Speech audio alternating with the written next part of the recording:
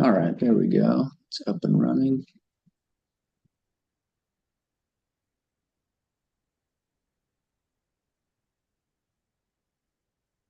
All right, well, good morning, everybody. Welcome to day two of WWRP Local Parks Category Technical Review. We have another full day today. My name is Carl Jacobs with the Recreation Conservation Office. We have a volunteer panel of advisory committee members here to help review projects, provide feedback. And our first applicant is here for the first two presentations, City of Port Townsend. So welcome. Thank you. And yeah, Carrie's going to be presenting this first one. So I'll go ahead and launch this for you. Great. Can you see that okay? Yep. Excellent. I'll turn off my video, give you remote control. Okay. Go ahead and click on the screen and see if that works for you. Yeah. There it goes. All right. Well, whenever you're ready, go right ahead. You got 12 minutes. Great. Good morning. My name is Carrie Height, and I'm the Director of Park Strategy for Port Townsend. With me today is Michael Todd, our Parks and Facilities Manager. I first want to thank you for all of your time and effort in volunteering. I sit on the ALEA committee, and I know it takes a lot of time to do all of that, aside from your real jobs. The Port Townsend Golf Park is 59 acres in the heart of Port Townsend, which has traditionally been a golf course and boasts some of the best views in the city. But in over a year-long community dialogue, the community wanted so much more. Adding an inclusive playground rose to the top. They really wanted access to the land for all ages and a diversity of activity. The city negotiated a 22-year lease with a local nonprofit, all volunteer, to operate the park with the charge of creating access for everybody. To that end, the nonprofit has initiated fund development and has over $200,000 in donations. They host First Sundays in the park, which opens the park to everyone, disc golf, foot golf, and trails, and are poised to create a miniature golf course. Part of the city's commitment was to seek an RCO grant to establish an inclusive playground and a picnic shelter. The grant we seek is for $500,000 for the only inclusive play area and one of the only picnic shelters in the heart of Port Townsend, the Port Townsend Golf Course, now the Port Townsend Golf Park. Port Townsend is located in East Jefferson County at the tip of the Olympic Peninsula. The Port Townsend Golf Course is located in the middle of town between north and south neighborhoods. It is bordered by San Juan and Blaine and the pool to the south, and there's a human services campus to the south as well. And to the north is F Street and agricultural lands. Right. The current conditions that exist are a 9-hole golf course, incorporated disc golf baskets, and several areas that can host recreational activities, thus making it the Port Townsend Golf Course. Here's a simple inventory of all the Port Townsend parks. Of the list, there are only 5 playgrounds in the system. As you can see, the golf park is in the middle of town where people can walk and bike. The only playgrounds that are nearby are at Bobby McGarrah Park, Pope Marine, and the Mountain View site. The site has plenty of parking and restrooms and can accommodate the playground and picnic shelter. As you can see from our play equipment, it is old and gets limited use. When we have seen Chimicum Jump Playground on a nice day, it is teeming with kids. We will anticipate this will fulfill the need and will be very busy. These pictures are from the playground equipment at Pope Marine on the waterfront. More times than not, staff are forced to board up the certain sections of our playgrounds as part of and parts that are no longer available. These are from Mountain View across the road and Bob and McGarrah Park. Port Townsend desperately needs a contemporary, inclusive playground that can accommodate a diversity of kids. This master plan diagram shows you the vision of the golf park from the community. The Friends will expand the land use through a series of 4 phases. This depicts the first 2 phases. This playground has been modeled after Jump. When Jump completed a recent survey, it showed 55.6% of those that took the survey came from Port Townsend. The city's commitment is to install an inclusive playground, eliminating the 30-minute drive to Chimicum and enhancing the portfolio of play equipment in Port Townsend. This is supported by the PROS plan. This is supported by the PROS plan, the recently adopted Golf Master Plan, and the non-motorized transportation plan. In fact, there are almost 20 references establishing a 59-acre land accessible to all. The scope of this project will provide the first all-inclusive playground and picnic shelter to the Port Townsend Golf Park. It will provide opportunities to welcome the whole community in the newly established golf park, including kids and families. This park's mission is to provide equal access for everybody to enjoy nature, take in incredible views, meander the trails, play at the all-inclusive playground, have a picnic, play mini golf, disc golf, and foot golf, enjoy the indoor and outdoor spaces of the clubhouse, or just enjoy the 59 acres of land. More specifically, the addition of an all-inclusive 4,500 square foot playground will feature something for kids ages 2 to 5 and 5 to 12 and includes a covered picnic area. It will be adjacent to the Camas Prairie, which is one of the oldest and only prairies left in the state. We will add interpretive signs to boost its significance. This specific design was selected from a playground committee of 6, including a few parents, friends of the Port Townsend Golf Park, one of the founders of Jump.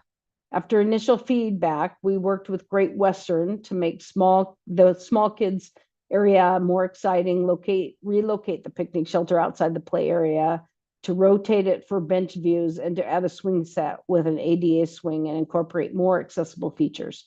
We worked with the Friends of Port Townsend Golf Park to expand the area from 3,500 to 4,500 square feet.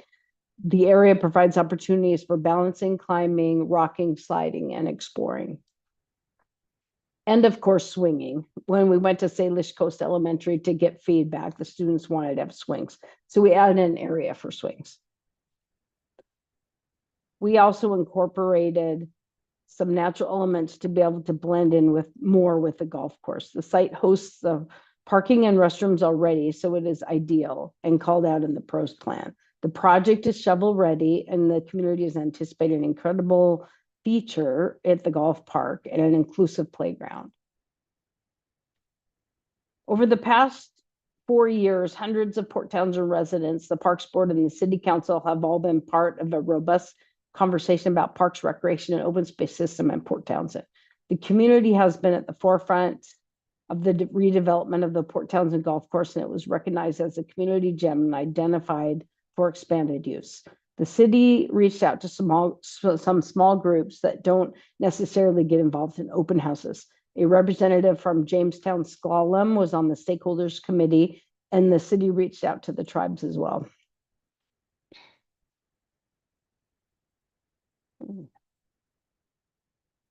The use of the golf course, and specifically of an all-inclusive playground, is present in the non-motorized plan, the Shoreline Master Program, and recently adopted Master Plan and PROS Plan. It is high priority for the community of Port Townsend. In the PROS Plan, it is present in many of the goals, including providing a wide range of recreation opportunities with the park system. To specifically focus on a community discussion about the golf course, the city hasn't had the opportunity to explore this further until now. It was very contentious discussion about until a nonprofit was formed to operate the golf park and expand its use. And it was a win-win situation that the council made. The design and phasing plan that was ultimately adopted was a result of the community's desire. The statement and desire to have something like the Jump Playground is very widespread in Port Townsend.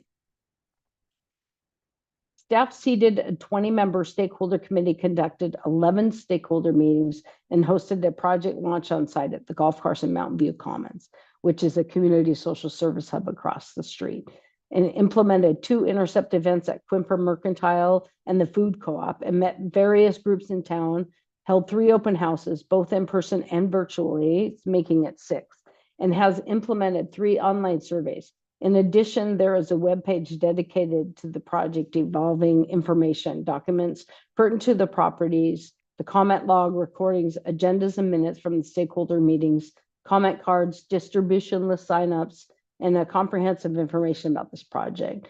Continually, the public kept identifying the play area needs to be added. It was the top priority. The website can be visited, and I have a link in your packet.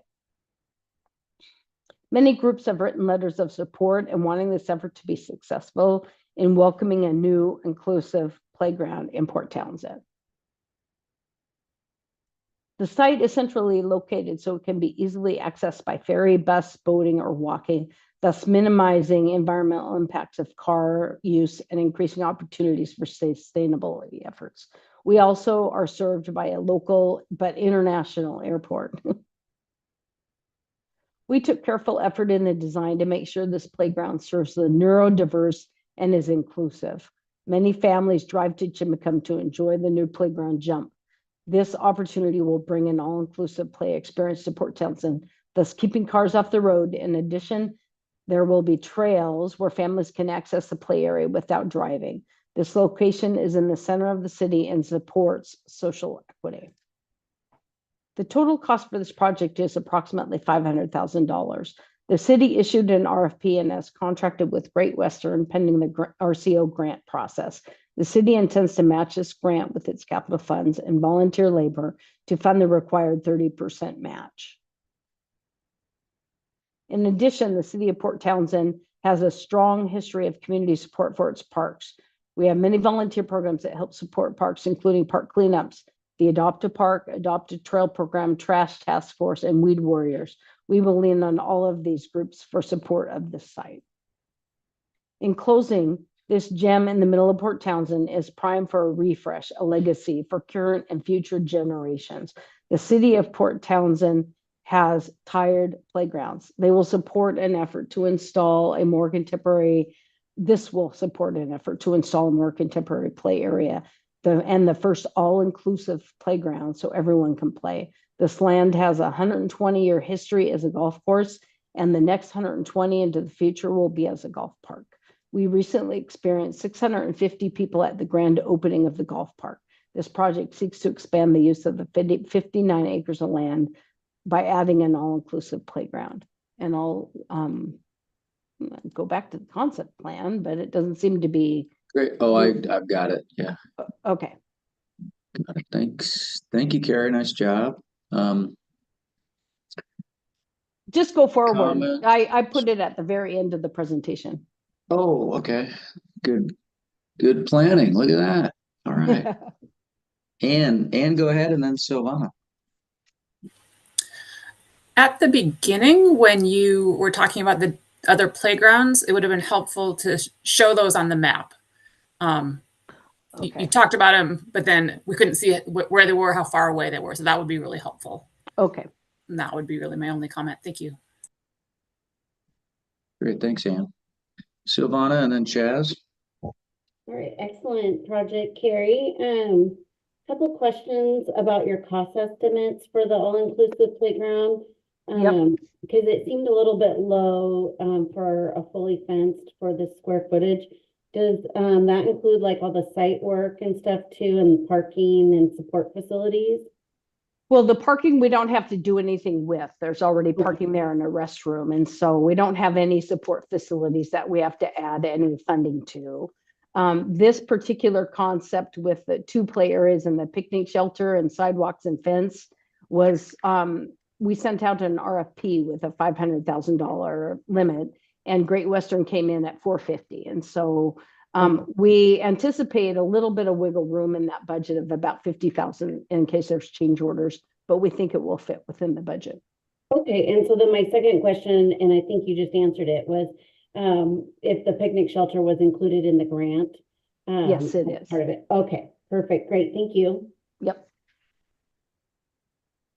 Great. Thanks, Silvana. Go ahead, Chaz. Yeah, like the project, just a couple of brief comments. On slide 8, we kind of had both phases. It seemed a little bit busy. I think maybe just kind of clarifying, making sure that we're paying attention to the piece that you really want us to pay attention to. Yeah, I was kind of caught up in trying to, maybe just put phase one up there. yeah, and maybe a box about where your stuff is. I don't know that. I think that would help. Okay. The other thing, you mentioned about volunteer labor, and on your sheet, I don't see it like separated out. You might want to provide an estimate about that to kind of give us some sense about how much is being, how much of your budget is dedicated to that volunteer labor. If that makes Okay. sense. Yeah, we actually didn't count any of the volunteer labor in our budget. We're just going to come up with the capital, but I can clarify that. Okay. Thanks, Chaz. Go ahead, Jill, and then Roxanne. Carrie, I think it's a great project. I did read in your written portion that it's the only playground within a 20-minute walk. And I think if that's the case, definitely capitalize on that, because I think that's compelling for it. And then also in your metrics, it looks like the playground shelter, or the picnic shelter isn't accounted for. So maybe make sure that that's in there. And Okay. and that's all I have. Thanks. Yeah, you bet. You know what? Actually in the metrics, I will make sure that it's in there. The Great Western came in on a bid all inclusive, and so Got it's it. incorporated into that bid. Perfect. Gotcha. Yeah. Thanks. Go ahead, Roxanne, and then Doug. Carrie, I just, you had talked about a lot of great things, but sometimes it was a little different than what was on the slide, or it wasn't in the section where we're listening to evaluate it. So just kind of rethink about how you can best use that time. I think it wasn't till the scope that it was really clear which elements of the larger park that you were going to do. And then they've talked about, since you're talking about playground, those are the best need statements that you can make. And then in project design is where we need to see the cost, the timeline. And yeah, we're seeing a lot of things on the slide that are not within your budget as it's presented in the document. So also with project engagement, there was support, but you did talk about there being a foundation or people help operate. So those are all really key things for us to see of who are the partners to this project. Okay, thank you. Thanks, Roxanne. Go ahead, Doug. Hey, Gary, good to see you. One thing I had that people have not said yet is you showed a lot of slides of boarded up playground, of boarded up sections, and with sustainability, I would ask that you address how this new playground is going to be maintained so that we don't have boarded up sections of this playground down the road. What's different now? What's new now? You know, that's part of that sustainability piece, is how are you going to maintain, if you know, and being the parks maintenance guy that I am, I look at it and go, well, if you haven't been able to maintain a playground up until now, why would you be able to maintain a playground going forward? So I would just address that. Everything else, everybody else already touched on. You might just kind of maybe even notating the picnic shelter as a $0 item, and then put a note in the metrics that says this is included in the upper bid, so that we know that it's part of that, but you're addressing it in the metrics. Thanks. Okay. Great. Thanks, Doug. Genevieve, go ahead. Yeah, just one other thing was maybe a suggestion for a couple of aerial images. You talked about its proximity to the Camas Field and also to the ferry and other public transit and even a trail system. But visually, I didn't have context for that. So maybe a view of a map or something like that, actually showing the distance to those things would be helpful for me. Great. Yeah, good idea. Thanks, everyone. Great feedback. Any final thoughts? Or move to the next one. All right. Thanks, Carrie. Thanks, everyone. Great. Thanks for all your feedback. I appreciate it. Yeah. All right. And I think you said Michael's going to present this next one. Yes. All right. Yep. West Side Park. Can you see that okay? Yes. Great. Find you on the list here. All right, go ahead and click on the screen. You should be able to control that now. Looks like you're moving the mouse. There it goes. Okay. All right, whenever you're ready, go ahead. Okay. How do I go back to the? Just do a right click and do previous, or use Oh, I your see it. arrow Yeah. button. Okay. I got on There your you go. keyboard sometimes work. Yeah. Okay, cool. Thank you. Okay, great. Good morning. My name is Michael Todd. I am the Parks and Facilities Manager for the City of Port Townsend. With me today is Carrie Height, our Director of Park Strategy. I'd like to start by thanking all of you for being here today and supporting the RCO grant process. I know how much time and energy it takes to be on the evaluation committee, and for that, I thank you. The city of Port Townsend is applying for $500,000 to assist in the development of a new West Side Park in Port Townsend. This 0.75 acre parcel is owned by the city of Port Townsend and is currently maintained by city park staff. It was deeded to the city as a neighborhood park back in 2005. At that time, the city council decided to put no restrictions on the property, leaving it for future park board and council to decide its purpose. Located on the corner of 12th and Hancock Street, it is a prime parcel of mature forest with a mix of native trees and shrubs. Located on the underserved west side of the city, there are only two other city parks, one with a playground within a 15-minute walk, which does not meet the NRPA standards. Part of the PROS plan identifies this property for development and the city's commitment to seek RCO funds to develop a new West Side Park. With this grant, the city of Port Townsend seeks $500,000 to develop a new West Side Park to include an accessible nature playground, walking paths for bird watching, and a small open air shelter for family gatherings. Port Townsend is located in East Jefferson County and at the tip of the Olympic Peninsula. 12th and Hancock Street is located in the southwest part of town known as the Castle Hill neighborhood. This site runs parallel to Sheridan Street to the east, Sims Way to the south, and Discovery Road to the north. Our largest elementary school is located on the corner of Discovery Road and Sheridan. This site is less than a 10-minute walk to that elementary school.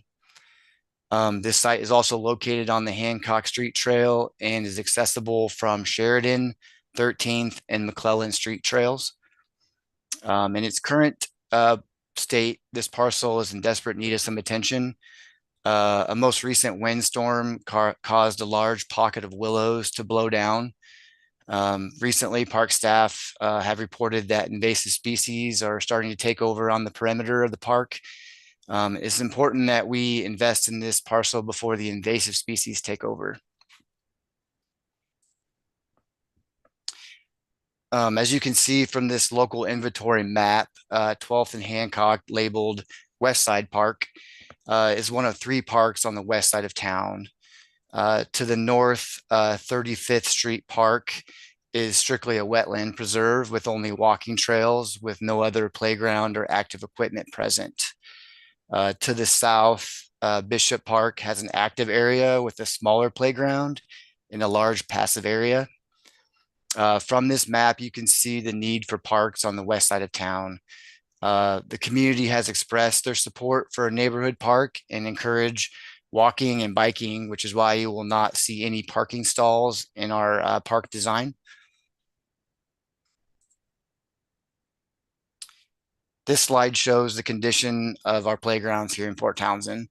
As you can see, our equipment is outdated and has reached its useful life. More times than not, staff are forced to board up sections of the playgrounds as parts are becoming unavailable. An example of this you can see on the left photo. It shows a section that was recently boarded up by our staff. Here's our most recent project at Bishop Park. Port Townsend is primed for a refresh, as you can see from the conditions of our playgrounds.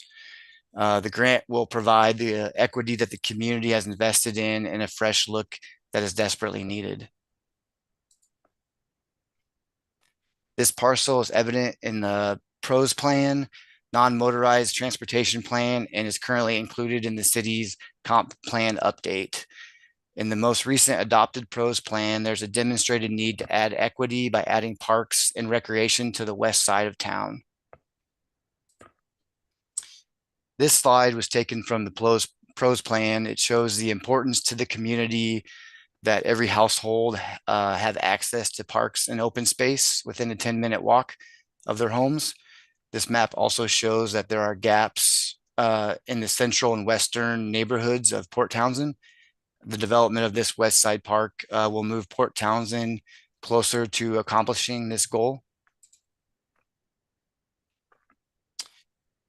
The scope of this project will develop a new West Side Park site that includes nature play equipment, an open air shelter for small gatherings, walking trails, and seating for those who want to rest and enjoy the birds, and some kind of mitigation for the neighboring properties.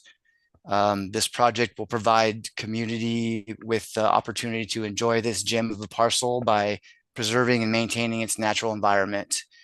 The nature play equipment was designed for kids in the 2 to 5, 5 to 12 age range, and a seating area for parents to sit and relax in nature. The development of this site will add to the already existing walking trails that surround the property. The community is interested in creating ADA sidewalks that provide access to all. This project seeks to provide equal access for everyone to enjoy nature, wander the trails, view a variety of different bird species, have a picnic, and learn from our story walk boards. This slide shows the best possible location for our nature play that was determined by our local arborist, surveyor, and architect. The design would involve very little standing trees to be removed, and only the removals of the willows that were blown down from the recent windstorm. It is also located relatively close to the existing trails and sidewalk access. The community has expressed their interest in preserving only healthy trees and would like to see the invasive species and unhealthy trees removed. If any trees are determined to be hazardous or unhealthy, then it was recommended that the use of the material be used for benches, play features, and the construction of the shelter to eliminate materials leaving the park. Working with the community and local Admiralty Audubon Society, we would continue to add bird habitat, such as tree snags, nurse logs, habitat piles for a variety of different critters. The photo on the right shows a story walk that we would add for educational purposes. This is very similar to what we have at our Kai Tai Nature Park location. This next slide shows the nature play feature elements that we've included in our park design.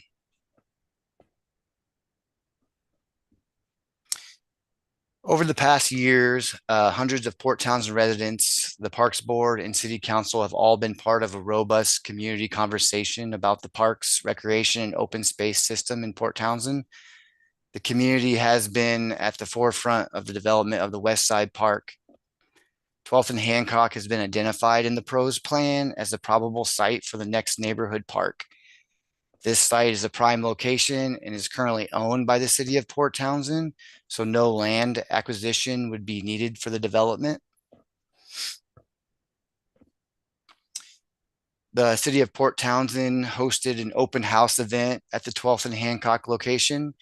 30 to 40 individuals from the neighborhood, including the older community members from the Avamere Assisted Living Home, attended to voice their support and ask questions about the project.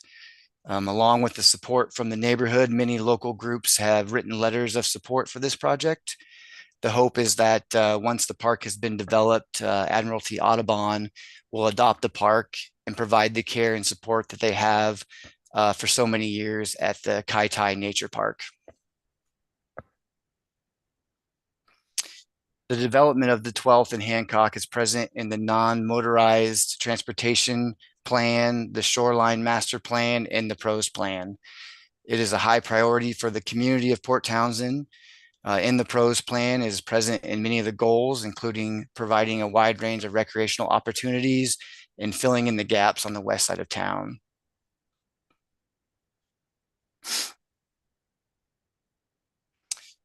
This site is centrally located, so it can be easily accessed by bike, ferry, bus, boating, or walking, thus minimizing environmental impacts of car use and increasing opportunities for sustainability efforts.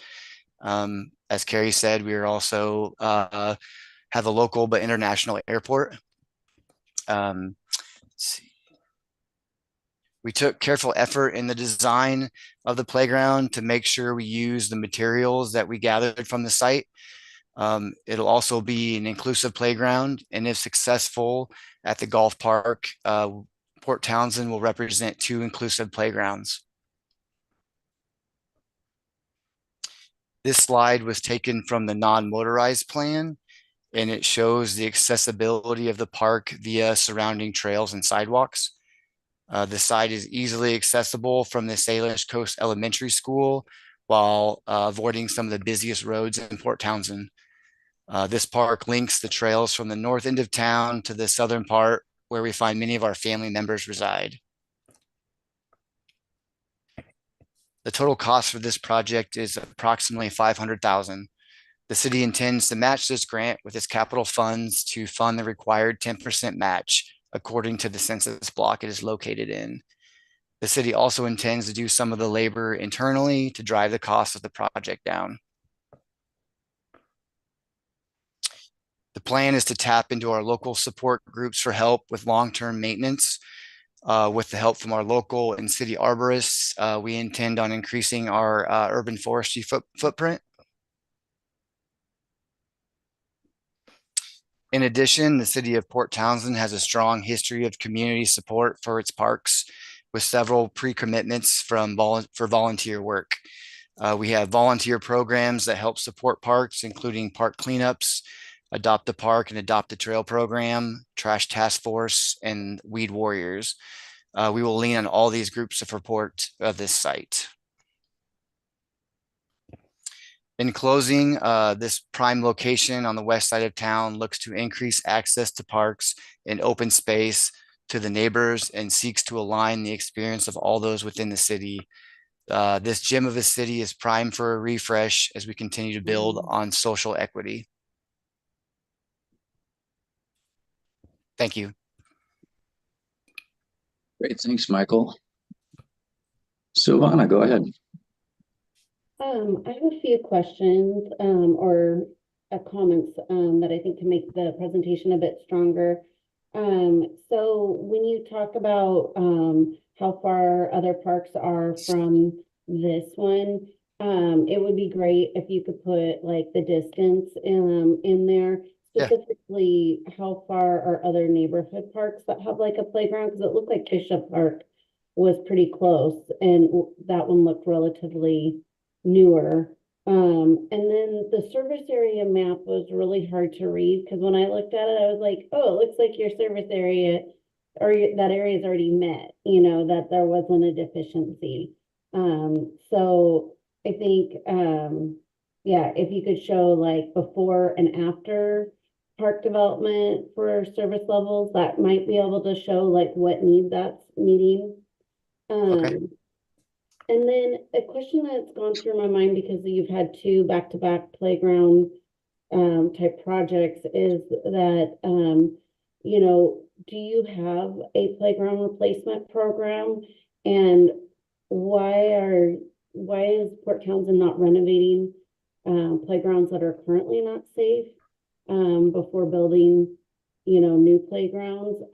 So that kind of popped in my head. And then the design for this one compared to the design for the other one did not look inclusive with like the wood chip surfacing and the play structures. So I think if you're going to say that the design is inclusive, maybe point out some of those inclusive elements to help us connect the dots. So, and I'm going to stop there. Thank you. Thanks, Chaz. Go ahead, and then Doug. Yeah, it's a question, I guess. You talked about the parking being removed. Is the site plan that you've showed us showing the parking being removed?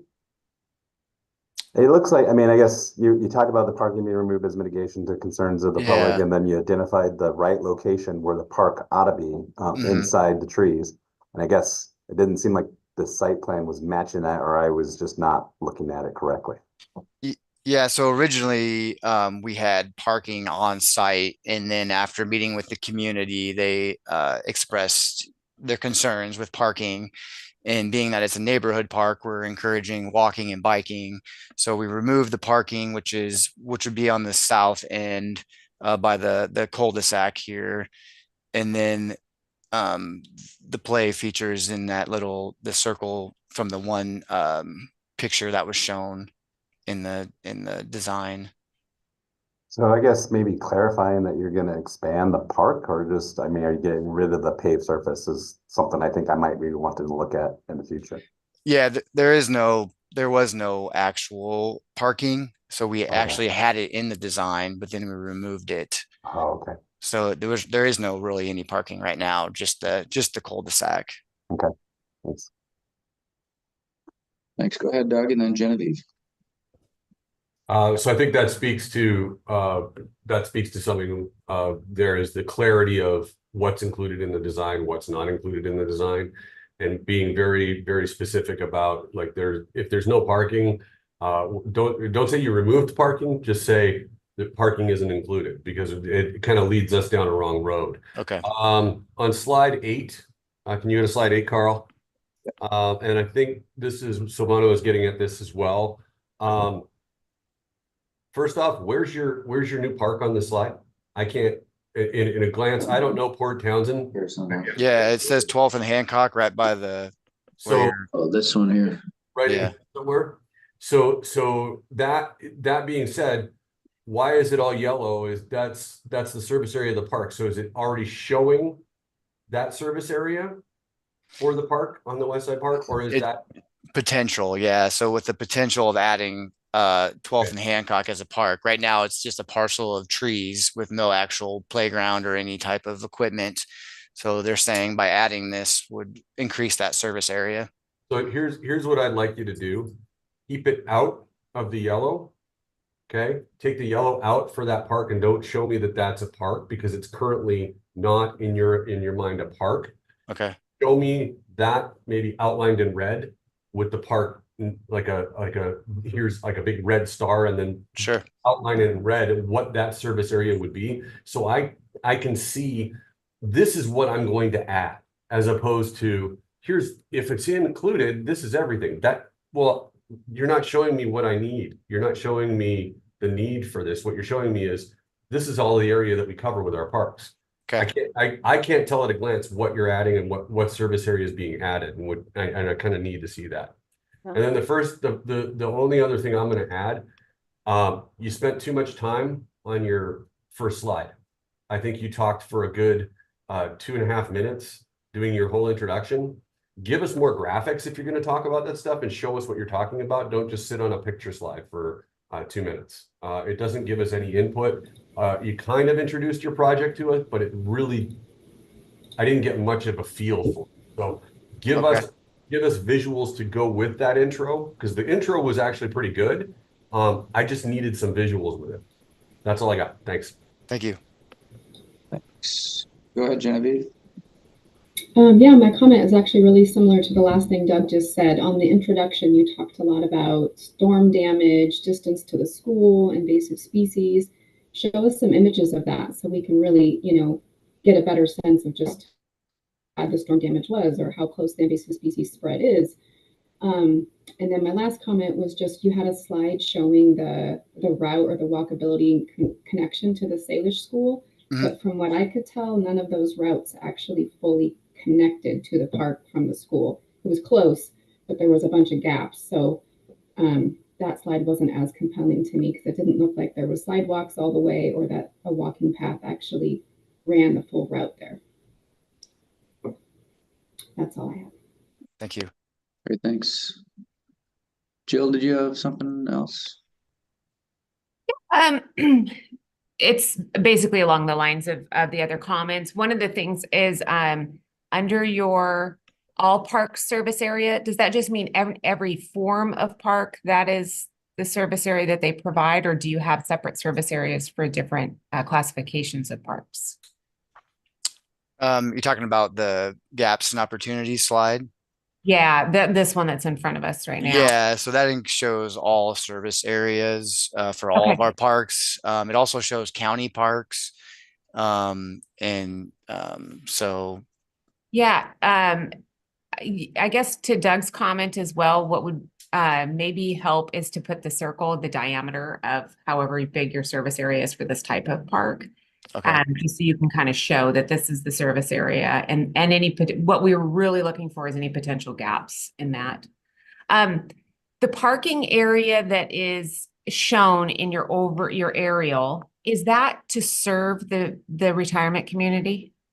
Yeah, so Okay, so that's Avamere. That's the assisted living home.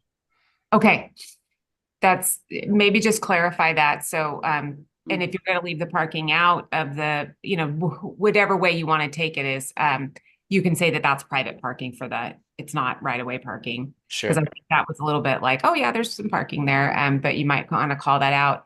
If you have future plans to connect those trails to the elementary school, that was a great time to bring that up and to show that in your presentation, that either there is a plan and what, your timeline is for that, or if there's any street improvement projects that would be adding frontage and sidewalks to that area, you could make that known in your application. Okay, thank you.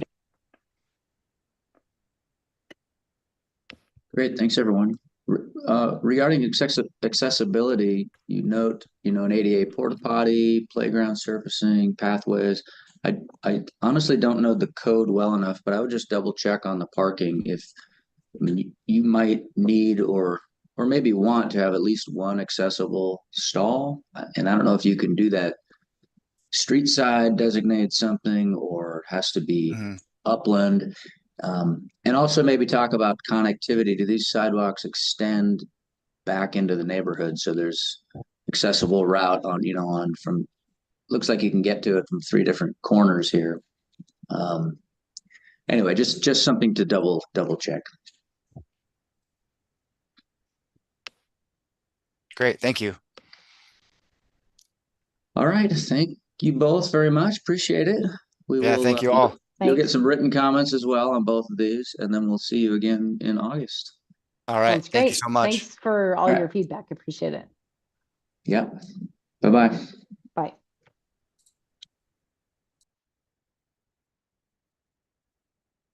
Hey. Moving to Sprinker, Pierce County, our very own Roxanne. Are you presenting this one? I am. All right, cool. Same drill here. I'll give you control. All right, go ahead, see if that works.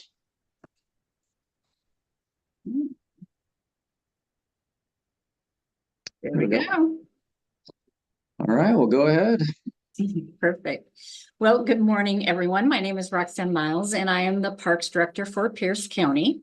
And I want to thank you for the opportunity to present our community's request for $500,000 for conversion of grass sport fields to artificial turf at Sprinker Recreation Center, an outdoor sports complex serving over 170,000 residents. Now, Parkland is an unincorporated area in Pierce County and South Puget Sound. And Sprinker Recreation Center is a 35-acre site located on the Parkland-Spanaway border, which is 10 miles south of Tacoma. The entire area is unincorporated, but highly populated. In fact, the Parkland-Spanaway Midland UGA is 80,000 residents and would be the second largest city in Pierce County because Tacoma is 200,000 and Lakewood 60,000. Now, phase 1 for the park has put in a majority of the park site improvements, and they are the deeper color to the outline that you're seeing. And phase 2 is for us to make improvements to the 4-plex, which was left out of the last project due to the cost. We have divided phase 2 into an A and B project, which we'll talk about shortly.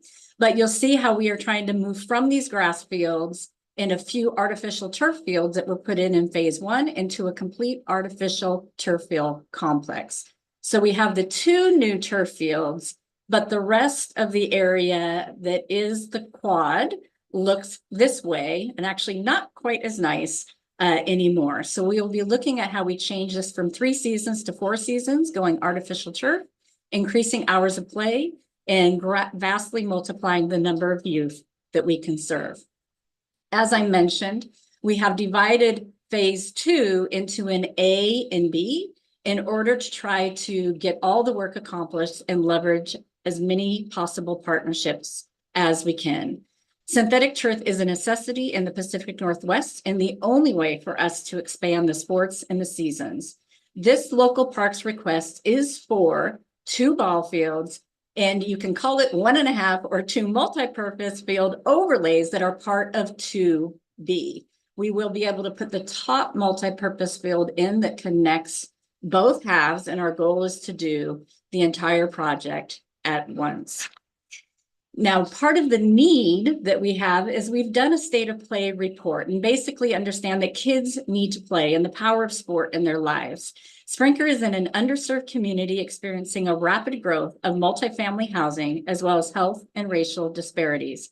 This state of play report found that only 16% of youth in this area were active, and the rate of completely inactive youth greatly surpassed the county and state levels. There are 30,000 residents just in the immediate area of the site. And this area is also called a Blue Zones community, which is a health initiative to transform communities with high risk factors and provide a structure that makes the healthy choice the easy one. This is especially important because of the data and the population around the site. The median household income is 12% lower than the average. Persons of color represent 41%. There's a higher than average disabled population at 17%. Youth body mass index is a point higher than the average, and the mortality rate is 23% higher. Healthy activities are a necessity for this local community, and they desire to play more and different sports. And the current complex does not meet the demand or the needs. Further, limited access to recreation activity is having a negative health impact. The life expectancy is 10 years below the county average. The area has a higher rate of heart disease. With this project, we will change from approximately 700 youth playing on site to 5,000 with added seasons and hours of play, as well as many other sports and activities that are preferred by different cultures. That is part of the reason a futsal court, outdoor gym, and rejuvenated basketball courts were already part of phase 1.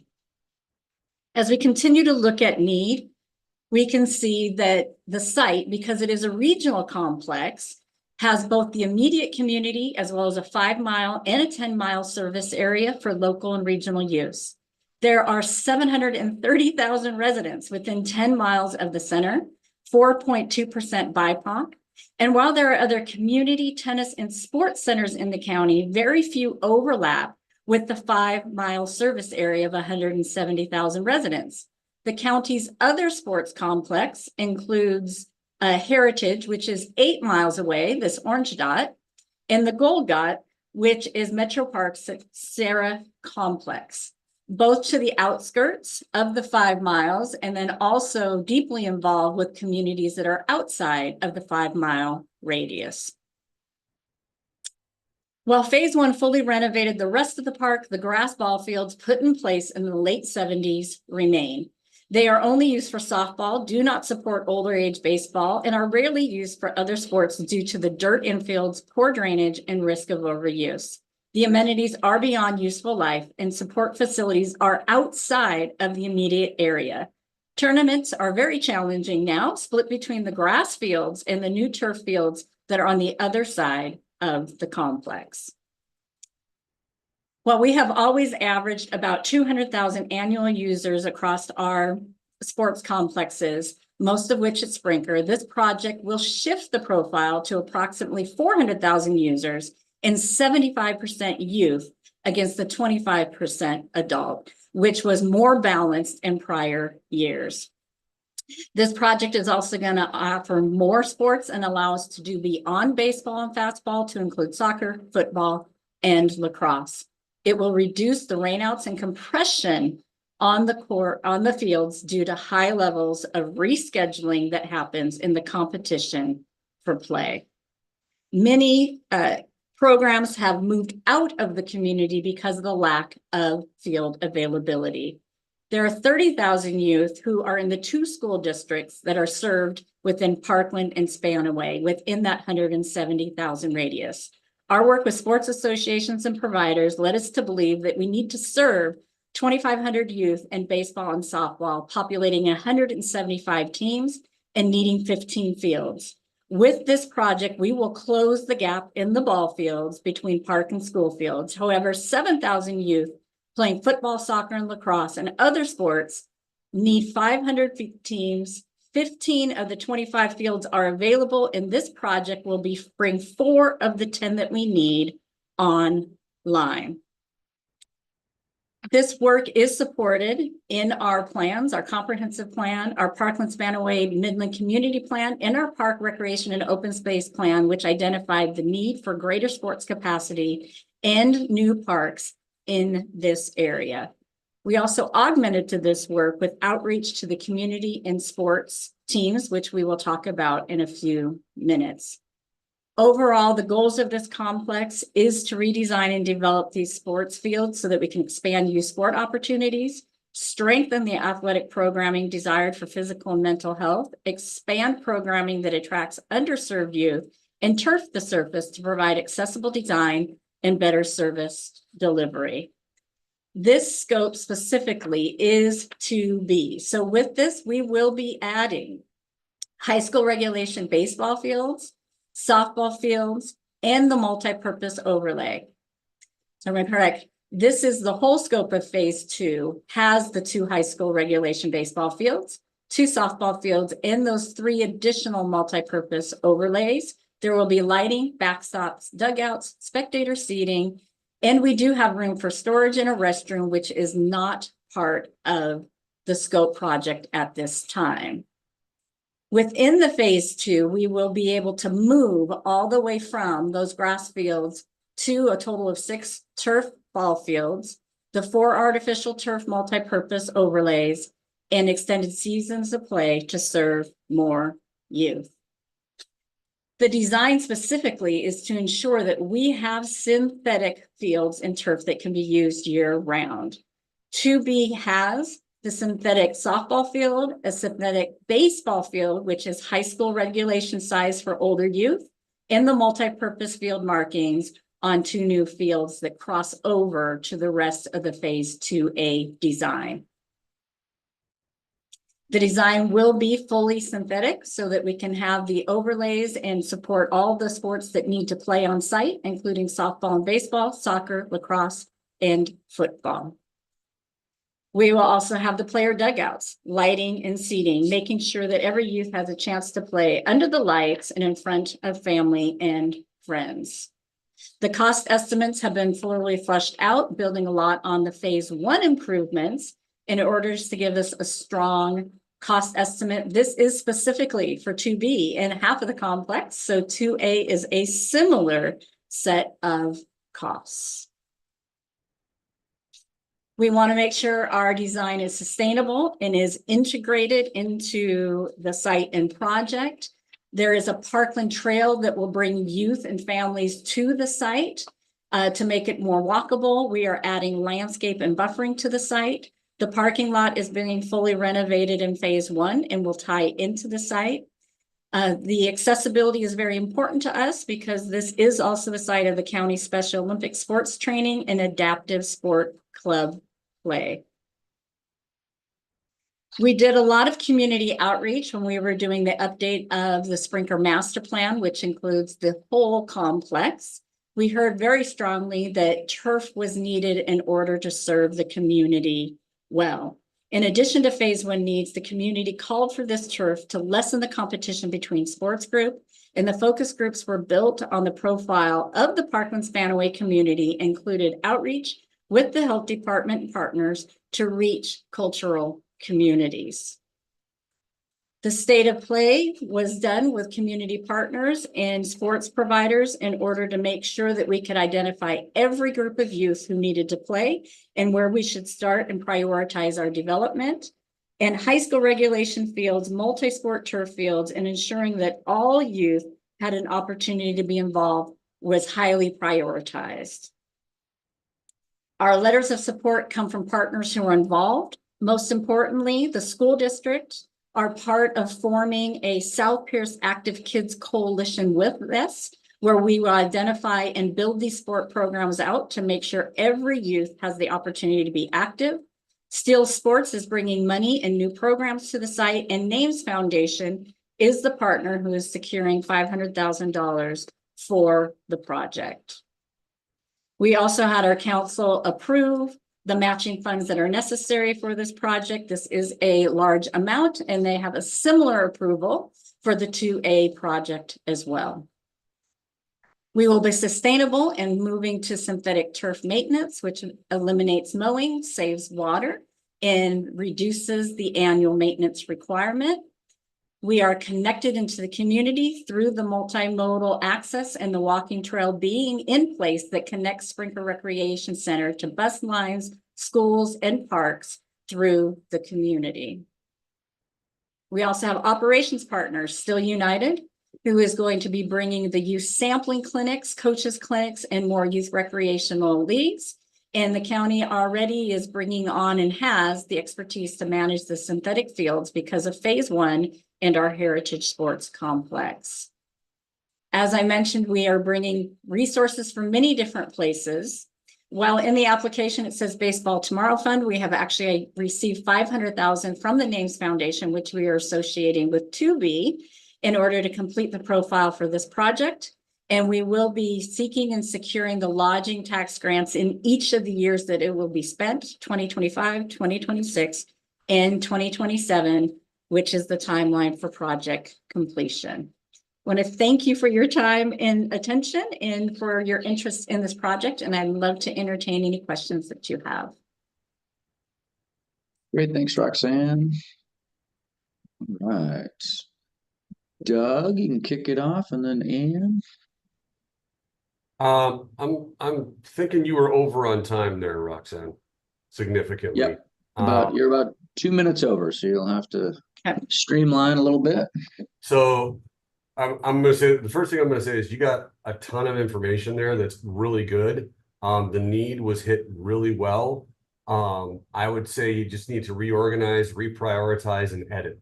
I mean, you got everything in there that we need to hear. It's just reorganize it, reprioritize it, like we've been telling everybody else, and then look at your headings and categories. I think a couple of them were off your criteria numbers and didn't match up with what we. As long as they're in the right order, the labels don't matter, but to me, but make sure that they're in the right order, make sure that we're getting what we need when we need it. I think a lot of time spent repeating yourself from one category to another category to another category on the same topic. So maybe address it once, and then you can say, as I already said, we're going to bring in multiple fields. You don't need to repeat it 6 times as long as we have that information. So I think great project, and just editing is going to be your biggest issue. Okay. Thanks. Go ahead, Jill, and then Chaz. Great project, Roxanne. It was a little unclear on the phases. It seemed like the metrics that were being used were for the entirety of the project rather than just the phases, but I could be wrong on that. This slide here, I did have a question on, it says from 3 seasons of play and 1,600 hours of play to 4 seasons and 4,000. So to add 1 season or a quarter, it seems like the number drastically increases. And if there's a reason for that, perfect. Just bring it forward or I guess articulate it. Because I was a little unclear. Maybe you did touch on it. So if you did, I apologize. One of the things that was stated too is that you could play, you shouldn't have to choose between baseball and soccer. Did I get that correct? I don't know if looking at this, you would be able to play baseball and soccer at the same time. So maybe just tell us how that would be able to be accomplished. Oh, and then the metrics in Prism is the 8,625,000 for all of the fields, or is that just for these 2 fields? Okay, that's helpful. Then I think that's all I got. Thanks. Thanks, Jill. Go ahead, Chaz, and then Genevieve. Yeah, I'm echo what Doug said in terms of making sure your titles. I mean, I think maybe that's more important to me. I kind of was like going, wait, where am I at in the review criteria? And then on slide 4, I think what I might note here is just switching the shading, right? I think in this one, it looks like, I know phase 1's already completed. Oh, that's what you're showing. Okay, so I just missed that in terms of reading. Because you were talking about phase 2 and how you already completed phase 1, and I was like trying to focus in on phase 2 when you were talking about it at this point. And so I think it's actually fine that I'm looking at it, but if you want to help me along, focus on phase 2. That's all I got. Thank you. Good presentation. Thanks, Chaz. Genevieve, go ahead. Yeah, hi Roxanne. It was a great presentation. I just had a couple thoughts. One on all of your health stats in the beginning. I'm just curious if there are any youth stats in particular that would resonate a little more clearly with this project. One of my other comments was in terms of year-round use. I can imagine maybe soccer being a winter sport, but not thinking there's a lot of baseball and softball happening in the winter. So maybe better describe the need for, why you need a year-round field and what the need is there.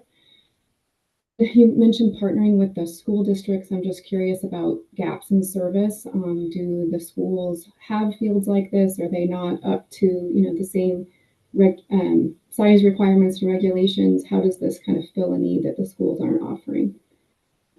Those were just a couple of my thoughts. Thank you.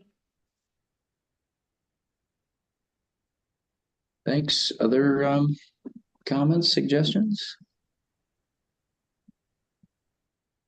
No? Roxanne, on this one, I was trying to line up the aerial and the graphic, and it looks like the aerial needs to be rotated to, anyway, I was like a little confused, just so they're oriented the same way. And then it looks like so phase 1 is complete, right? Or underway. So it's phase 2 is this grant. Okay. And it looks like you're reorienting. So the quad there, you're reorienting it slightly, and that'll help you get the dimensions you need for all the various fields. Okay.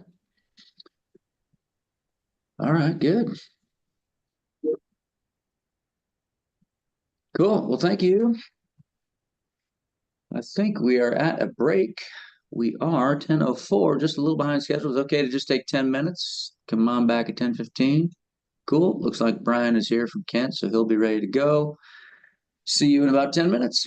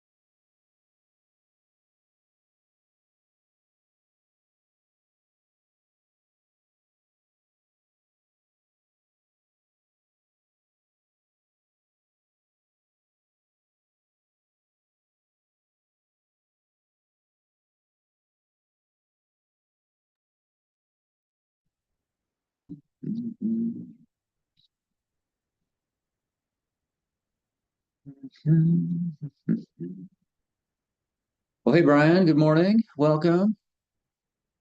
Good morning. Nice to see you. Good to see you too. I'm missing the break music. Hi, Brian. Hello. I know. No break music this year, darn it. We got our hands slapped by the I don't know, the people that pay attention to those sorts of things. Copyright. Okay. Copyright. Oh, I see. Yeah, got it. Yeah, because we're streaming on YouTube. We actually Oh, got right. thou must stop or else they're gonna like pull our account from us. So, which is too bad. So, all right. You see your It's good. PowerPoint there? I do. Great. All right. I think this is our second acquisition. We saw one yesterday, so here's another. And Brian, I'll hand you control. There you go. Go ahead and click on the screen. Okay. Make sure that works.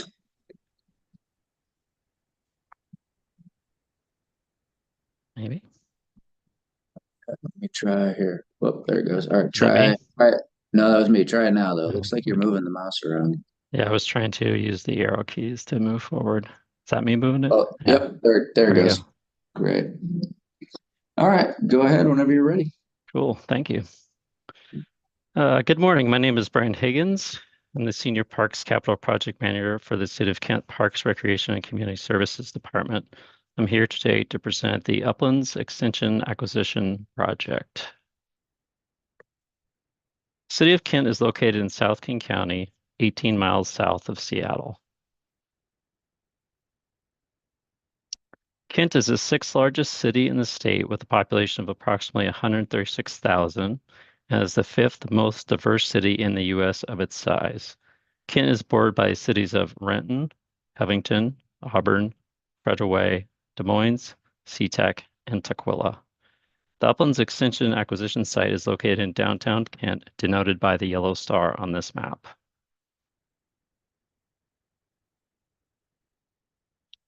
Uplands Extension is located in the heart of downtown Kent, just east of Highway 167 in a rapidly redeveloping area. This property is one of the last large parcels of open space available to serve the active recreational needs of residents in this area. Uplands Extension is a 1.33 acre parcel shown on this map with a yellow outline. Is located adjacent to King County's Interurban Regional Trail, which runs from the city of Tukwila to the city of Pacific. This property is currently owned by the Union Pacific Railroad and contains a skate park that was built by the city in 1997. The city maintains the property and pays $3,000 per year to lease the property from the railroad. The railroad will not allow further development on the leased property. This overhead view gives you a better view of the project area. As you can see in this image, a portion of the skate park was built on Puget Sound Energy property. The city has a limited use agreement with Puget Sound Energy to construct and maintain park improvements on their property. This agreement dates to 1996 and was updated in 2019.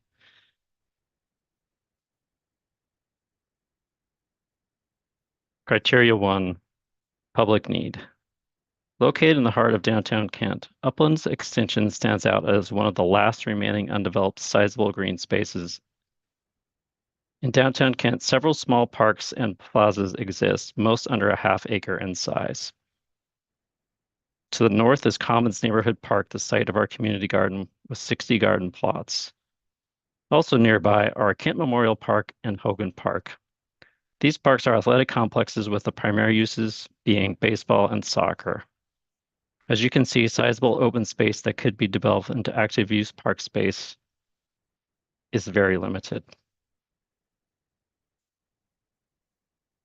The 2022 Parks and Open Space Plan identifies 3 projects for the Uplands Extension project site, including expanding Lion Skate Park, adding new interurban trailhead amenities, and the addition of a bicycle pump track.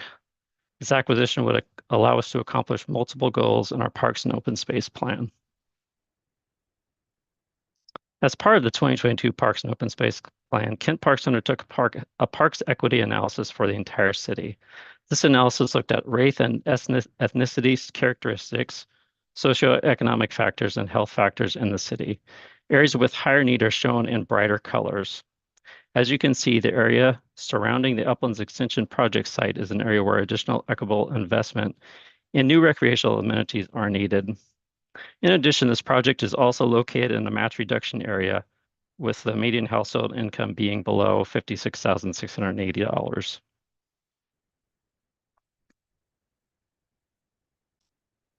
Population growth is continuing in Kent. Shown here is a zoning map for the area surrounding Uplands Extension. The yellow star is showing the project location. Shown in red is the urban center zoning. This zoning allows for the construction of up to a 7-story multifamily apartment buildings. Pictured to the right are 2 new buildings within 1 block of the project site that opened in the last, and these buildings opened in the last few years. As demand for new housing in Kent, and specifically our downtown, increases, this type of redevelopment will continue and in turn bring a lot of new residents to this area. This will put an ever-increasing pressure on our existing parkland to provide for the needs of this growth, making this acquisition critical.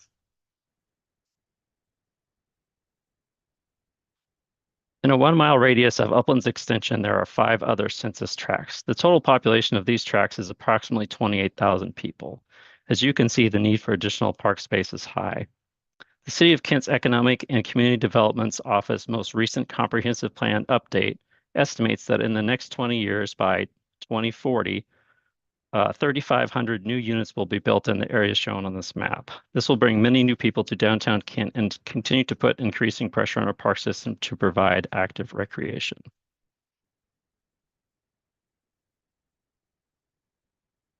Criteria 2, project scope. Uplands Extension is a 1.33-acre open space property located in downtown Kent. Topography is mostly flat, and the existing amenities at the site include Lion Skate Park, which was built in 1997.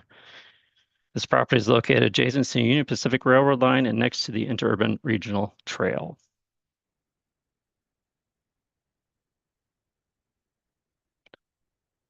This acquisition would allow the city to end lease payments to the Union Pacific Railroad and provide land for us to expand active recreational use opportunities on this property for the growing population in downtown Kent. The intended uses of the site after acquisition would be for a larger skate park, bicycle pump track, and open passive use space. Criteria 3, immediacy of threat. Currently, the city pays $3,000 per year in lease payment to the railroad. The railroad has recently reached out to us and informed us they want to raise the lease to a market rate, which they stated could be around $100,000 per year. However, no formal number has been agreed on. If this increase were to occur and the city is unable to purchase the land, we would be in a situation where we would need to remove the skate park and stop using the land. And this is not something that we would want to see happen. As an example of the railroad raising lease rates on us, we can look to the property directly to the south. The city used to lease this small strip of land that runs the length of Uplands Payfield, shown here kind of behind this fence. In 2017, the railroad raised the lease rate on us from $1,500 a year to $25,000 per year. So the city determined at that time it was in our best interest to terminate the lease, and we relocated the fence you see pictured here about 25 feet to the west. Criteria 4, site suitability.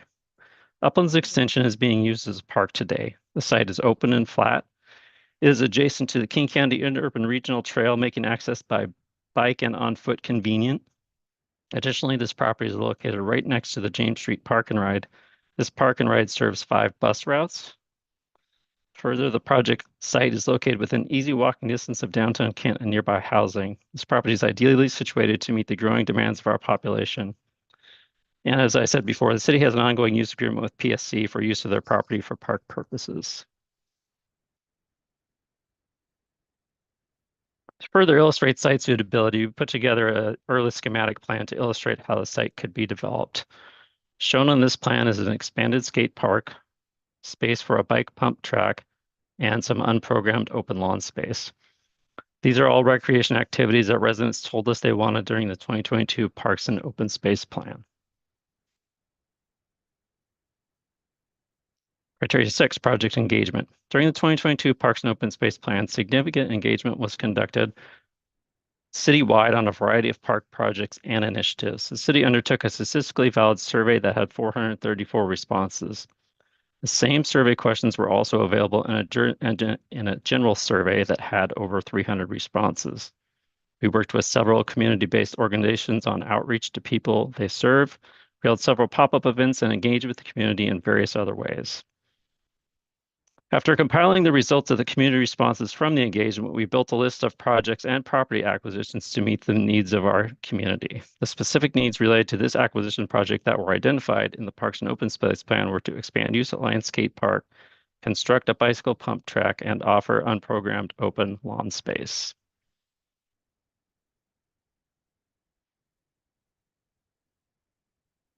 One question in our statistically valid survey asked respondents to rate their level of support with potential actions the city could continue to take to enhance and to improve the city's park system. And the top 4 responses were 1, that the city should continue to repair and renovate existing park facilities, and 2, that we should purchase land for natural resource protection and conservation for future generations. This acquisition project clearly aligns with this feedback.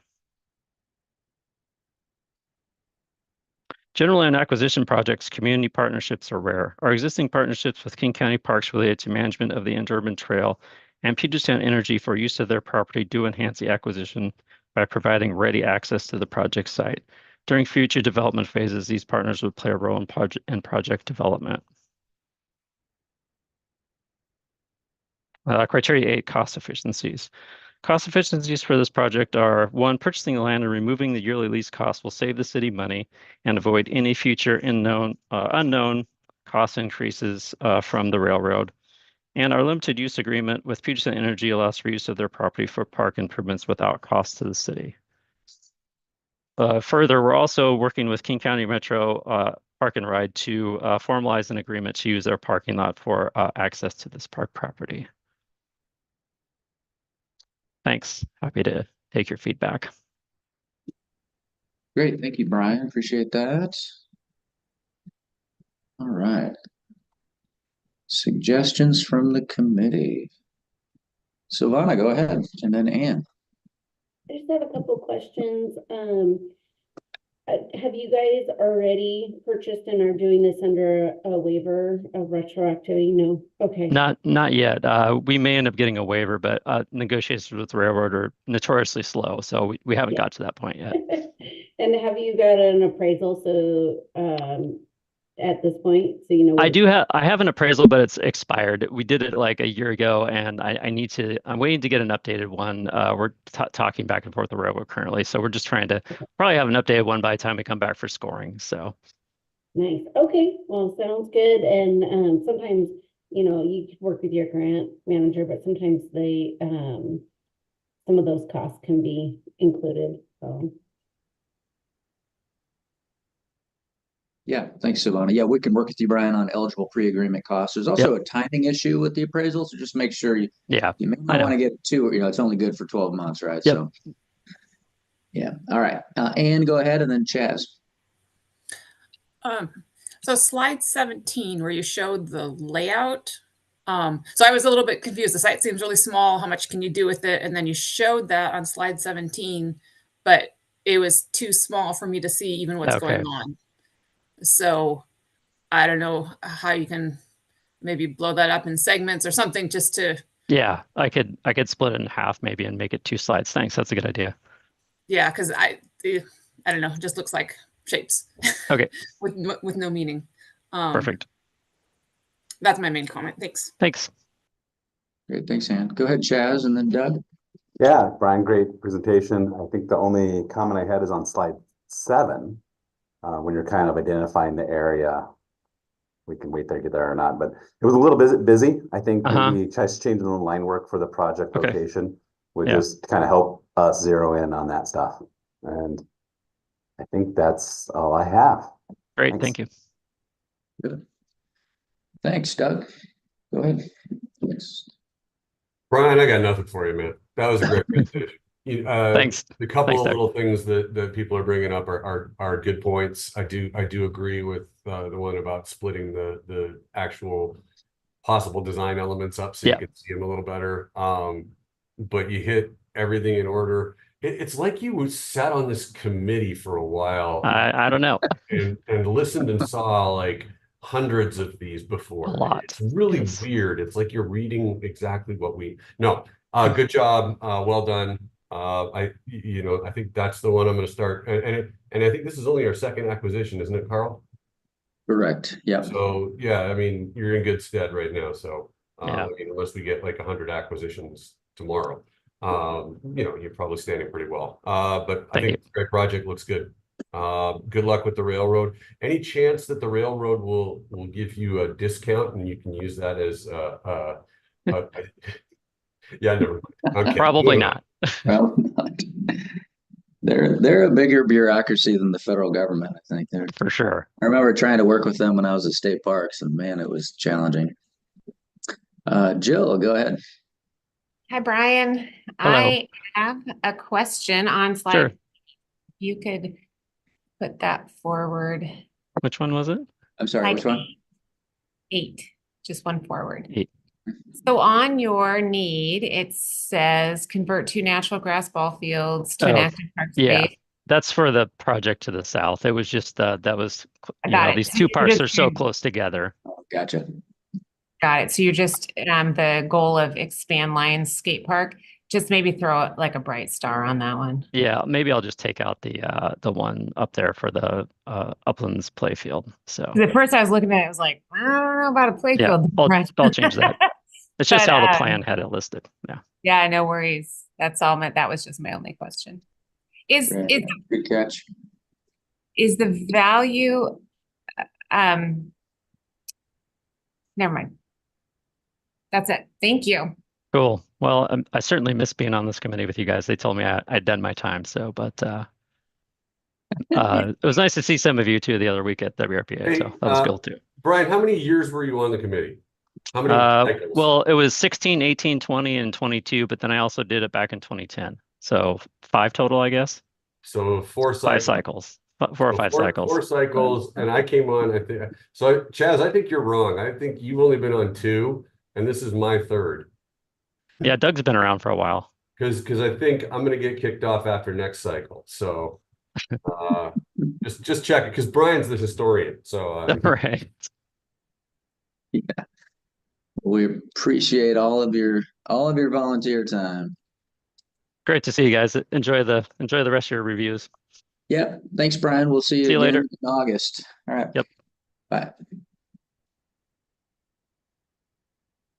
All right. Looks like City of Sequim is next, and I think our folks are here. All right. Who's presenting this one for Sequim? Rick Kinner.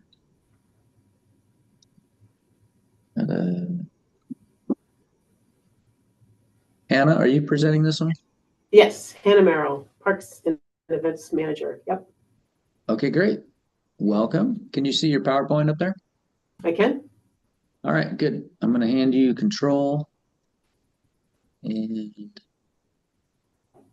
find you on my list here. So Sequim, there we go. All right. Go ahead and click on the screen and see if you can take control of that. There we go. All right. Well, Right. whenever you're ready, go ahead. You have 12 minutes. All right, thank you very much. Thanks for this opportunity this morning and an opportunity to present our request to the RCO Funding Board. My name is Hannah Merrill. I'm the Parks and Events Manager for the City of Sequim, and have staff here with me, which was not intentional, but it's how it worked out. Sequim is known for its retirement community, and we are happy today to focus on a more underserved population of Sequim, which is families. So we are here between the Strait of Juan de Fuca and Olympic National Park, as you can see, and we are also between Port Townsend and Port Angeles, right off of Highway 101. This site that we're focusing on is on the corner of Pine Street and 4th Ave. And there are no recreational opportunities in this area, despite being surrounded by family, which includes multi-generational family households. There are no inclusive playgrounds in the area at all throughout Clallam County, or recreational opportunities in this area of swim. So this inclusive playground will serve kids and caregivers. And the deteriorating playground that you see here gives us an awesome opportunity to highlight some existing features. We do have some features in there. We can use a picnic shelter, fencing, the city-owned right-of-way. But of the 2 city-owned playgrounds that need updates, we selected this one for its low and for its quiet and low stimulation setting in this underserved neighborhood. The need for inclusive and updated playgrounds has been identified in the Parks Open Space Plan, as well as in our City of Sequim Capital Improvement Plan. And I wanted to note that the American Community Survey identifies a significant portion of our community as having a disability. So we want to aim to serve them in this project. This lot was donated in 1975 by the Kerner family, and it has been a playground since approximately 1989. There is not only a lack of accessible equipment, but it lacks accessibility to the equipment from the parking lot. So there's lack of accessibility from parking lot to playground, equipment to the restroom, and the restroom that exists is a non-compliant ADA Santa can. This is the preliminary design here, and it's inclusive playground equipment and other accessibility features and amenities. You can note there's a walking path that would go around the circumference of the park and provide access from the parking lot, ADA access, as well as focusing on restroom improvements are part of our cost estimate.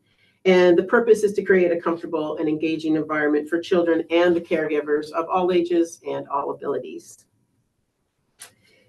We have made significant progress with the preliminary design and with community engagement. We need to keep the momentum going. This is what we're really striving to meet community need and to meet community expectations.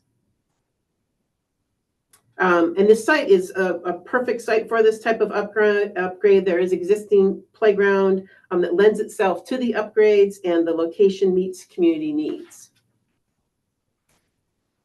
And as I already described, this area has gone through some outreach. We have the inclusive playground equipment and walkways here have some exciting elements, which would include accessibility to the parking lot, upgrades to an ADA accessible restroom, and a sidewalk along the parking lot, which would be on this side, with inclusive wayfinding.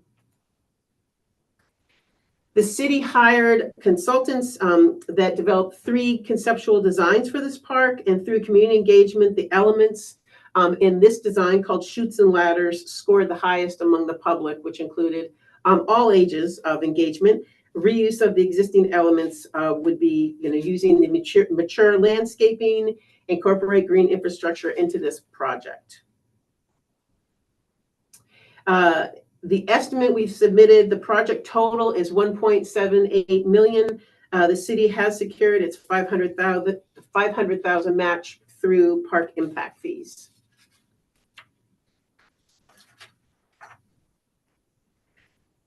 We had some amazing participation through our community engagement via surveys and community and school outreach.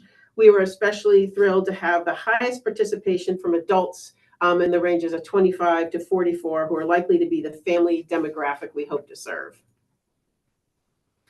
We also had supportive partners like the League of Women Voters, who took this opportunity to highlight voting with students, and by taking this opportunity to show what voting's like with the classrooms, taking the survey to classrooms and to the Boys and Girls Club. You can see here that live action.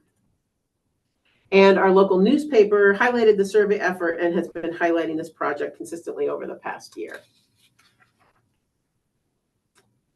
We've received amazing support from our local entities that really highlights the value to the community of an inclusive playground in Port Angeles, including one from our Health and Human Services Director.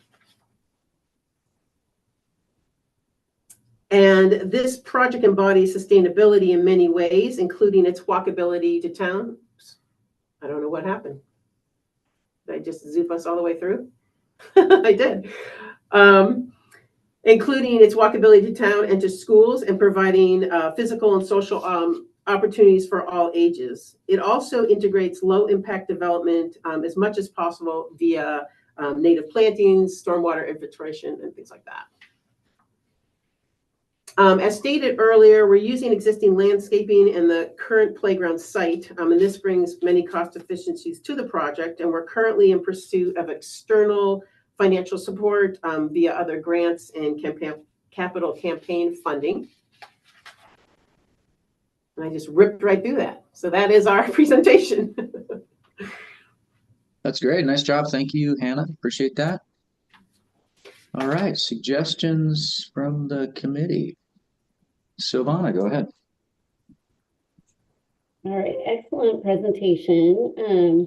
A few things that I think maybe some tweaks here would be when you're talking about the need, and you said that the closest playgrounds were, a good distance or whatnot, and the closest inclusive playground, maybe a map or something in that to demonstrate that distance. And then for the playground, I was looking through your cost estimates. Are you planning on using the wood chip fall protection material, or are you planning on using like a pour in place or rubber tile? Our current design shows the wood chips, engineered wood fiber.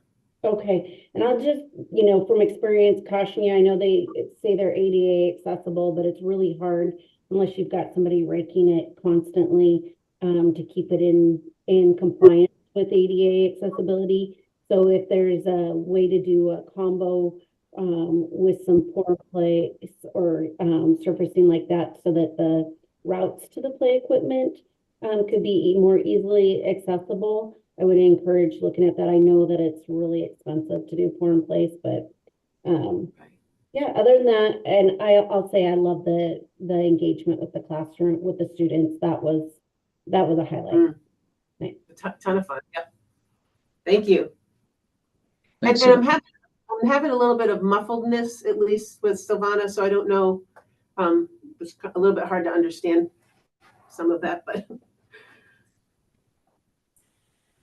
Okay, I think, let me see, is your... You sound completely clear, Carl. That was my fault. My mic was on my camera instead of my computer. Yep, now I think it's great. Okay, yeah, she was talking about the playground surfacing, the engineered wood fiber versus poured in place or rubber mats or something, which, so yeah, technically the engineered wood fiber is a accessible surface, but it does require additional maintenance. So just be prepared for that sort of thing for your ongoing maintenance. Great, thank you. Anne, go ahead, and then Doug. Great presentation. You did have a lot of extra time left, so you could actually add information. And then you want to be sure to look at the project evaluation manual. The immediacy of threat and site suitability don't score any points when you don't have an acquisition. So just look at the criteria again. It's changed from the last go round. Okay. That was all. Great, thank you. Yeah, thank you, Anne. Yeah, you were about 5 minutes under the allotted time, so you do have plenty of time to work with. You can flesh out some of those other criteria. Yeah, it might have been due to my excitement that my whole scene in my office crashed. And so I had to come racing into a completely different room with Megan Euchre, our resources analyst. And she was just going to be watching it. And she got to sit right next to me. Gotcha, yeah. Doug, go ahead, and then Roxanne. I'm going to echo the whole discussion that we started having about the engineered wood fiber. In my mind, that's an accessibility item, not an inclusivity item. So I would look at your playground design and maybe consult with your designers about using the word inclusive versus the word accessible. I think it's a little, it can be a little misleading for us when we're sitting here going, oh, it's an inclusive playground. But, if somebody's in a wheelchair and they're trying to get themselves to it, I don't know if you've ever tried to do it, but I tried to do it once. Going through wood fiber on a wheelchair, it is next to impossible to do it without help. So I would not call it an inclusive playground if you're going to have engineered wood fiber. That's my preference. You can call it accessible. You do have, it looks like you may have some items that are inclusive. Even if you can get some sort of port in place surfacing in certain sections of this. To get access to those areas is what you really need to look at is, hey, we're going to have some inclusive elements in this playground, and the whole playground is not inclusive, but it may be down the road. I understand the cost difference between engineered wood fiber and port in place or tiles or the artificial turf surfacing. I get it. You talked about a capital campaign funding donation. I'm assuming those are donations. That's what we'd be looking into. We haven't launched into that yet, but we know there's a lot of public interest in the, do the outreach. So that would be what we'd be looking for. Yes. I would highly encourage that. And if you get it, don't just put it in your presentation. Also enter that donation money as match in the system and Prism, so we see it both places. If you get something last minute, yeah, sure, throw it in the presentation or just mention it. Hey, we got this donation. It's not in our match yet, but it will be part of our match going forward. But those donation dollars are really huge. It shows that cost efficiency. If you get donated materials, donated labor, that's great too. You just gotta detail it out.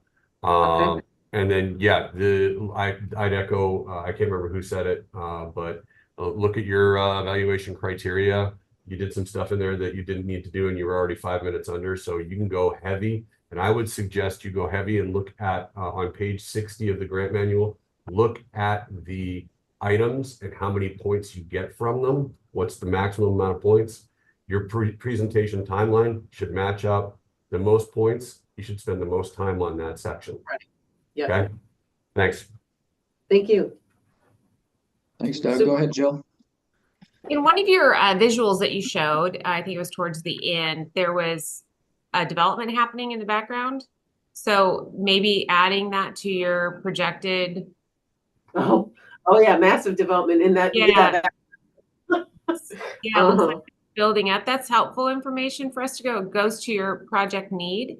And then one thing that you mentioned is that you have 2 parks, and that's really compelling that you only have 2 parks. So I would definitely include that and really speak to your level of service and how this is going to improve your level of service.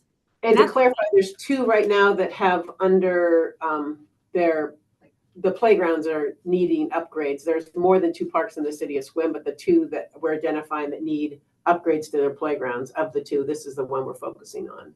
Yeah, and I know that Sylvana already talked about a map, but those are always really helpful because then we can see, what do you have? How is this, gonna fill in the gap? And it, I think you made a really good point with your disabled population and your percentage as compared to the state average. So I think it's a great project. Thank you. Thank you. Great, thanks, Jill. Doug, did you have something else? Yeah, I'm sorry. One other item. This is videotaped. So my thought would be, if you want to learn a lot, go and find the YouTube feed for this and watch it and see what other jurisdictions are doing with their presentations.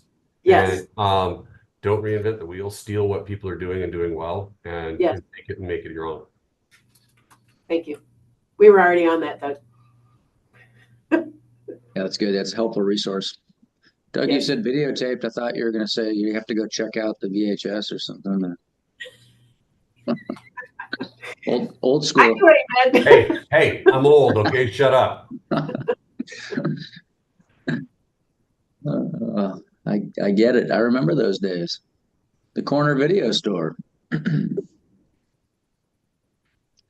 All right. Any final suggestions for Squib? All right. Well, thank you, Hannah. Hopefully this was helpful. You got Very plenty of time to tune this up, and you got time in your presentation to work with. So, Yeah. Thanks for your all right. time, and maybe we gave you a little time to, get a bio break or something. Yeah. Well, bought us a little time here, so appreciate Great. that. We'll All see you right. again Take in care. August. Thank All you. right. Will do. Bye. Bye. All right. Moving to City of Seattle. Looks like Mo's here, and I think I saw Tracy. Not sure who's presenting. Yeah, this is Mo with Seattle Parks and Recreation. Tracy from the co-executive director of Mid-Sound Fisheries will be presenting on our behalf today. So really excited to have her today. Okay, great. Thanks you both for being here. So let me find.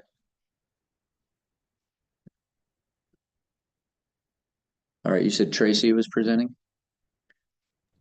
That is correct. All right, I will give Tracy, I'll hand you control. See if that works. Go ahead and click on the screen, see if you can advance your Yes, slides. it says I am controlling Carl Jacobs, RCO's screen. Excellent. Well, it should be working then. You have the power. So should we go ahead and start now? Yeah, you got 12 Okay, minutes. Go right super. ahead. Okay, so hello everyone. It's really good to be here. As Mo said, I am Tracy Bonashinsky, co-executive director of Mid-Sound Fisheries Enhancement Group, and I'm really excited to be here presenting about the Lake City Floodplain Park project today on behalf of Seattle Parks and Recreation.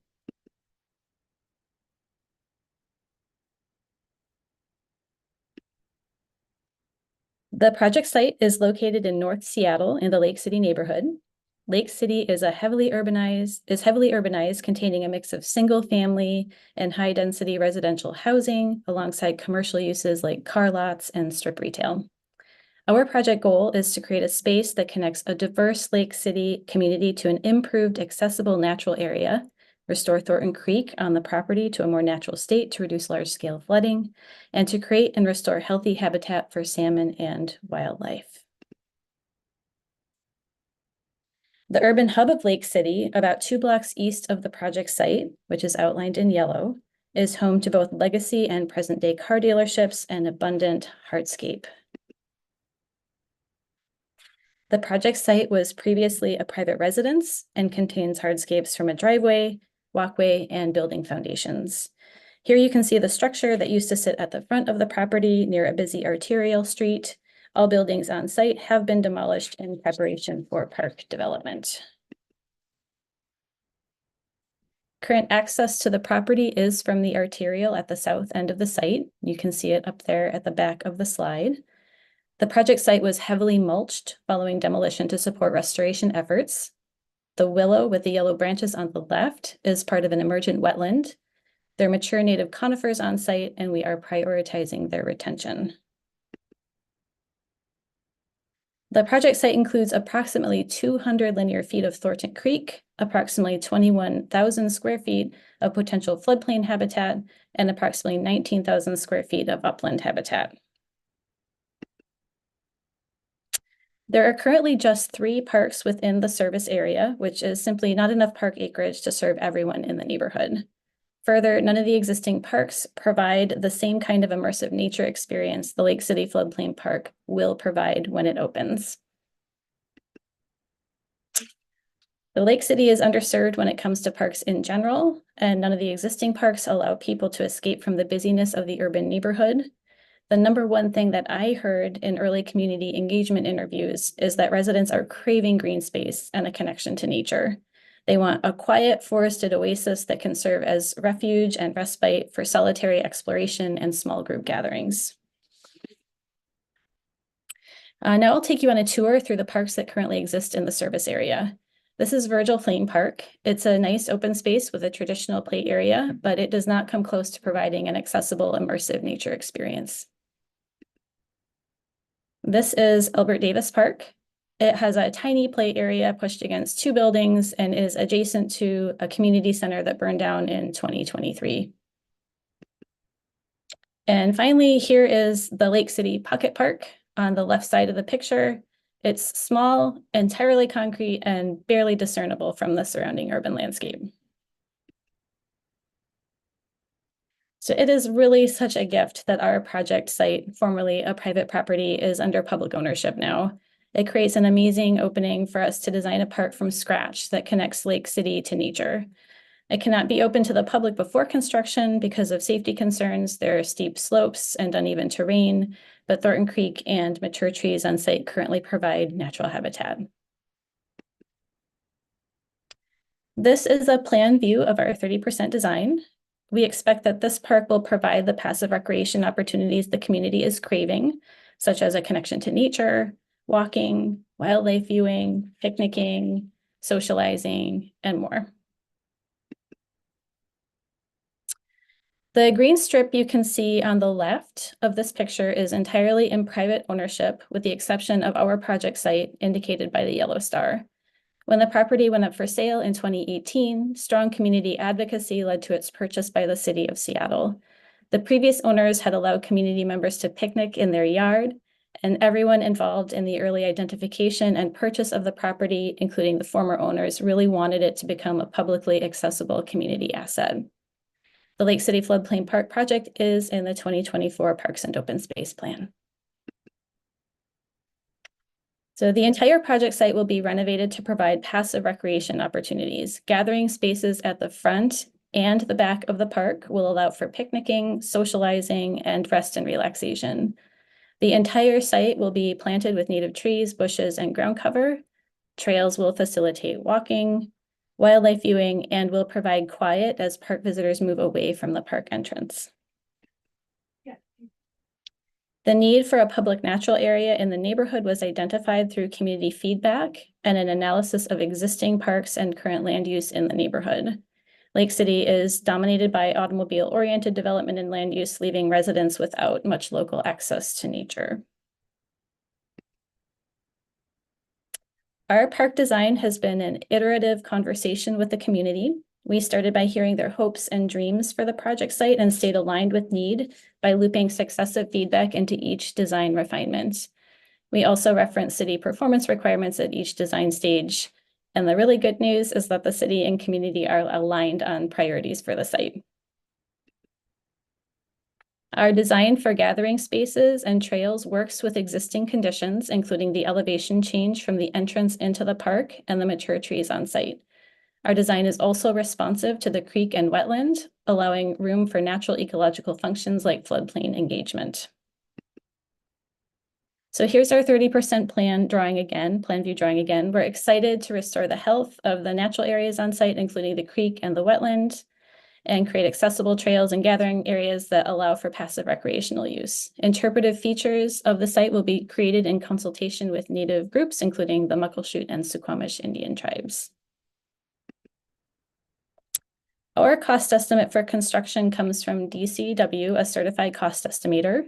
Restoration of the creek and habitat is not part of the proposed project, but will be happening concurrently and funded from other sources, such as the Department of Ecology.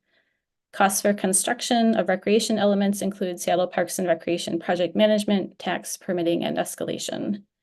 We are right now nearing 30% design sets. Those should be done in mid-June, with complete documentation and all permits secured by mid-2026.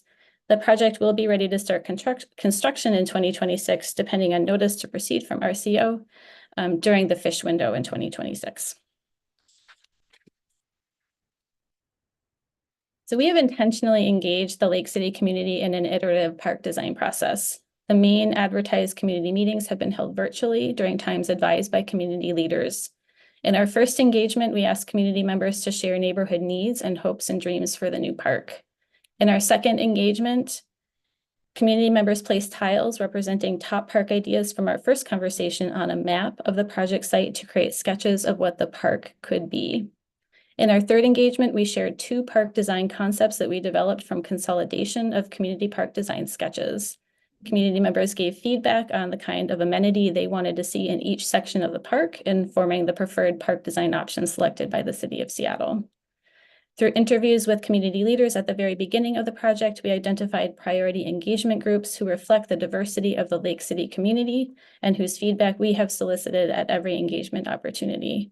In addition to advertised community meetings, we have taken the same feedback opportunities directly to our priority groups, including elders, Spanish-speaking elders, youth, faith groups, and immigrant groups, where they were already gathering in the physical world, as well as to the neighborhood farmers market and summer festival.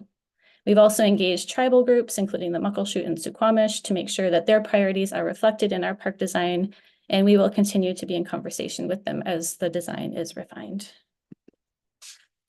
So this is what we heard from the community when we asked them to share their neighborhood needs, hopes, and dreams for the new park with us. Priorities like nature appreciation and viewing, quiet trails, and wildlife viewing showed up early and have been foundational to our park design. The city's formal partnership with Mid-Sound Fisheries Enhancement Group, a 501c3 community nonprofit, is one of the things that makes our project unique. We were selected to be the nonprofit partner because it fits perfectly with our mission. We engage people in on-the-ground efforts so local salmon and communities can thrive. We are the lead on project management, including working with a landscape architect and engineering consultant, and community engagement during the design phase. We also are the lead on funding the project design. Martin Fox, fish biologist with the Muckleshoot Indian Tribe, has provided generous feedback on the project design to help us maximize creek function, including flood storage, and avoid regulatory barriers.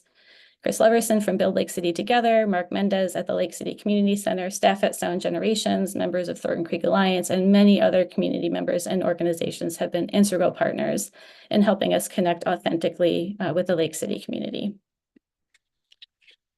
So this park is being designed to flood. Once the creek's floodplain is reconnected, the site will store more floodwater during flood events, reducing up and downstream flooding.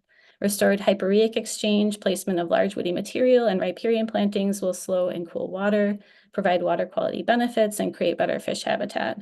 Increased flood storage capacity and lower stream velocities will reduce erosion and increase climate resilience. The image here comes from some modeling that RIE consultants have done to help us understand the creek flow and flood storage potential. Our future park location is within walking distance of over 7,000 people and is easily accessible by multiple bus lines, bike, or car. And it will create opportunities for physical activity like walking, social connections through gathering, and community education. Could be a perfect place for school groups to come and do some science learning. Our project team is committed to selecting natural materials that fit the look and feel of a nature area. And we are creating efficiency in the provision of public services by increasing floodwater storage and infiltration on site, increasing carbon sequestration capabilities by restoring the wetland on site, and increasing native tree canopy. Mid-Sound has worked hard to raise nearly $1 million to support project design. Half of these dollars are funding design of the recreational elements for which we are seeking implementation funding. We have secured funding through 60% design and have just submitted a grant application to fund the project through final design. The cost for Mid-Sound to be the project lead is much less than it would be for the city of Seattle. We're a small and nimble organization without as much overhead as a larger organization would have. Our smaller size and structure create time and cost efficiencies in decision-making and execution of ideas. Don't usually think of us as a cost savings mechanism, but we serve that function in the project with much joy, because it's such an amazing opportunity to serve fish and the community. Our commitment to this project was made in 2019 and will not expire until after the project is built. So we're in this for keeps. Thank you so much. I would be happy to answer any questions and take any feedback at this time. Great, thank you, Tracy. Appreciate that. All right, suggestions, Anne, go ahead. This is a great project. Really enjoyed it. And I really appreciated how you labeled your slides and followed along the project evaluation step by sub point. That's really, really helpful for the committee. So thank you for doing that. The only thing is you will need to update some of the numbering. Doesn't quite match the current one. And then I know the manual is going to be updated again right after this review. So you want to make those changes. Yeah, thank you so much. We'll do that. And then there was a slide about the funding and what's in the grant and what isn't. And I had trouble following that's part of it. Okay. So I don't know, there's a lot of numbers on the slide, and it was near the beginning, maybe about halfway through. Sorry. Is somebody else was driving? Yeah, I've got it. Okay. You know what slide it was? I didn't write down the slide number. This Sorry. is Mo from Seattle Parks and Recreation. I think what we were trying to communicate was that the grant application is for recreational elements that are eligible, and we're excluding restoration elements that are ineligible for WWRP and LWCF because we're also going to be applying for that. So if that wasn't clear, we'll need to dust that up a little bit and make it a little more clear. Yeah, I found it confusing. I don't know, maybe other people could follow it, Good but I job. just had trouble with that. Thank you. Yeah, thanks, Mo. Yeah, that's an important clarification that we're just spending this money for the park related stuff. So good. Doug, go ahead, and then Roxanne. Kind of leads into my note here. I like the presentation. I like the project. I didn't have any problem with it. I think it's good. You're getting the information out. My question is, and my suggestion is, you get with your grants manager, because there are programs within within the RCO that might be more applicable to this project and could include more of the project items. I'm thinking of the salmon project. There's a salmon grant, and I can't remember the name of it. But that might be applicable to this project. I would discuss it with your grants manager, because of my understanding of, I looked really quick and it was, what is it, PSR or something like that? PSR, salmon recovery and Puget Sound acquisition and restoration. You may be able to use that. I don't know all the ins and outs, but it requires zero match or a 15% match, and there's no limit on the grant amount. So I would check into that and talk to your grants manager about it, just to see if it's applicable. Because that could save you having to go after 2 separate grants to do one project. So just a thought. Yeah. Thank you. I like the project, and good job. Thank you. Thanks, Doug. Roxanne, go ahead, and then Jill. Carl, can you go to slide 14? Yeah. Perfect. So look at 14 and then go to 15. I'm sorry, 16, one more. I just wanted to say, Tracy, I think those two gave me a greater idea of how this is different in your level of service. And so you had good things about, here's all the different parks in the area, and then you showed us the other ones, but it probably wasn't until here in your design that I realized the uniqueness. So, it just helps. So just some ideas, if you can figure out those visuals when you are breaking out the level of service for parks. And that's where it's clearly in 14, right? It's in a habitat corridor, and that distinctive difference of why you can't get the same experience. And then 18 and 19. 18, I'm just conceptually challenged, I guess, because I looked at that and then we went to 19. And I have no idea the position that slice or understand how that experience is going to fit into this park site, which again, you've convinced me is so natural. Where does the accessibility come into play? Okay. Hey, Roxanne, can I ask you a question real quick? Yeah. When you were talking about the need, I think back a couple slides, can't remember which one. Which image was it that you thought? Did you think this one communicated the need better? Is that what you were saying? Yes, and you did great. I mean, because you're really showing how the rest looks much more that urban core. Right. But also 14, because you don't see as much of the habitat corridor, which is the floodplain, clearly. So you do talk about how people want nature, but it's not what comes there in terms of why I saw the other parks, or why you don't count that the same as the other, since they're in the same geographic area. Okay, thank you. Thanks. Jill, did you have something?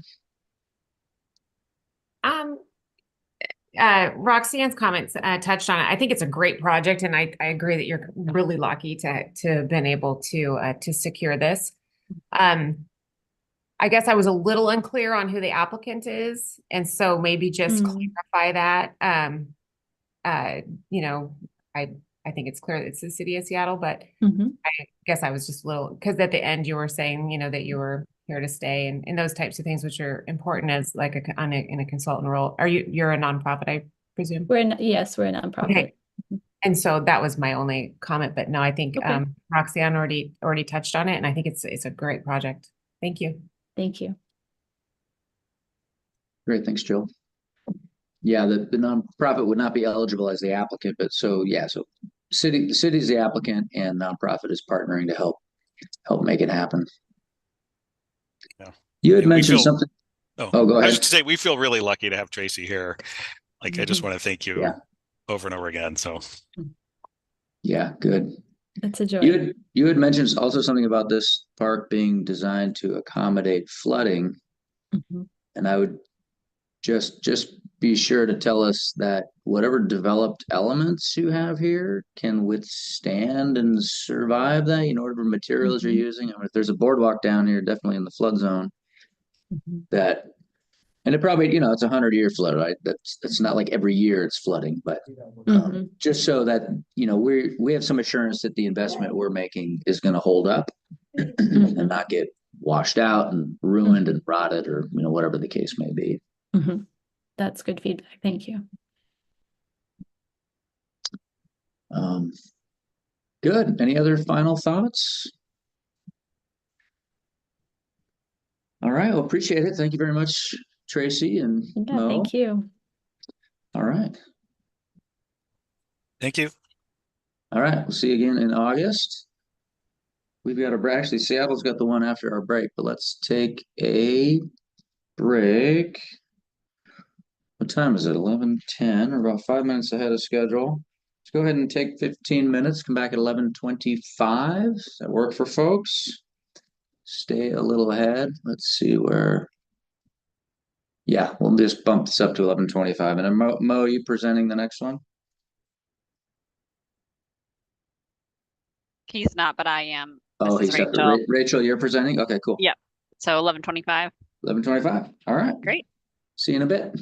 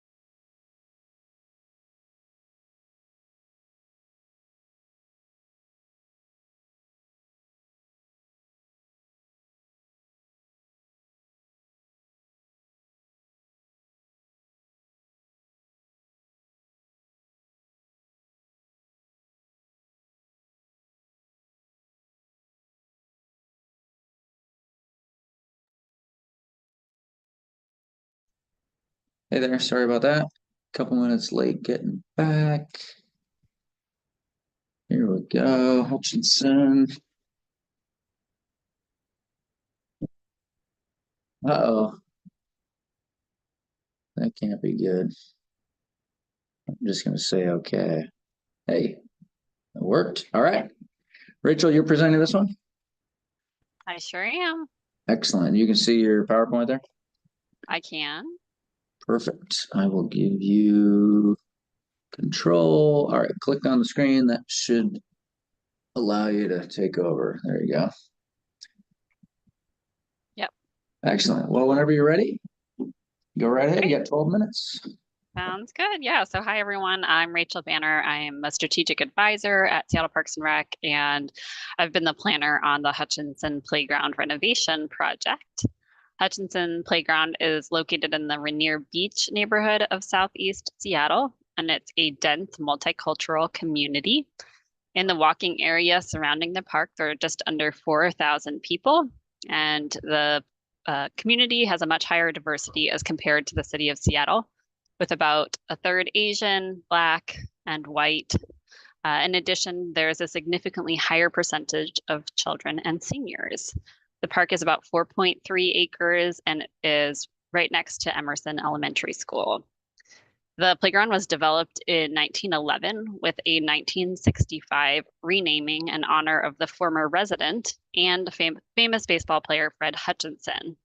The goal of this project is to upgrade and repair the entire park to meet current and future needs of this growing community. Sort of looking at the parks nearby, the closest is Kubota Gardens, which is a quarter-mile away and offers a beautiful natural area for the community, which is very different than this recreational space. The closest recreational areas are Lake Ridge Playground, Rainier Beach Playfield, and Beersheba Park, which are all just under a mile away. While they offer some, but not all of the same opportunities, such as playground, tennis, and baseball, Hutchinson Playground does fill a really critical gap in access. And looking at the 10-minute walk area, there are no available recreational amenities. And in addition to this, what you aren't able to see is the topography. Hutchinson Playground sits on top of a significant hill, making it that much more difficult for people in this community to access parks in that larger 1-mile service area. So currently the park is fully open to the public, but it is most used by the 320 Emerson Elementary School students for their recess and gym. There are also a variety of summer camps who use the park and after-school programs. The fields are scheduled by T-ball and softball on the weekends, and they also get used by an adult ultimate frisbee group and flag football. The playground and basketball court are heavily used by the broader community despite their poor condition. And there are currently a lack of amenities for all ages, abilities, and genders, which limit the use of the park, in addition to a lack of shade, a welcoming park design, and a lack of safety. Our design addresses all of these concerns, and so we anticipate an increased use. The project was really spurred by a multitude of factors. So the first was that our playground, tennis courts, and fields were all prioritized in our asset management plans as in need of repair or replacement. And thus they then got included in the 2024 Parks and Open Space Plan, and funding was prioritized. And it also meets many of the goals within the plan. In addition to our internal prioritization during the pandemic, several of the playground components broke. There was also violent crime increase in both the neighborhood and at the park. And so community members really rallied to advocate for the park improvements and eventually formed the Friends of Hutchinson Playground. And you can see here on the right a story about their group. We anticipate that after the renovations that the current users will continue to use the site. But in addition, we expect that people of more ages, abilities, and genders will also be able to use the site due to the increased recreational amenities, multi-purpose spaces, and increased sense of safety.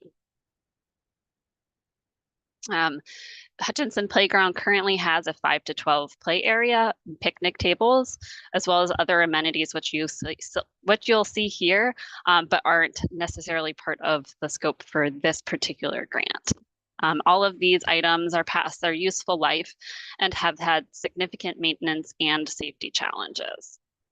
So this renovation will increase the usability of the park for all ages, including adding the following: a 2 to 5 play area, swings, accessible play area surfacing, a walking loop, shade, including trees and shelters, accessibility for all users, lights, and nature play.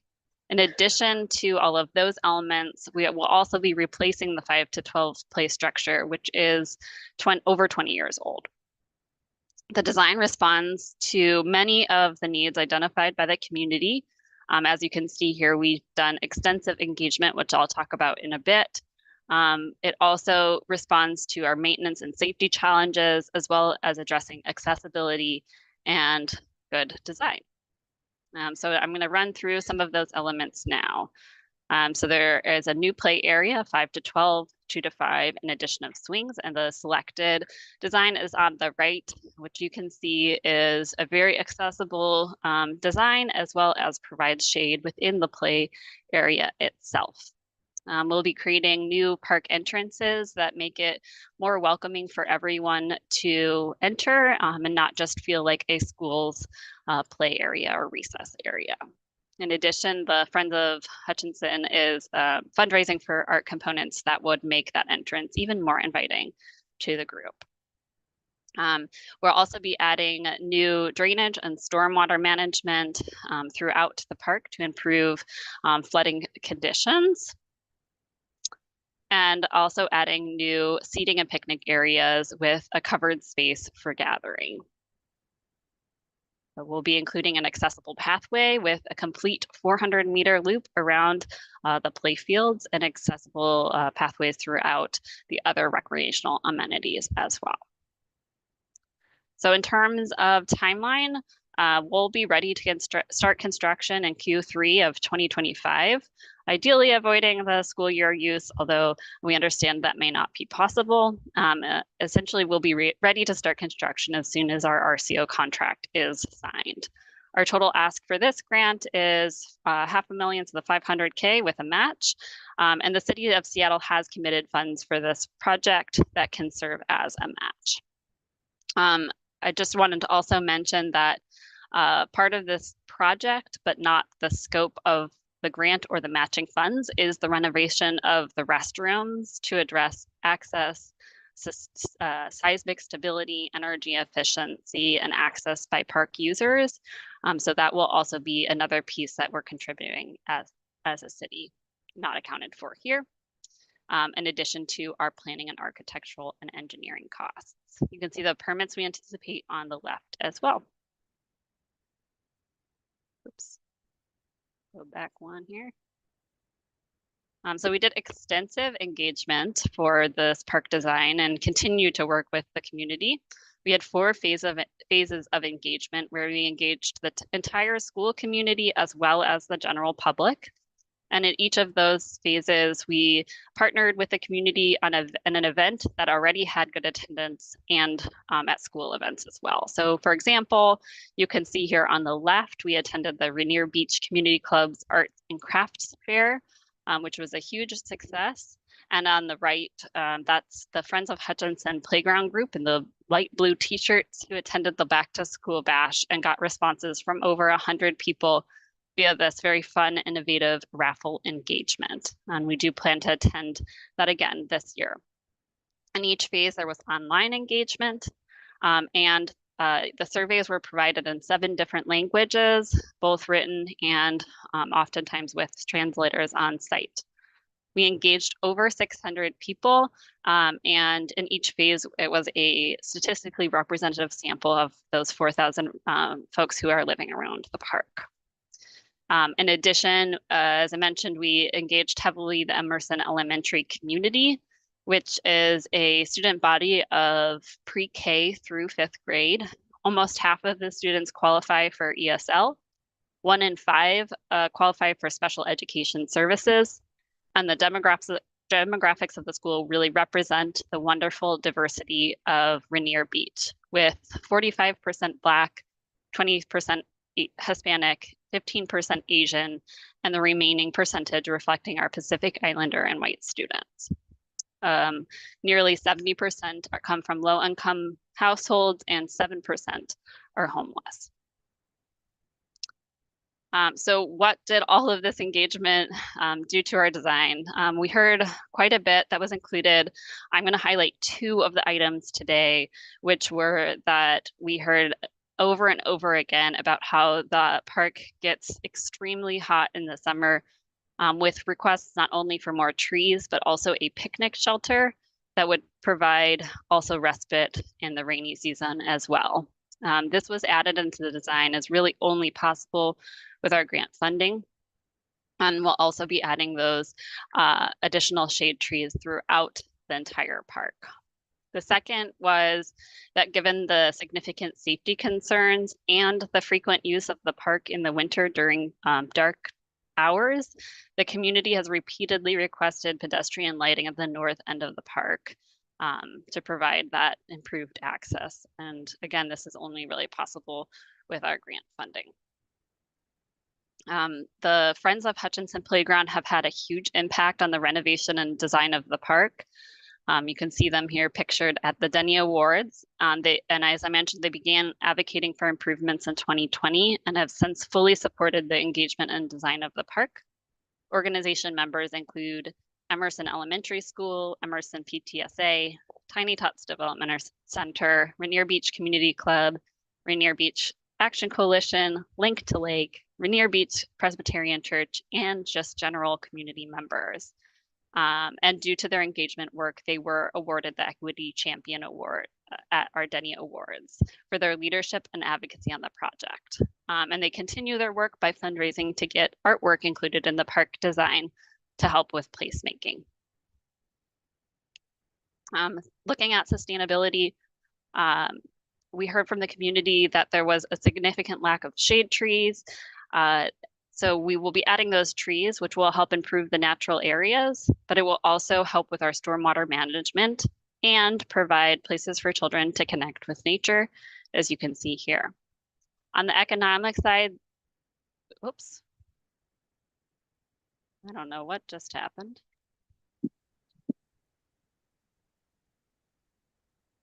Sorry about that. I may have bumped my keyboard. Apologies.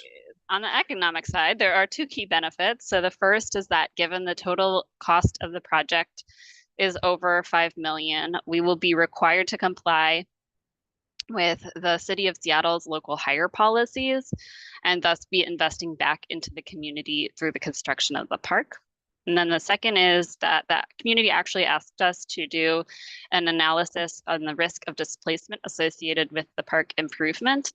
And while based on our research, we do not believe that this is at high risk of displacement, we are still investing in placemaking efforts and considering design choices that reflect community desires and culture to avoid any gentrification and displacement that may be associated with this project.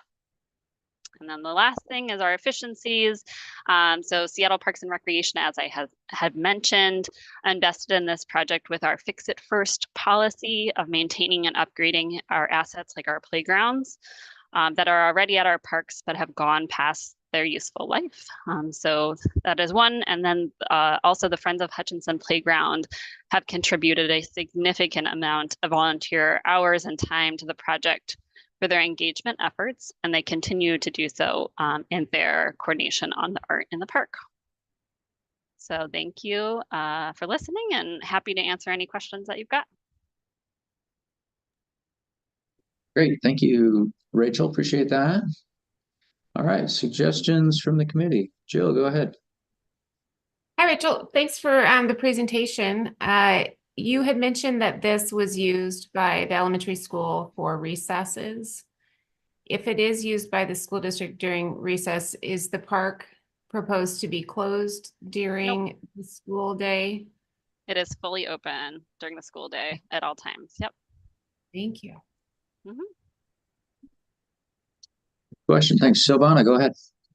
On the ADA slide, towards the beginning where you were talking about the pathways improvements and such.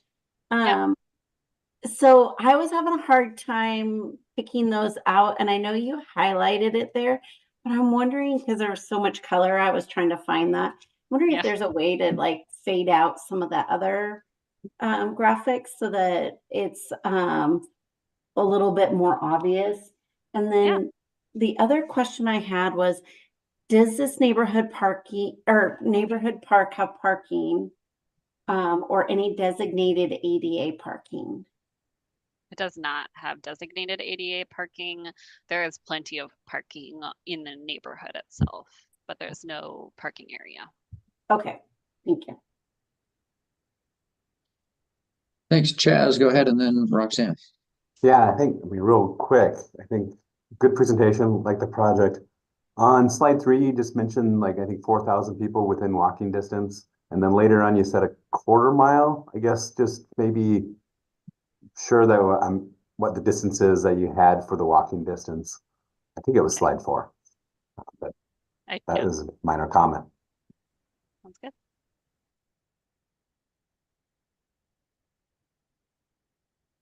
Thanks, Roxanne. Go ahead and then Genevieve. Great. Kind of as a follow up to that, there's a lot of amenities in this particular park. So I think for me, understanding if the emphasis is on the features that you came up, just really what that local community wants, because I noticed a lot of sport fields, so it doesn't, there wasn't background like on your sport field inventory for anything bigger than that. So, you know, clarify, I guess, in your design standard that those fields really are specifically just for that community and that you do the local park design under that influence. And then I noticed that your budget slide, and I know you had some caveat, is different from what is in Prism. So if you can adjust to match what's in Prism, and then whatever is outside and not part of Prism be identified separately, maybe as a cost efficiency. Thanks. Genevieve. Hey, Rachel. Thought it was a great presentation and a great project. Just a minor comment. I think it's slide 7. I just thought you might want to break that out into maybe 2 slides or something. It was a little busy for me, and it felt like really important stuff to be able to kind of hone in on. So that was my only comment.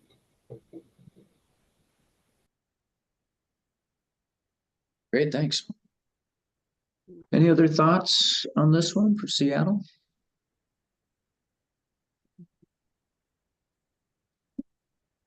All right, I don't see any other hands. Thank you so much for presenting. Yeah. Thank you all. All right. Thanks, Mo. Thanks, Rachel. We will see you again in August. Sounds good. Take care. Okay. Bye-bye.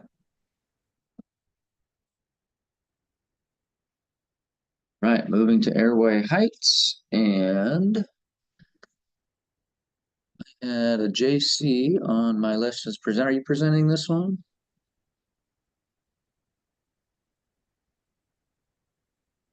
Yes. There you are. All right. Do you go by JC? Is that correct? I do go by JC. Yes, sir. All righty. Well, welcome. Thanks for joining us. Keep getting this security alert, but doesn't seem to matter too much. All right. Can you see your PowerPoint there? I can. Great. Great. I'm going to give you remote control. Go ahead and click on the screen. That should work for you now.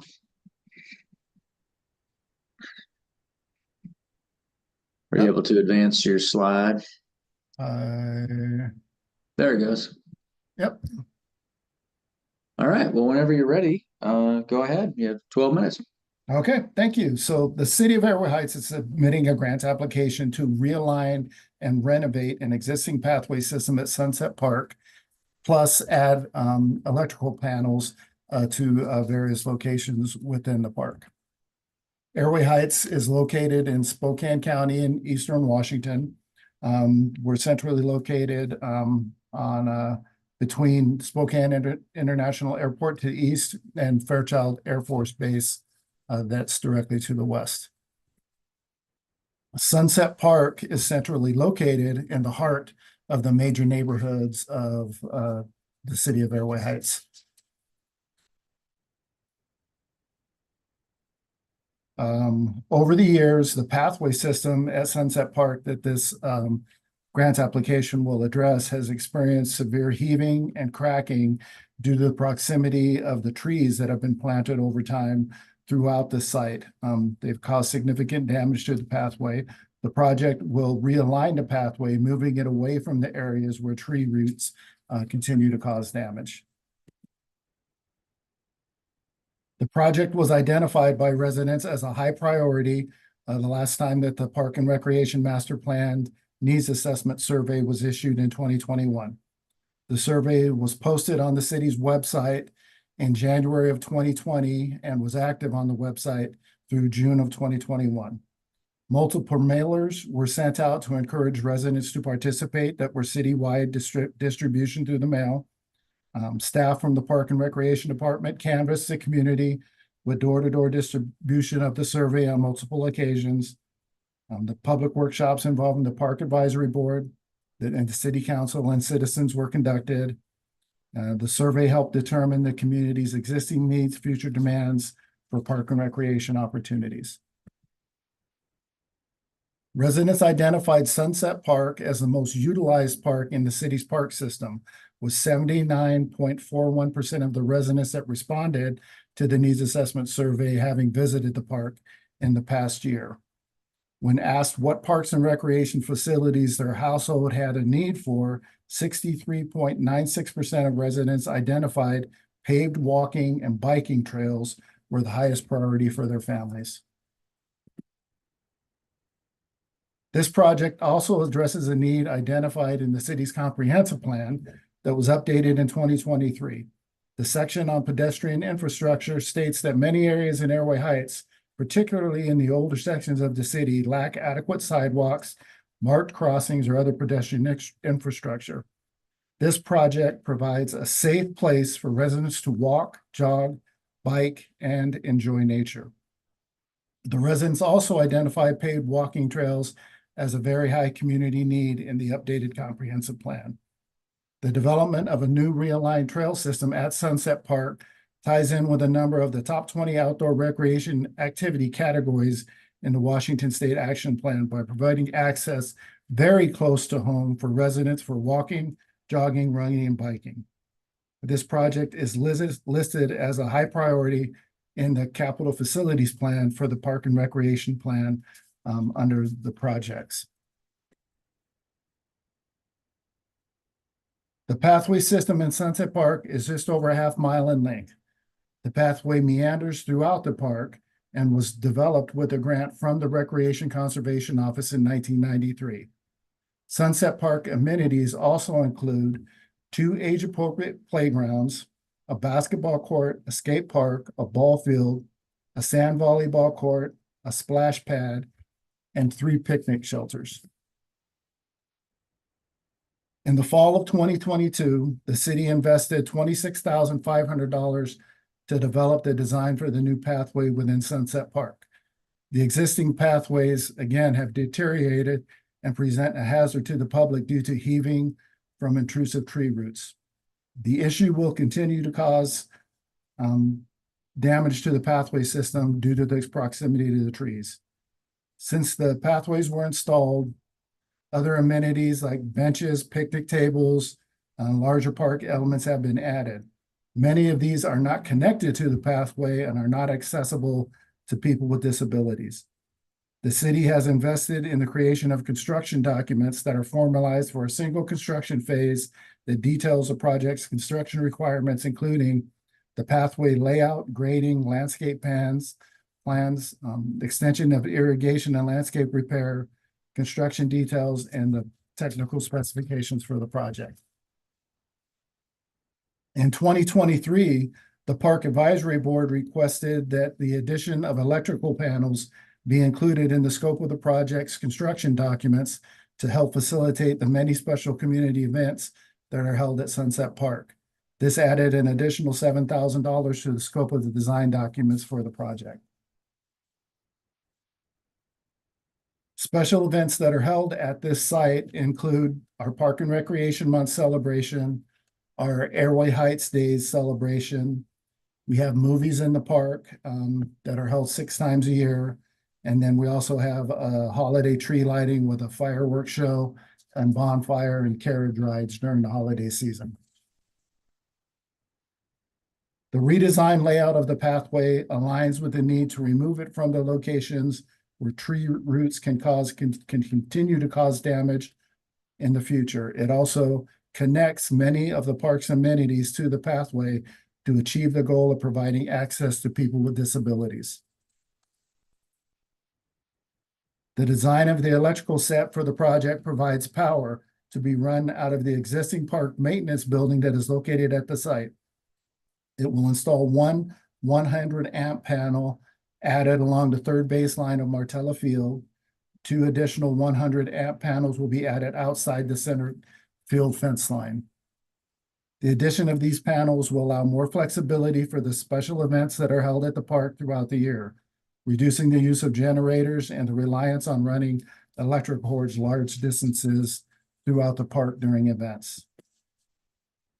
Many characteristics of the demographic makeup of Airway Heights align with indicators of an underserved population. The median household income is below the state average. Sunset Elementary, the only school in the community, has the highest percentage of students who are receiving free and reduced lunches within the school district, with 69.9% utilizing this program. BIPOC youth represent 41.6% of the student enrollment. Our needs assessment survey determined the needs and wishes of the community. It was indicated in 2019 and completed in 2021. A series of follow-up workshops again were held. The intent of the project is to enhance and strengthen the city's park system by addressing those issues identified by the residents into a plan of action. Residents identified Sunset Park again as the most utilized park in the park system and also identified paved walking and biking trails as the highest priority needs for their families. In addition, the planning department also has undertaken an extensive update to the city's comprehensive plan. The city conducted multiple public engagement activities from 2021 to 2023. These activities included postcards to property owners and residents explaining the engagement activities in the summer of 2021, outreach and information booths at the Airway Heights Day event, Facebook and live Zoom engagement events specifically focused on the parks chapter, online surveys for the public's vision of the city, online surveys of land use alternatives, online surveys of the transportation issues and preferences, and open houses on the draft plan and online engagement. Public meetings and workshops with the Planning Commission and City Council were also held throughout the process of updating the comprehensive plan.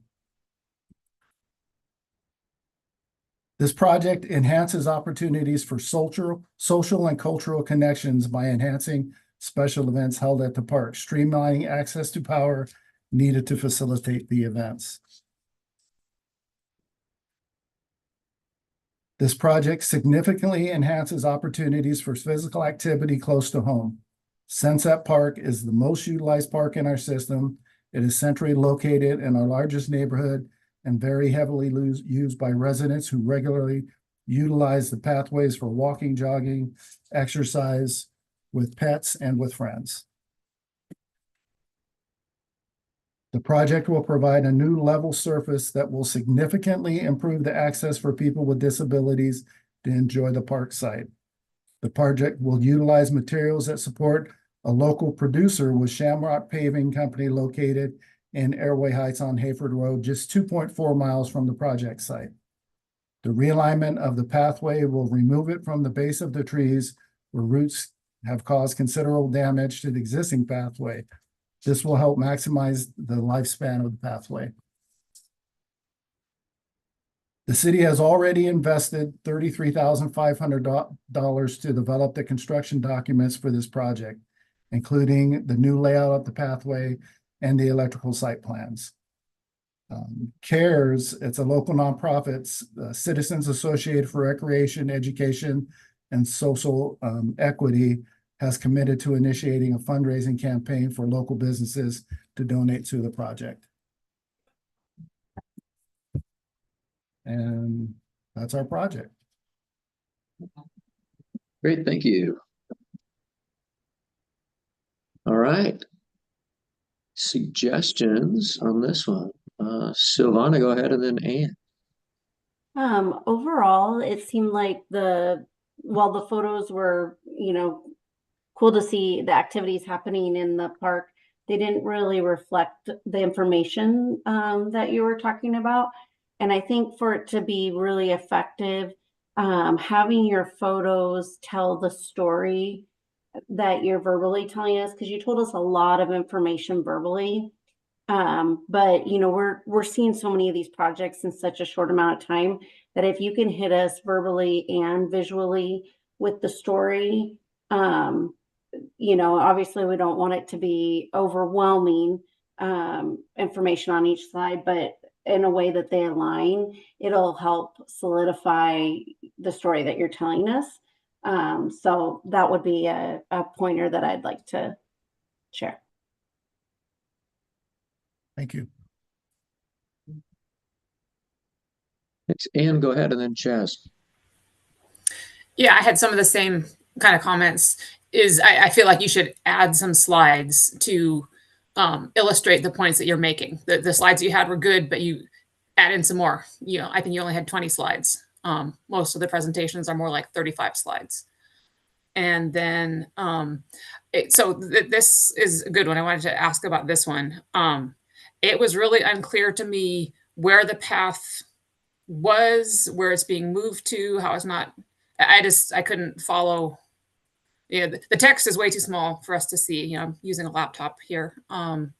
So I think you just need to add some graphics to this slide explaining what's changing, because it was totally unclear to me.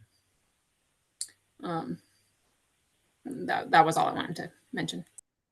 It's a good point, Ann. Yeah, and on this one, JC, you could just crop out this stuff on the left because we can't really see it. Make your aerial bigger, fill up the screen, and then slap some big bold labels for the major scope elements. Yep. And then, like Ann mentioned, maybe you show, I guess there's confusion between like existing conditions versus proposed. So what's so somehow I don't know if you can do this on the same graphic, or you might need another graphic, but yeah, that would help out. Yep. Chaz, go ahead, and then Doug. Yeah, I think one thing I felt was a little bit missing. I mean, you gave it a lot of verbal, kind of saying this is the only area where there's walkability and other things and other facilities. I think if you have adding a slide showing us where the other facilities are in the community would be helpful, and kind of showing why this particular piece is needed, or in addition to what you might have on the landscape. I think that's the one thing I had. Thank you. Good, thanks. Go ahead, Doug. Kind of echoing what everybody else is saying, I would look at all your graphics. You need probably more maps, more overhead visuals, giving us a sense of how the project is going to change the current site and so on and so forth. My recommendation would be to look at the video of this, of all of these presentations that are going on today, yesterday, tomorrow, and Thursday, and see what people do. There's some great ideas that we're seeing. It just gives us a better visual of the site. So my recommendation will be watch the video. Thanks. Thanks, Doug. Yeah, so JC, what it means, we're recording this and live streaming onto YouTube. So those YouTube videos will be available and posted probably next week. And they can help just to, watch a few to get a sense of how folks structure their presentations. And it sounds like, more photos, more graphics. It's perfectly fine to sort of flip through some photos as you're talking, so you don't need to stay on one slide. That way, like folks are saying, help use that to help tell your story and align with what you're telling us.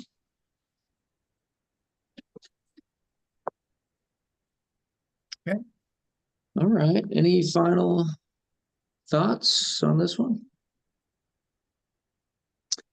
All right. Well, hopefully that was helpful, and you got plenty of time to tune up your application and your PowerPoint. We'll see you again in August. All right.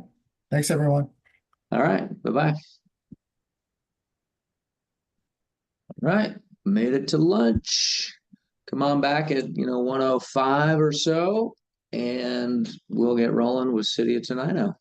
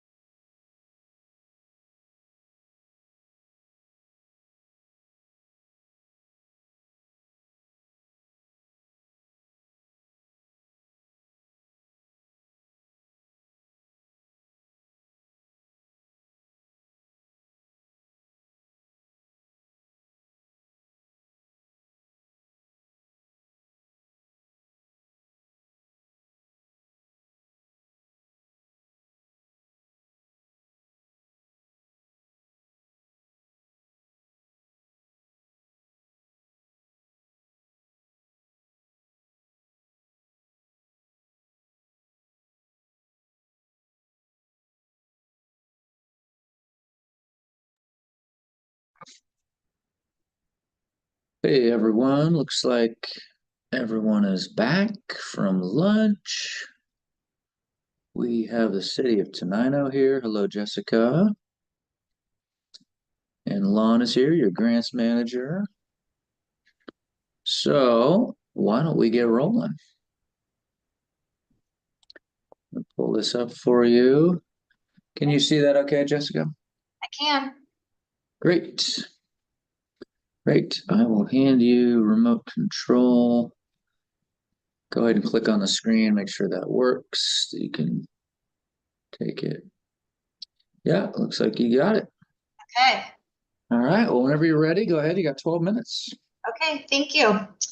Hello, my name is Jessica Reeves Rush. I'm the park specialist for the city of Tenino. Today we are going to talk about the Tenino City Park East Trailhead and Trails project. As the name implies, this project would develop a new trailhead area and create trails in a newly acquired property at the Tenino City Park.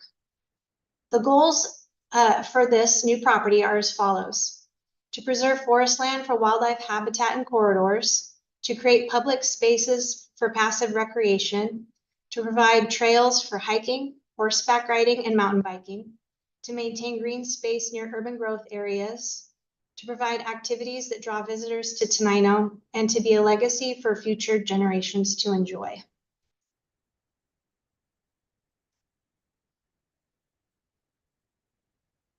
Need local priority. Tenino City Park is located in South Thurston County. It is considered a rural area. However, most land in this area is privately owned. Besides Tenino City Park, local residents do not have easy access to free public spaces and hiking trails without driving 20 minutes or more to other parks. By expanding our trail system, this project will help address the lack of trail choices in South Thurston County. You will see on this map that Tenino is geographically in the middle of South County here.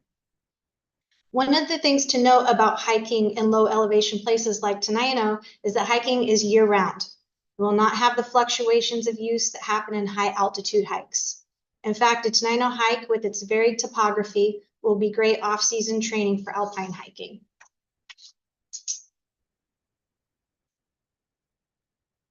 Community engagement. The city of Tenino put out a recreation survey in 2023 and a park facility survey in 2024. We also received our park master plan, which reviewed our park master plan, which included this project with 2 community feedback events this last April. This project is included in Tenino's master plan and also addresses the Thurston County Comprehensive Plan's need for conservation and habitat spaces, as well as more trails for heart-healthy exercise in Thurston County. I would like to introduce you here to the Tenino City Park. This graphic is part of the master plan. The Tenino City Park is a hub of activity and recreation for our community. It serves Tenino, the Tenino School District, and surrounding communities. The city of Tenino is proud to have recently added 60 acres to the Tenino City Park, shown in this slide as passive recreation area. This brings the acreage up to 130 acres. All 130 acres are represented in the slide. Addressing immediacy of threat. When this land became available, we felt compelled to act. The land is an urban growth area, and the former owner had been approached by developers. Also notice that the new acquisition is geographically a natural addition to the city park and therefore a suitable site for this project. Cost efficiencies and support. This property purchase was made possible by a generous donation of $440,000 from the Angela J. Bowen Conservancy Foundation. Also, the former property owner, Norseman Timber Company, sold this property to the city far under market value and has donated the value of the property above that. Because they too shared the vision of expanding the Tenino City Park and preserving this forest land in perpetuity.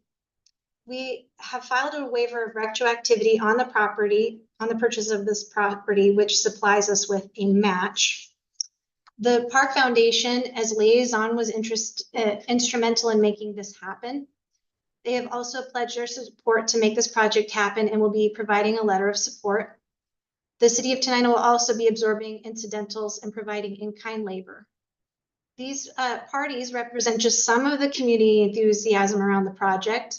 We're working on collecting letters from other groups like the Lions Club, Horseman groups, and Thurston County Board of Commissioners, to name a few.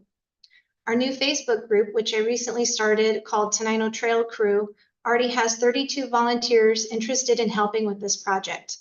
Tenino has a long history of supportive volunteer trail crews going back into the 1970s. So now that you know where the property came from, I will refer to the new property from here on as Norseman. And here's an aerial view of Norseman. Oops, went too far. According to our park facility survey, the #1 reason people come to the Tenino City Park is to walk or hike.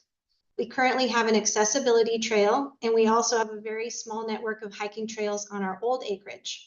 We're excited to expand our trail system into some of the Norseman acreage and create multi-use horse, mountain bike, and hiking trails.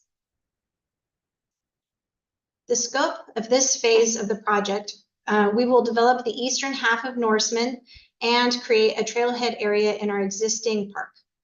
Let's start at the trailhead and explore existing conditions and what we plan to do. The trailhead here will be in what we lovingly call the old park. This section of the park is the oldest and contains second growth trees, a parking area, a playground, and a campground. Our plan for this area includes creating a one-way traffic goes through in a parking area, upgrading an old restroom here, adding water access, a trailhead kiosk over here, a hitching post and right here, and a mounting block.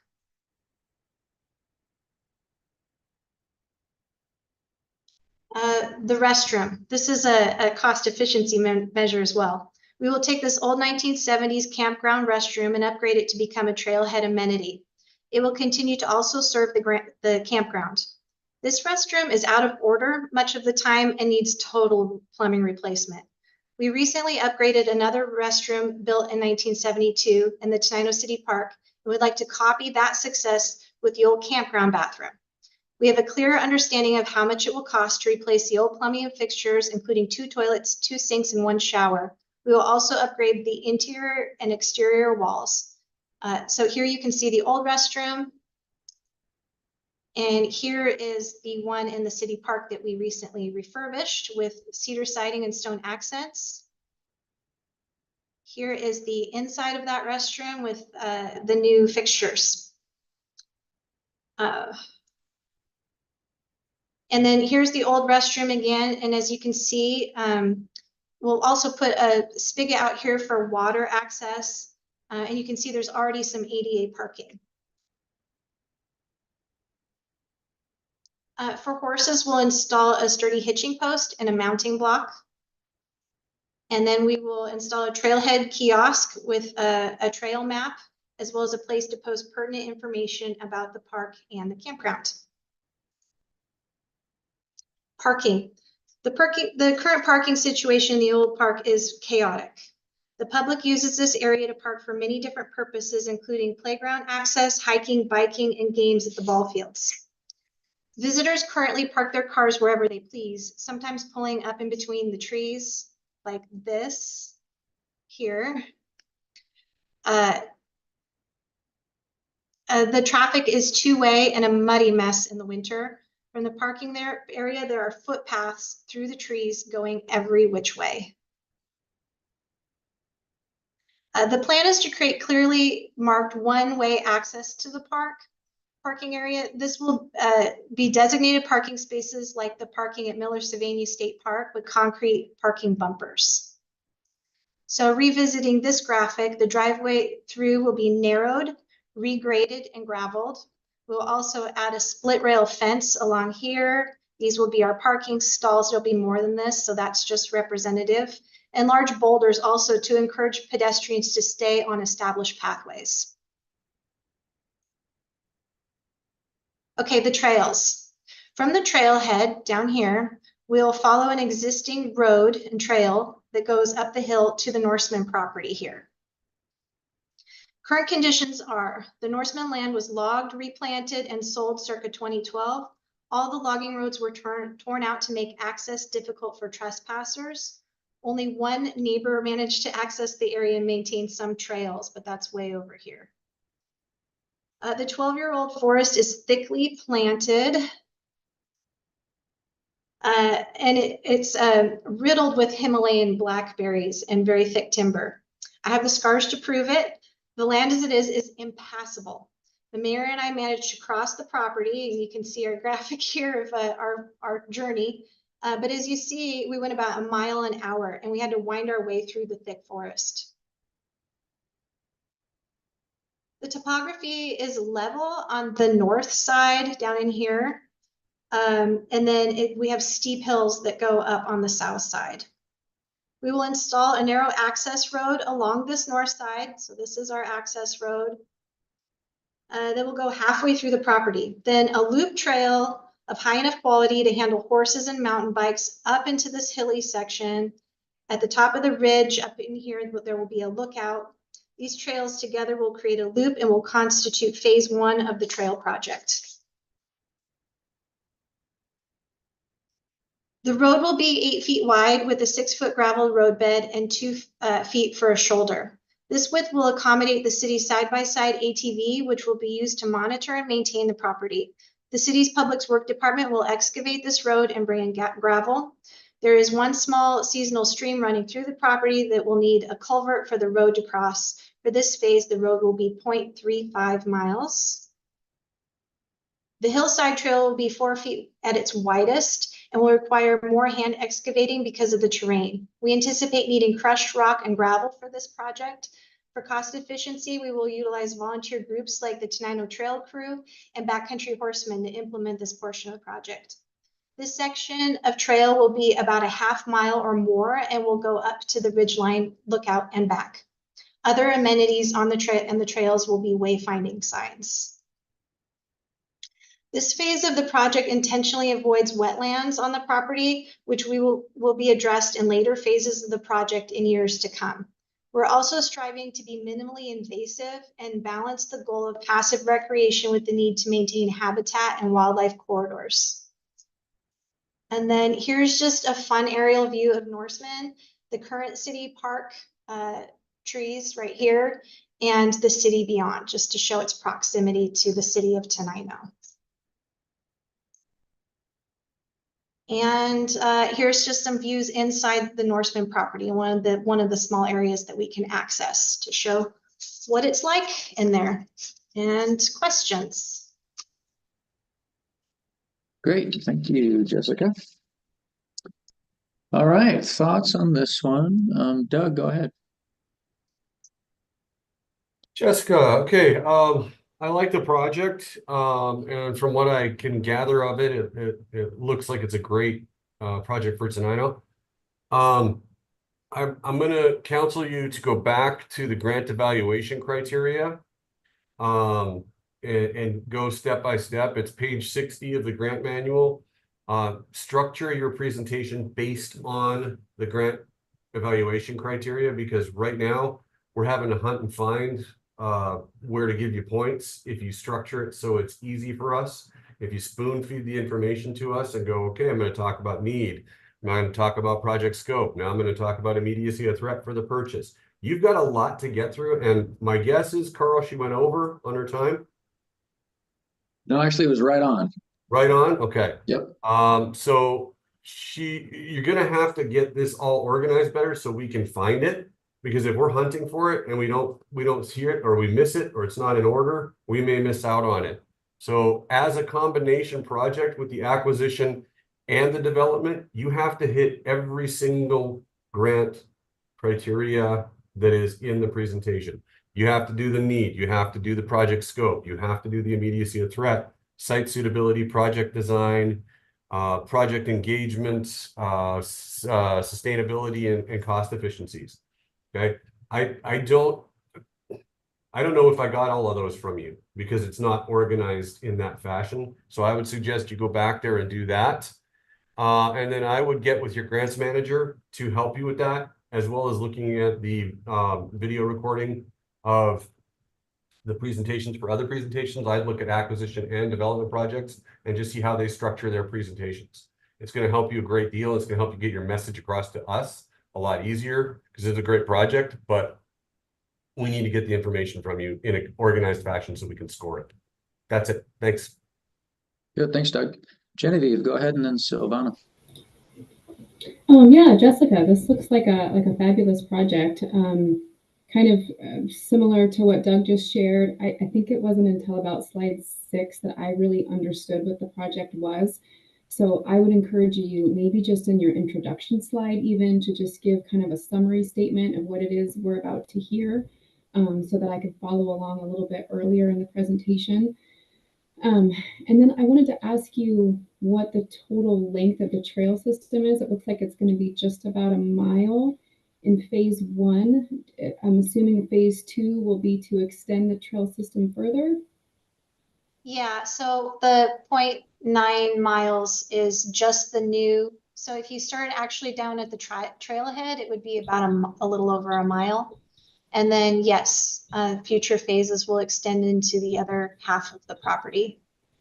Okay. And then, that would be helpful for me to understand because working for state parks and doing a lot of trail planning, I don't think a mile loop is going to be enough to bring people out with their horses and bring a horse trailer, or for mountain bikers to probably want to come and experience that. It's probably going to be primarily for hikers.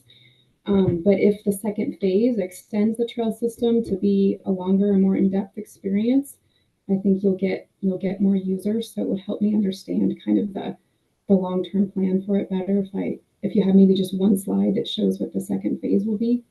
Yeah, so I'll work on making that clearer. The first slide that I showed that showed the master plan does have all of the trails. It's back at the beginning. Okay. Third, number 3. Oh no, that one. So some other trails in here. Oh, and then my title's over it, but yeah, so maybe if the trail system could be like highlighted, like phase 1 is blue and phase 2 is, purple or something, and then we could see the total trail length for each.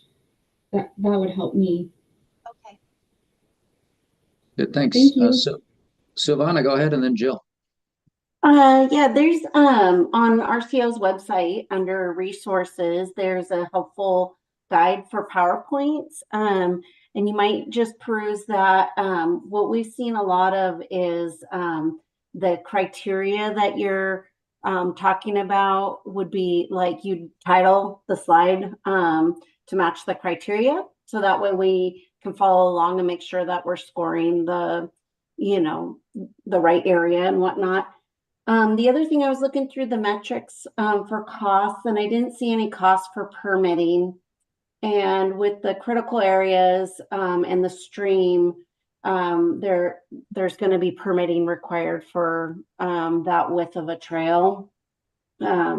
So I would make sure that you include that in your costs and also in your timeline, because that could take a little while to get approval. So that's all I have.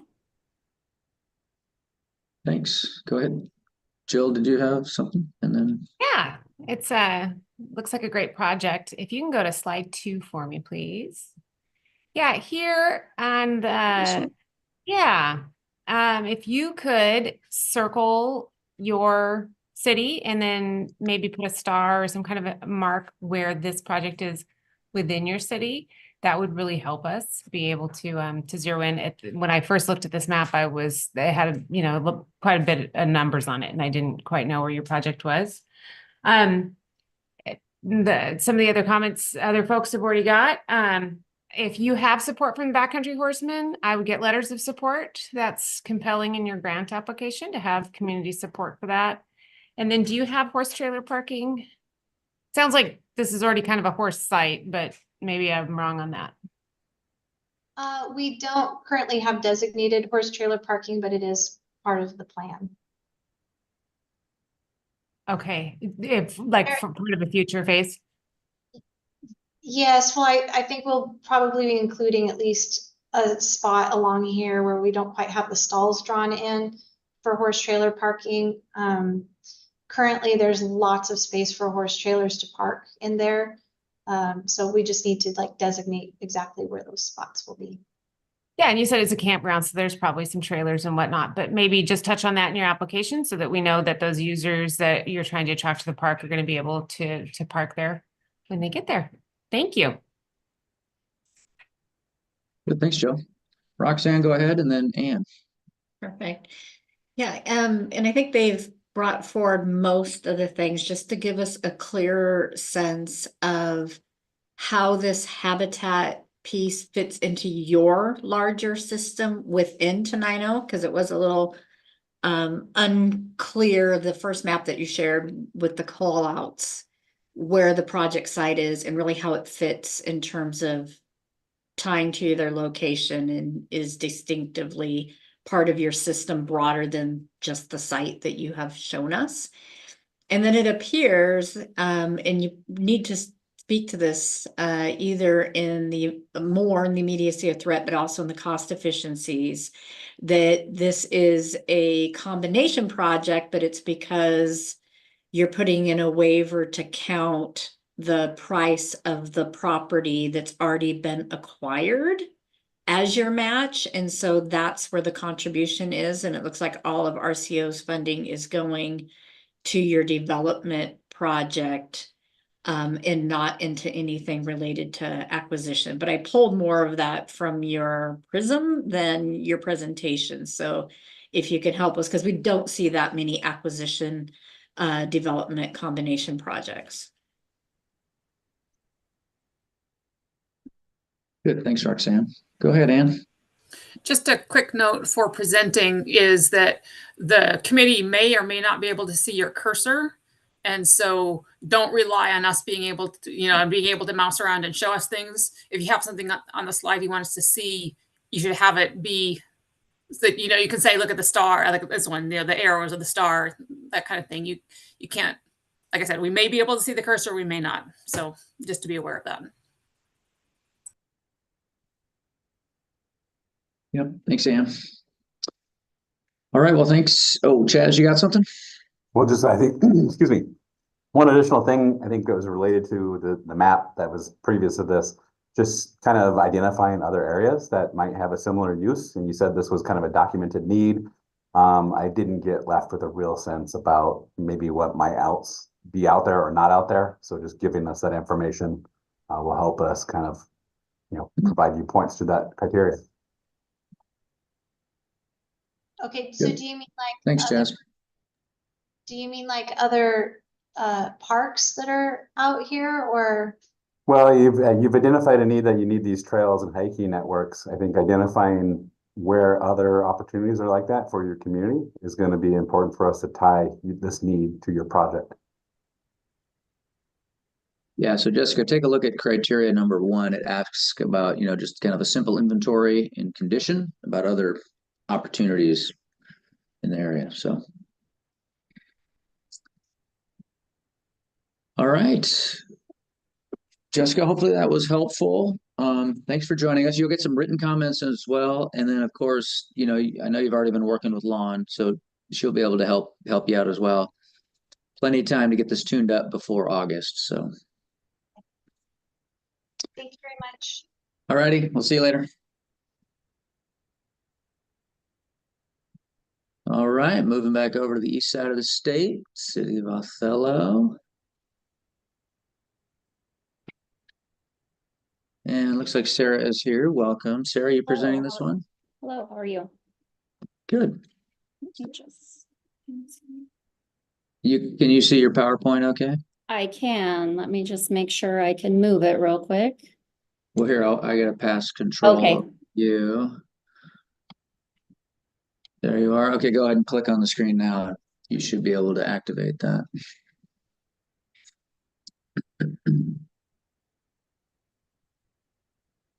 There it goes. All right, there we go. All right. All Go right. right ahead. Oh, go ahead. Oh, just whenever you're ready. Go ahead. Okay. Hello, I'm Sarah Montemayor. I'm the grant writer for the city of Othello. I'm grateful for the opportunity to present our community's request for a WWRP grant for the renovation of Kiwanis Park Playground and parking. The Othello community has recently made significant progress in park upgrades, and RCO has been exceptionally supportive of our proposed projects. With RCO's assistance, the landscape of Othello has been transformed, but we're not finished.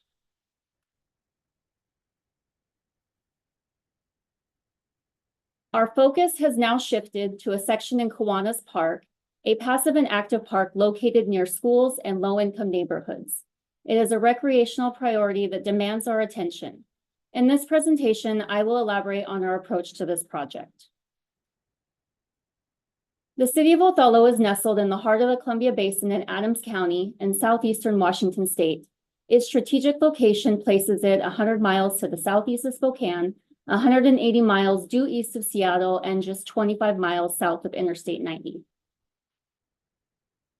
Othello has only 3 active parks to serve its community of 9,005.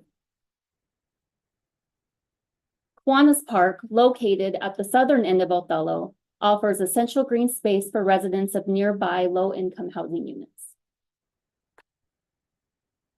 The neighborhoods in close proximity to the park exhibit larger family sizes, and the city wants to improve and address the need and demand for adequate play facilities as the current recreational amenities at Kiwanis Park were constructed in 1979 to 1981 with the support of an LWCF grant from IACC.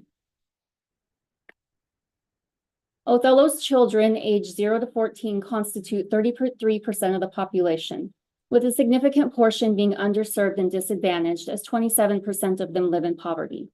Additionally, 75% of students qualify for free or reduced lunch, and 14% of students in the Othello schools are enrolled in special education program. It is imperative to recognize that the new playground will effectively cater to the need for safe and youth-centric activities for all abilities in the underserved Othello community. Kiwanis Park, owing to its strategic location, is perfectly positioned to serve these low-income neighborhoods. Therefore, it is incumbent upon us to address the existing need and demand as the children of Othello rely on our collective efforts. The current playground has limited usability due to safety and accessibility issues caused by uneven gravel ground surface, as well as surrounding concrete curbing. Additionally, the parking lot is uneven and cracked due to tree roots. The playground in this park is located in an isolated area, which unfortunately has led to high levels of gang activity and vandalism. As a result, many families are hesitant to bring their children here. The current equipment is damaged in several areas and does not meet current safety and accessibility standards. According to the Consumer Product Safety Commission, it is estimated that each year over 205,850 injuries occur on playgrounds, and approximately 15 children will die from playground-related injuries. The current playground infrastructure presents challenges related to safety and accessibility, as it does not align with current inclusive standards and does not cater to the needs of all children. Recognizing these concerns, we have proactively employed risk management measures to ensure the design, installation, and maintenance of our new playground prioritizes safety and inclusivity for all children. The renovation project for Kiwanis Park is aligned with various aspects of Othello's 2022 park element in its comprehensive plan. The aim is to upgrade the park in 2026 per the capital facilities plan and to include a minimum of 25% inclusive features, including sensory and musical features, and provide recreational opportunities for people of all ages, groups, and abilities. The project aligns with all 4 priorities of the Outdoor Action Compass and RCO's Recreation and Conservation Plan. It involves the redesigning of a playground in an underserved community while also preserving the park's natural element and encourage healthy and inclusive activities for all. Kiwanis Park, under city ownership since 1953, is in need of this playground renovation. The current playground fails to comply with current safety and accessibility standards, thus inadequately serving the needs of our community. The proposed project includes the replacement of the 1980s equipment with a more expansive, university-accessible playground structure. Furthermore, the installation of new rubber surfacing is planned to enhance safety and accessibility for individuals of all mobility abilities. To address the limited parking space, an expansion of the parking lot is included in this project, alongside bringing the existing accessible parking up to code. The objective, creating a new outdoor play area that is both accessible and safe for all. The current project site is a beautiful space with bluegrass sod, established trees, tennis courts, playgrounds, and restrooms. Our project involves replacing the existing playground equipment with turf grass. We will relocate the playground to the south and construct a new inclusive playground with pour-in-place rubber surfacing and a connection to existing trails. And we will utilize the existing tree canopy. Additionally, we will renovate and enlarge the existing parking lot by removing the current asphalt and a row of diseased and dying trees and replacing them with new asphalt, shade trees, and security lighting. This will increase the parking by 17 stalls and bring stalls to current accessibility standards. This transformation will create a new outdoor play area that is accessible, safe, and inclusive, aiming to foster a community that values and promotes healthy living and outdoor activities for all. Designing and constructing the playground in an open area will make it more visible and aid in the eradication of gang and crime activities. Kiwanis Park stands as a perfect canvas for our project, encompassing 15.2 acres and surrounded by majestic trees and lush bluegrass sod. It provides an idyllic setting. Our goal is to create the space that exceeds expectations and champions equity for youth in this community. The playground renovation is well aligned with the needs of our community. It is located in a low-income neighborhood and is designed to be all-inclusive, catering to the needs of our youth in the area. Starting from the entrance, the play path is lined with music, games, and fun for children of all abilities. This is especially important for the youth of Othello, as 14% of them were enrolled in special education at the Othello School District. The Inclusive Science and Sound Playground, ISSP, features inclusive play pods connected to a central climbing tower. The pods are accessible by ramps and bridges and offer multiple play activities that are suitable for those with mobility devices. The cable links provide exciting connections to the hub tower, and topping it all off, the ISSP is covered by a Paragon shade, making a dramatic and dynamic play destination that is truly out of this world. The project design will allow for nearly half of the playground to accommodate mobility devices, ensuring that the children and adults of all abilities can enjoy the space. The parking lot renovation will include current inclusive standards and also more parking to increase accessibility to the park and playground. The project entails a total budget of $1.2 million. We are seeking $480,000 from WWRP and $600,000 from LWCF and have allocated $120,000 as a local match. The cost estimate was prepared using the accuracy of a design survey and includes taxes, contingencies, and escalation. In past projects, 100% of the RCO funded projects prepared by our in-house engineers have been constructed within the grant funding request. According to the ACS survey, the demographic profile of Othello clearly indicates that the median household income is significantly lower than the state average. The city's population consists of 80% of people of color, and although the disability rate is slightly below state average, it remains notably high. It is also worth noting, again, that 14% of school-aged children are enrolled in some form of special education at our local schools. Here are the results of a SurveyMonkey poll that was conducted between March of this year through April of this year.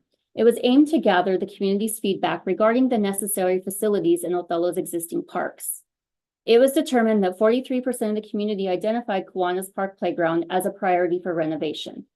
While 4 other projects were ranked higher in the poll, the limitations in property space dictate that the farmers market and indoor facilities will have to be addressed at a later time. Although the swimming pool was not initially a top priority, safety concerns arose in mid-April, leading to the indefinite closure of the city's sole pool. Regrettably, there was insufficient time to submit an application addressing this matter in the current RCO funding cycle. However, the city aims to address these concerns in future funding opportunities once a solution that aligns with safety concerns and community needs is identified.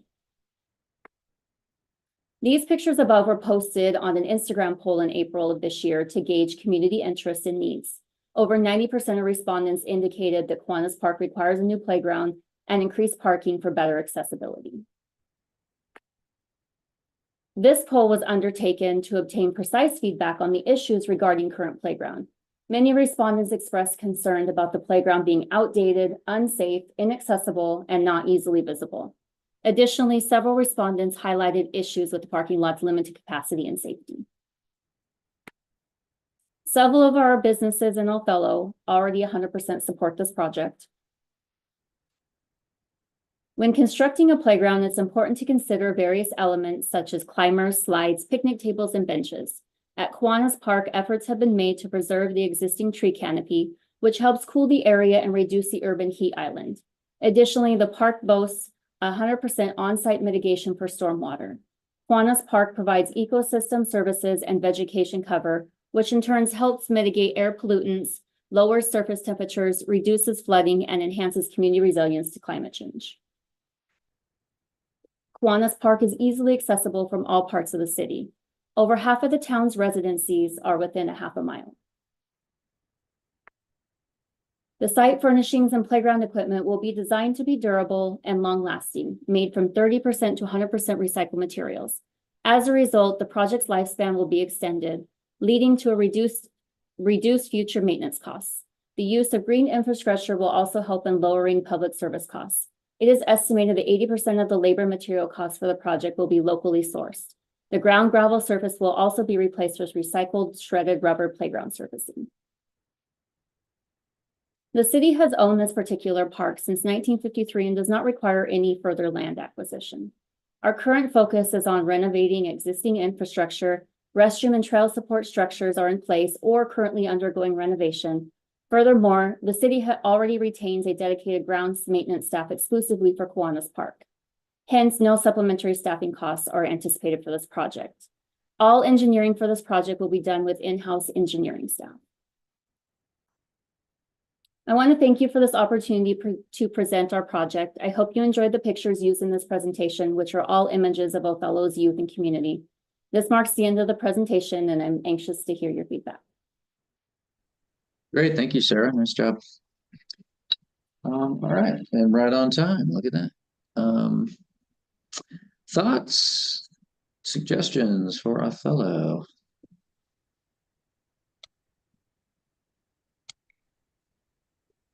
Let's see, Roxanne, go ahead, and then Silvana.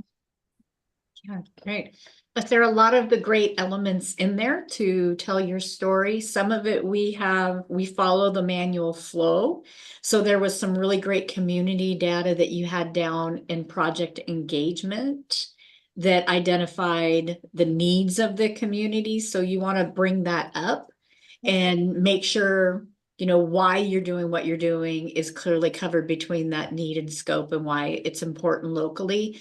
During the project engagement, the first part, you can talk about the methods that you use, but you probably would have shared some of the results, and then get into how you then used what you heard there to prioritize what came next. But you emphasized a few times about the special education size of youth, the income issues of your community. So having that up front.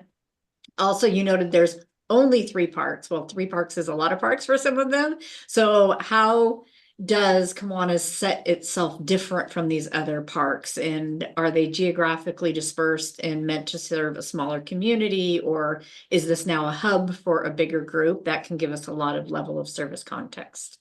Okay. Good, thanks, Roxanne. Go ahead, Silvana. I was a little distracted when you gave the stats on the playground injury piece, because then it got me thinking about, risk, liability, all this stuff. I don't know that you need to include that piece, because I think your pictures about the playground being beyond its useful life, you're going to relocate it. It sounds like it's going to be a bigger footprint. Those things all qualify. And matter of fact, I thought, it might increase risk by having that piece out there. But anyway, and then the other piece too about the gangs and vandalism. And it got me thinking, well, how is this, redesign or renovation going to actually deter that? And are there, vandalism and things like that? And are there stats that you have? Because I hate for the city to invest in this and then it not get utilized and whatnot. So those were 2 things that kind of threw me off and had me thinking elsewhere instead of focusing more on the project. Another piece too with public engagement is if you have any demographics for your public engagement, like how many youth have participated, or you have a larger community of color than the state average, and so how have you reached out or engaged with those communities? Like were the surveys multi-languages and things like that? I think that would be kind of enrich your presentation. And then the last little piece, when you talked about the all-inclusive playground, but then said 25% of the equipment would be inclusive, that threw me off. And when I think of inclusive, I think, not every kid is going to be able to do every element on the playground, but can they play together and cohesively, like, be engaged together rather than separated based on ability or whatnot? And so I think you could leave out the 25% piece because it looked like from your renderings that you were going with an all-inclusive style. So. Okay. Great, thanks, Silvana. Genevieve, go ahead. Hey, Sarah. Well, it was a great presentation. Just a minor comment that there were a few slides where you kind of hung on one slide for quite a while, and I thought if you have some pictures of the parking lot or of the diseased trees, you could be kind of like cycling through those photos to match your talking points, and that would just be kind of, visually help us follow along. Okay. Yeah, good idea. Okay, any final thoughts for Othello?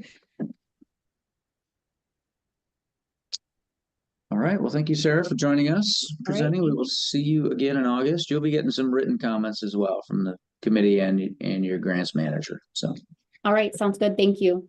Okay, bye-bye. All right, headed south to Walla Walla, Pioneer Park.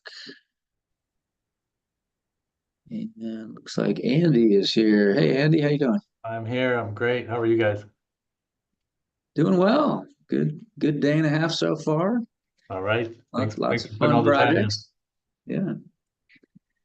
Well, here, I'm going to get you control here in just a second.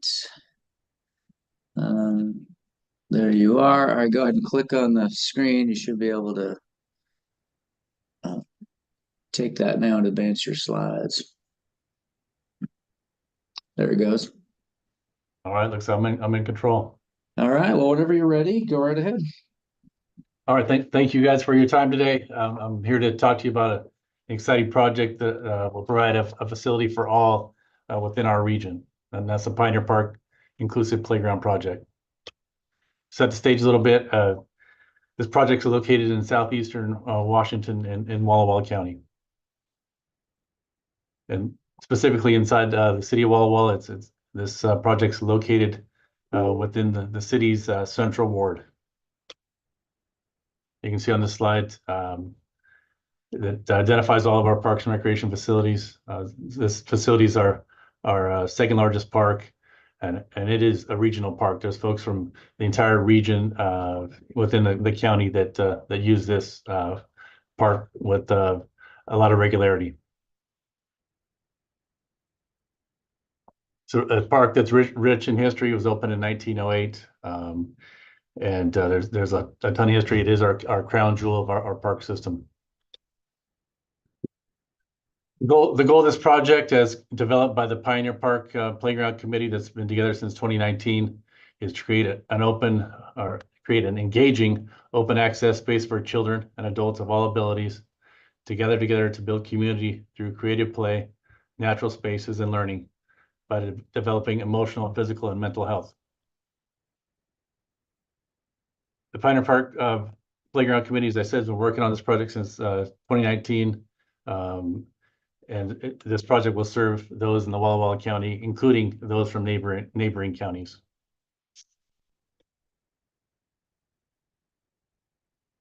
There's currently our park system has a small accessible playground in a park a couple blocks from Pioneer Park.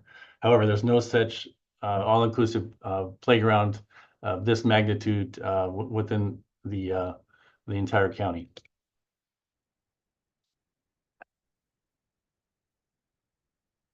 There are multiple deficiencies with the current playground at Pioneer Park, as is represented in this slide. The surfacing is all wood chips. There's no accessible route to our restrooms, which exists over here. There's also no accessible route to the parking lot. It's a well-used playground still today. However, it is not accessible to all, and there's also many elements that have been removed from this project over the years. That is 22 years old. 22 years old with a lot of deficiencies, including cracking of slides, and some of our playground components have been replaced. And in some cases, we've had to retrofit some of the slides because we can't get the exact replacement to replace them when they break down. This project has been identified in our most recent update of our Parks and Recreation Comprehensive Plan, and is also identified in the city's capital facilities plan. The current site consists of this playground that is all wood chips for the surfacing. The playground is adjacent to a restroom, parking lot, community building, outdoor ping pong tables, and pickleball courts. And all this exists with or in the middle of manicured turf, as you can see in this slide. So what are we proposing? You can see the site plan on this slide. This project will provide a playground where there's no separation of abilities. Children and adults can interact with each other regardless of the playground element. Those with disabilities will be able to interact with all areas of this facility. The current facility, as I mentioned before, has no accessible routes to the parking lot or restroom. You can see in this rendering the accessible routes that are planned to and from this facility. Sorry, I got my slides off just a little bit. The current servicing that exists in the wood chips, as you saw on a previous slide. This proposed facility will be comprised of primarily poured-in-place rubberized surfacing and some internal paths that will be comprised of concrete that will all be ADA accessible. The facility will feature a hill, towers, and bridges that will provide rich play value. In addition to the shade provided by the current trees and some new trees that are planted or that are designed to be planted on the west side of the facility, we'll also incorporate shade structures within the facility to give children and families shade during the warm months. You can see some examples of the project will incorporate some natural elements as is represented on this slide. These components will be far more sustainable than the typical playground structure. And we will not have, as you saw in the concept, a lot of structures incorporated in this site, so it'll make it more sustainable. It'll far exceed the lifespan of current playgrounds. The project cost we're estimating to be $3 million, which have been confirmed by a local and provided by a design firm that we hired in 2022 to help us with this project. If awarded this grant, we are prepared to move forward with developing the construction drawings and obtaining necessary permits, which are building permit and a grade and fill permit to move this forward. We anticipate the build taking place in 2016. As far as public engagement, we've had a very extensive public engagement process over the last, really since 2019, but we've really hit it hard in the last 18 months, including creating an online virtual open house with 3D videos of the 3D fly-through of the project that has been viewed by over 800 people, and they are also given an opportunity to provide feedback on the project. We also visited over 3,000 people in person. We've been at over 10 community events since July of 2023, and talked to various members of the community regarding this project to gather feedback.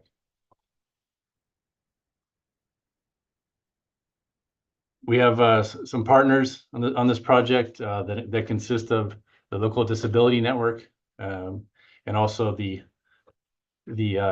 accessible communities advisory committee for Walla Walla and Columbia County. In addition, we have some financial partners with 2 local trusts that have already contributed funds. That's Sherwood Trust and the Stubblefield Trust. As far as sustainability goes, I'll definitely be incorporated into this project from the improved tree canopy. Stormwater will be retained on the site of this project. We plan to incorporate drought tolerant native plantings. Pollinator habitat will be improved as part of this project. Automated irrigation in the turf and planting areas. This facility will be, as it has been stated in my prior slides, gathering place for all. For youth, adults, we want this to be a place for all ages. Also be accessible by pedestrians and bicyclists. This facility will promote physical activity. There's also reduced maintenance and operations costs with this facility compared to our facility that exists on this site currently. Some cost efficiencies. As I stated earlier, we have commitment from some local trusts. We have $50,000 from the Stubblefield Trust already in an account the city holds. Sherwood Trust is committed $100,000 currently, with another $150,000 committed to the project as well. We've received an anonymous donation of $50,000, and the utility bill roundup project or program that we allow folks to round up their utility bills has brought in $10,000. So we have $360,000 committed to this project of local funds. And how do we anticipate funding the entire project? $750,000 we anticipate being non-governmental funds with the city of Walla Walla, which hasn't developed its budgets yet for 25-26. We anticipate in the neighborhood of $250,000 committed to the project. We're applying for $1.5 million from the Land and Water Conservation Fund, $500,000 from WWRP to fund the total $3 million project.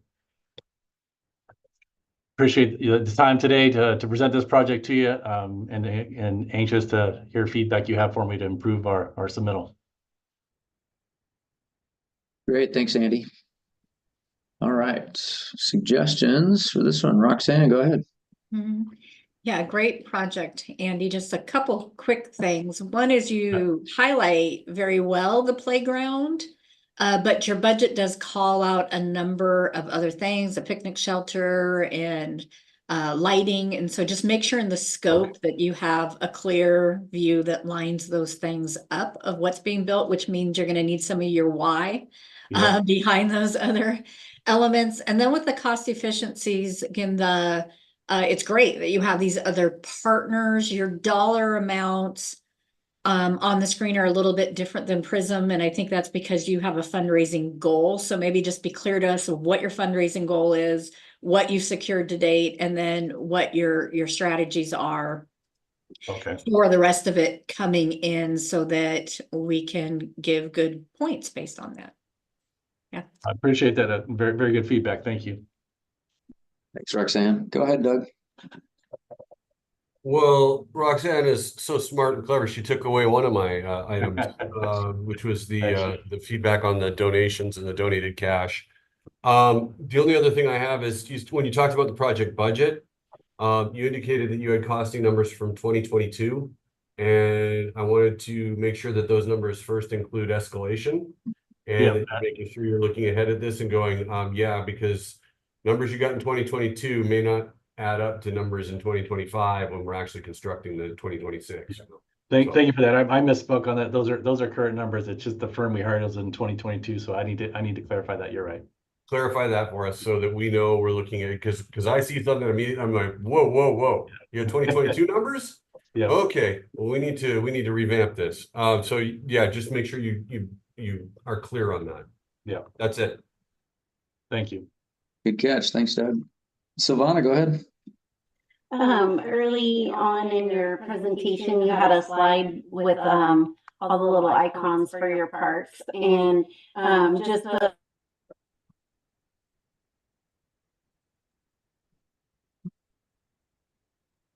sorry about that. But we can't see your cursor. And so, yeah, that slide right there. And so when you were talking about the nearby park, I was assuming it was the one just to the north of it, but you might want to highlight or use some other technique, to describe, because sometimes we see the cursor, sometimes we don't. And then I thought it was neat that one of your partners, or one of your supporters is the Disability Network.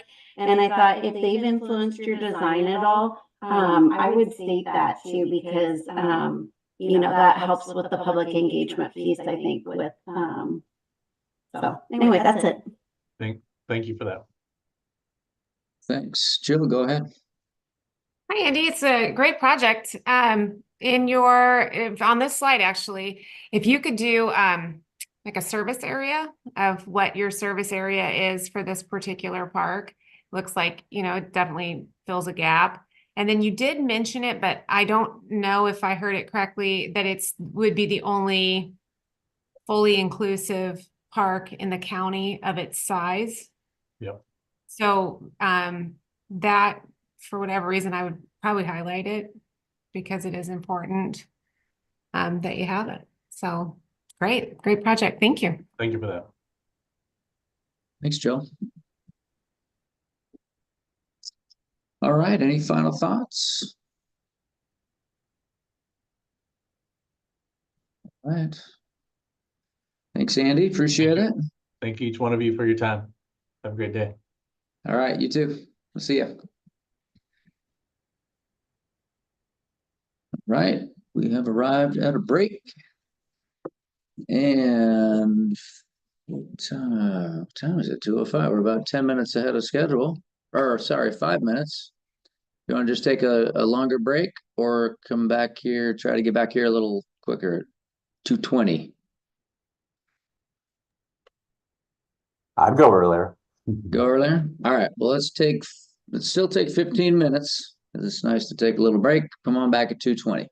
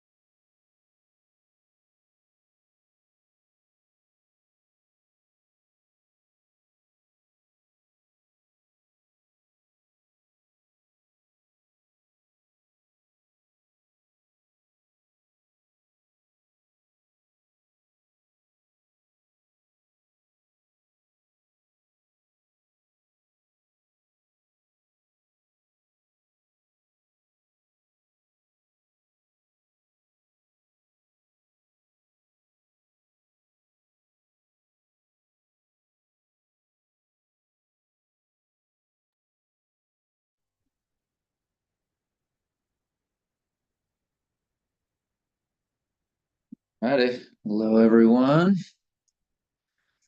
Medical Lake is up next. Looks like Sunny is here representing your project.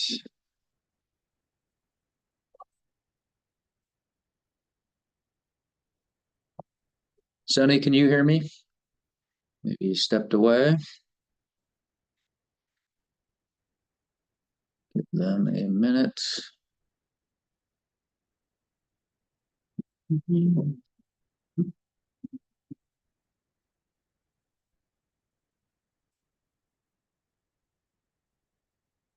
You turn that off. Hey, there you are. Hey, Sonny. Sorry, I was my screen had minimized and I couldn't find it. But Well, that's a new one. That hasn't happened to me yet. Hopefully it won't. Good afternoon, all. Purchasing Waterfront Park. This must be an acquisition. Yes. Sounds like. I haven't had too many of those yet. So here, let me pull this up. There we go. Can you see that okay? I can. Great. I'm going to hand you remote control. I can find you on the list. There you are. All right, go ahead and click on the screen. You should be able to take over now. All right. Great. All right. Well, whenever you're ready, go ahead. You got 12 minutes.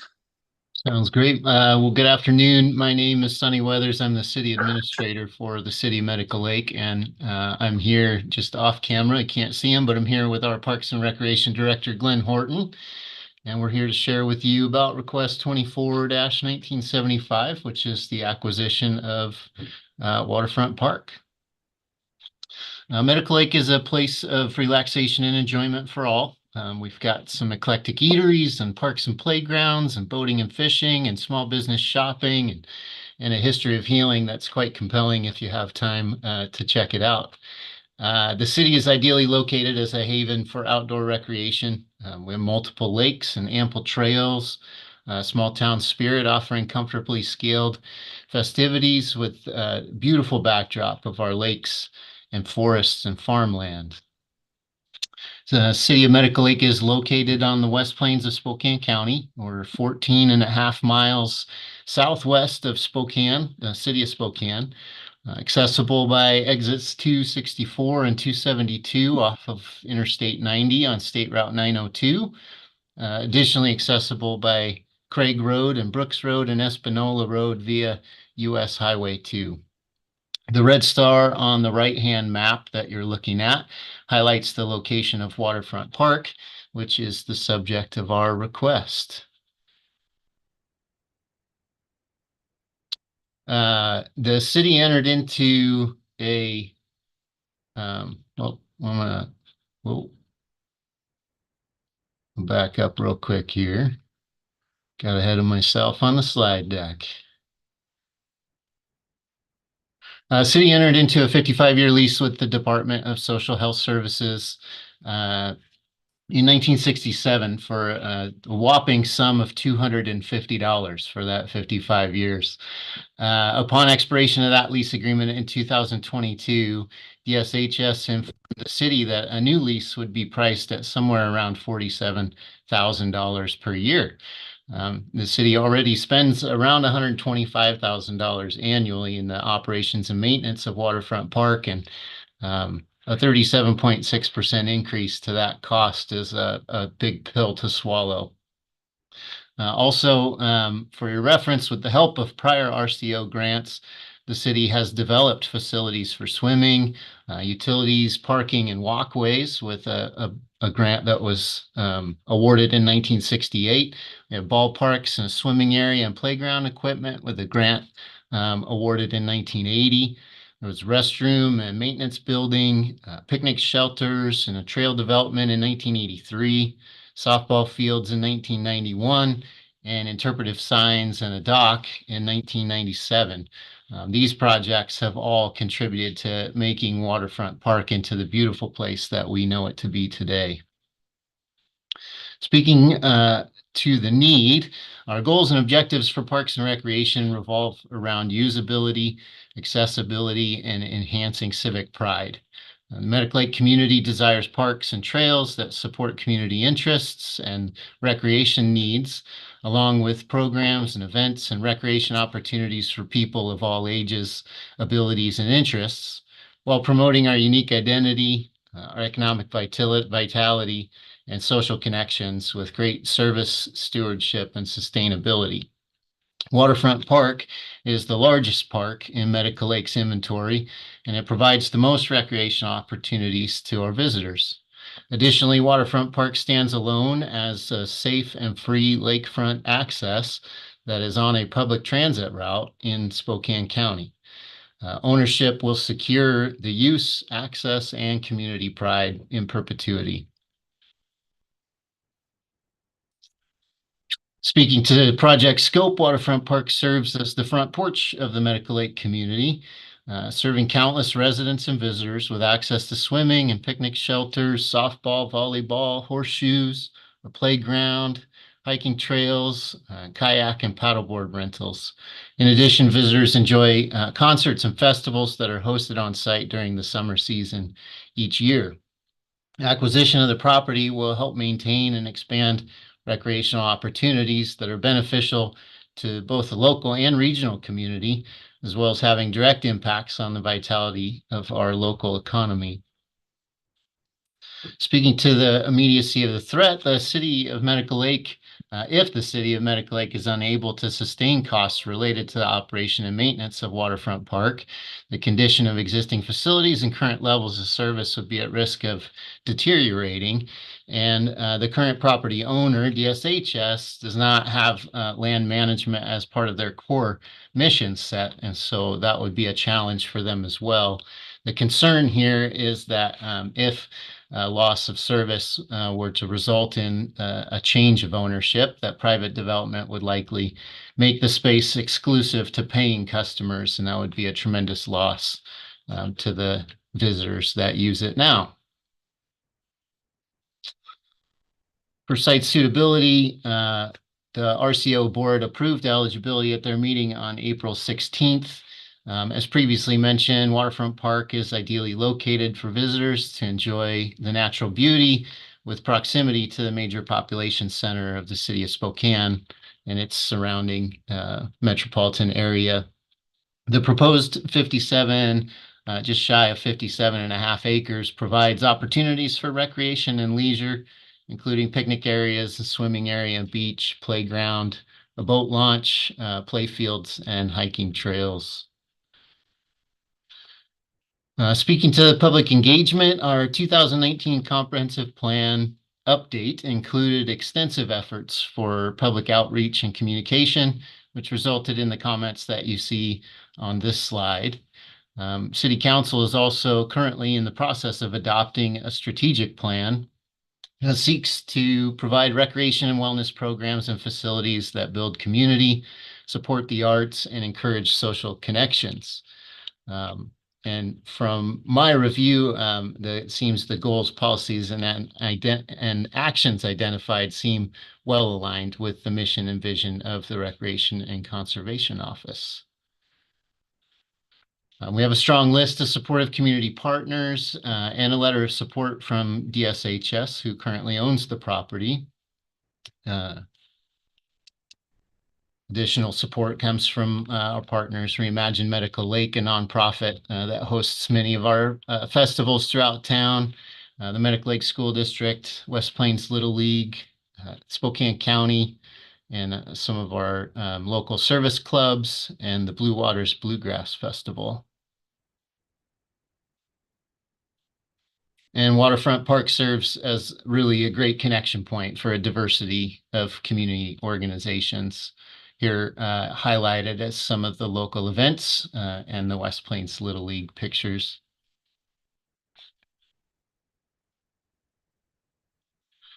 So addressing cost efficiencies, City Medical Lake will be seeking legislative appropriation to assist in providing the local match. A successful outcome will lead to the protection of existing uses previously funded by RCO grants, and our desire with this request is really to move into ownership and mitigate the increased lease rates that would be in addition to our normal operation and maintenance costs and annually funded. And with that, happy to address any questions or comments or concerns you may have. Great, thank you, Sonny. Appreciate that. All right, thoughts on this project? Genevieve, go ahead. Yeah, I just wanted to say it sounds like a great project. Your script, your narrative was really compelling, and I just wanted the visuals to match some of the talking points. So if you have some additional images that maybe you could highlight as you go through your presentation, I think that would help us follow along and would make it that much more powerful. Great, thank you. Thanks. Jill, go ahead, and then Chaz. Yeah, when you were doing your introduction, you were mentioning the existing development and the history, and it might be helpful to show pictures. I know you mentioned an element like a dock and other things in your verbal presentation, but seeing those in the built environment is always helpful. And then on slide number 7, I was unclear on what the red area is. Is this the parcel that you would be purchasing?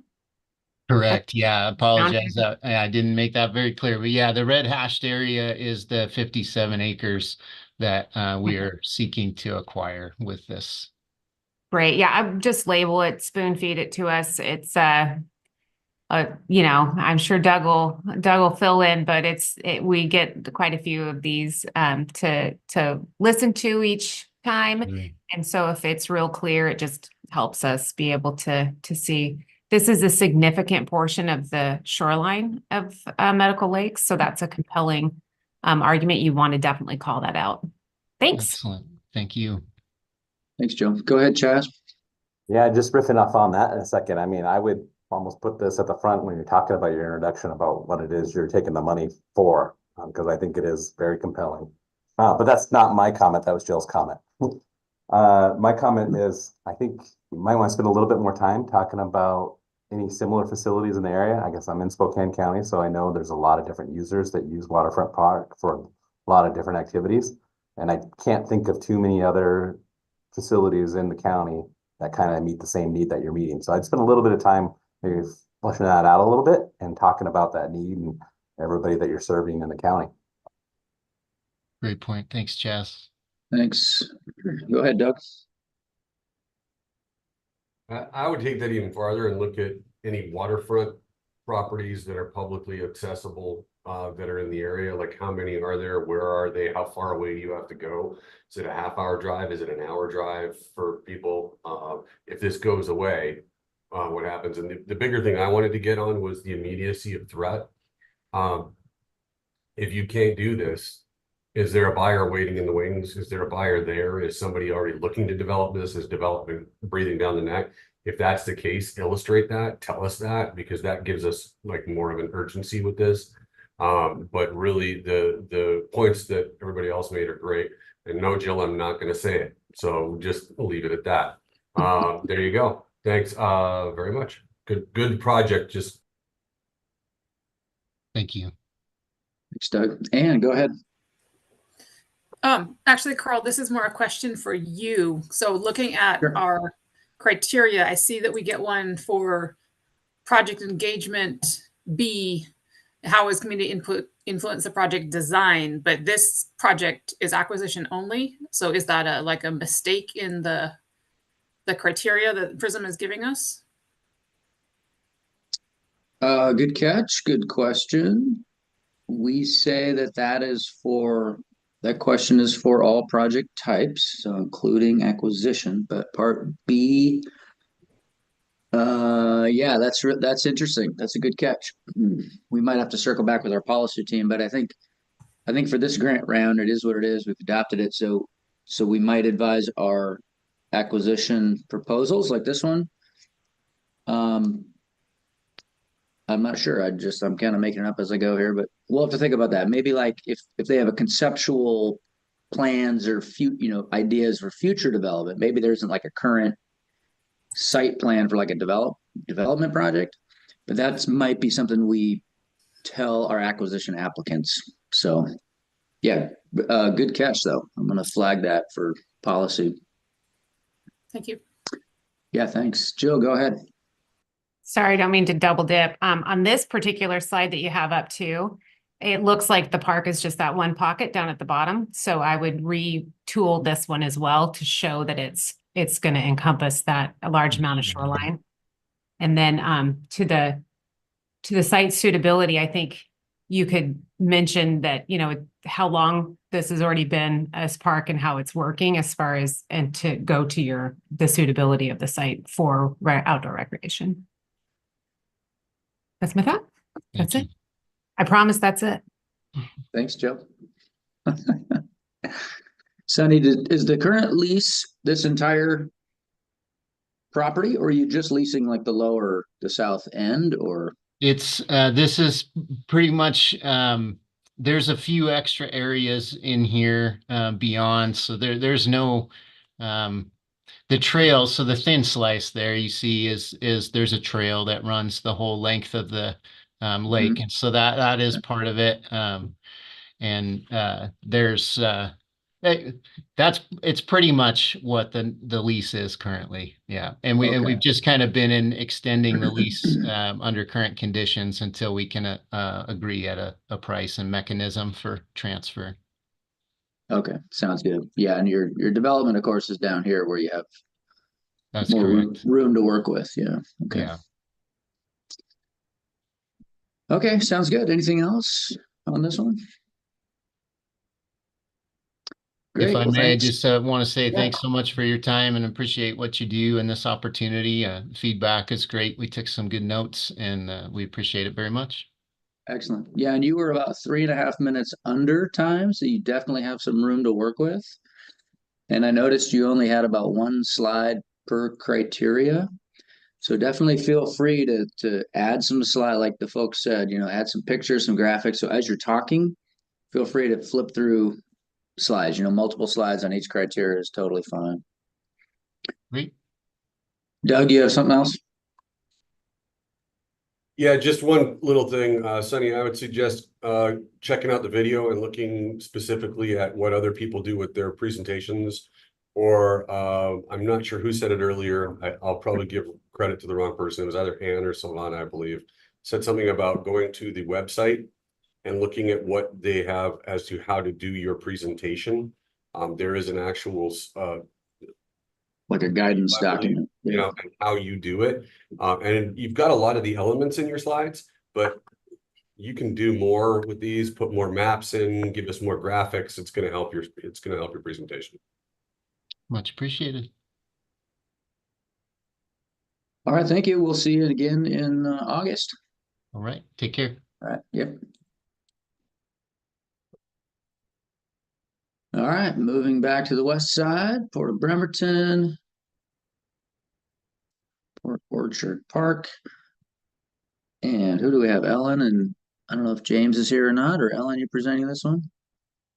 I am here, Carl, and oh, there you are. I'll Hey, be James. presenting. Welcome. You're going to present this one. Great. Nice Yes. to see you. All right. I'm going to hand you control. There you are. Go ahead and click on the slide. You should be able to take that over now. Looks like you're moving the mouse. Yep. Okay. Cool. Well, go right ahead. You got 12 minutes. All right. Thank you. I appreciate RCO staff and the review committee. My name is James Weaver. I'm the Marine Facilities Director for the Port of Bremerton, and our project is Port Orchard Waterfront Park, our ADA renovation of that park. We also have Ellen Adair, who's our project manager and contract manager for the Port of Bremerton. Oh, hello. Thank there you. we go. So our project is located in the city of Port Orchard, on the edge of Sinclair Inlet, which is an arm of Puget Sound, saltwater arm, and directly across the water from Seattle and directly across the water from the Bremerton shipyard. The city of Port Orchard has been one of the fastest growing cities in all of Western Washington and is about 14,000 people, but growing quickly as it becomes a bedroom community with expansion from Gig Harbor and our fast ferries, which are growing daily with travel to Seattle. This project is our busy waterfront playground. And our waterfront park, which was constructed in 2013, is on the edge of a busy pedestrian path trail traveling the waterfront of Port Orchard and stopping in many of the stops the historic Mosquito Fleet ferries stopped at, including Annapolis, Port Orchard, and around Puget Sound. This is a very active site with concerts, events, our waterfront playground, a pavilion area, and our local gazebo. And it's the center of our community.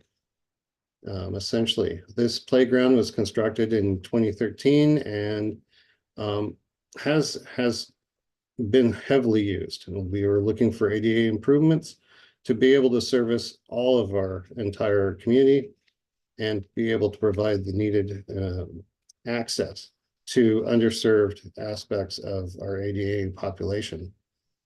The city of Port Orchard also had been identified as a community in need with a persistent poverty designation for this census tract and historic environmental impacts from pollutants within the local shipyards and industrial activities that have occurred historically since 1910. We're looking every day to increase the ability to serve the community and improve the conditions in this area. This project helps us accomplish that.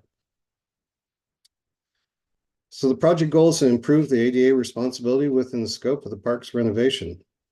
The recreational opportunities here is the children's playground, the water access trails, the outdoor concerts and events, wildlife viewing, our walking and biking trails next door, and the picnics and gatherings with a public service of restrooms in this facility, one of the few on the waterfront and a few in downtown. Under need, in 2022, Port Orchard conducted a Parks and Recreation survey and plan, identifying the outdoor facilities that have increased or were needed, and the highest priority was given to the outdoor playgrounds and play areas, with the highest use identified with the weight of Waterfront Park. It is an incredibly popular park.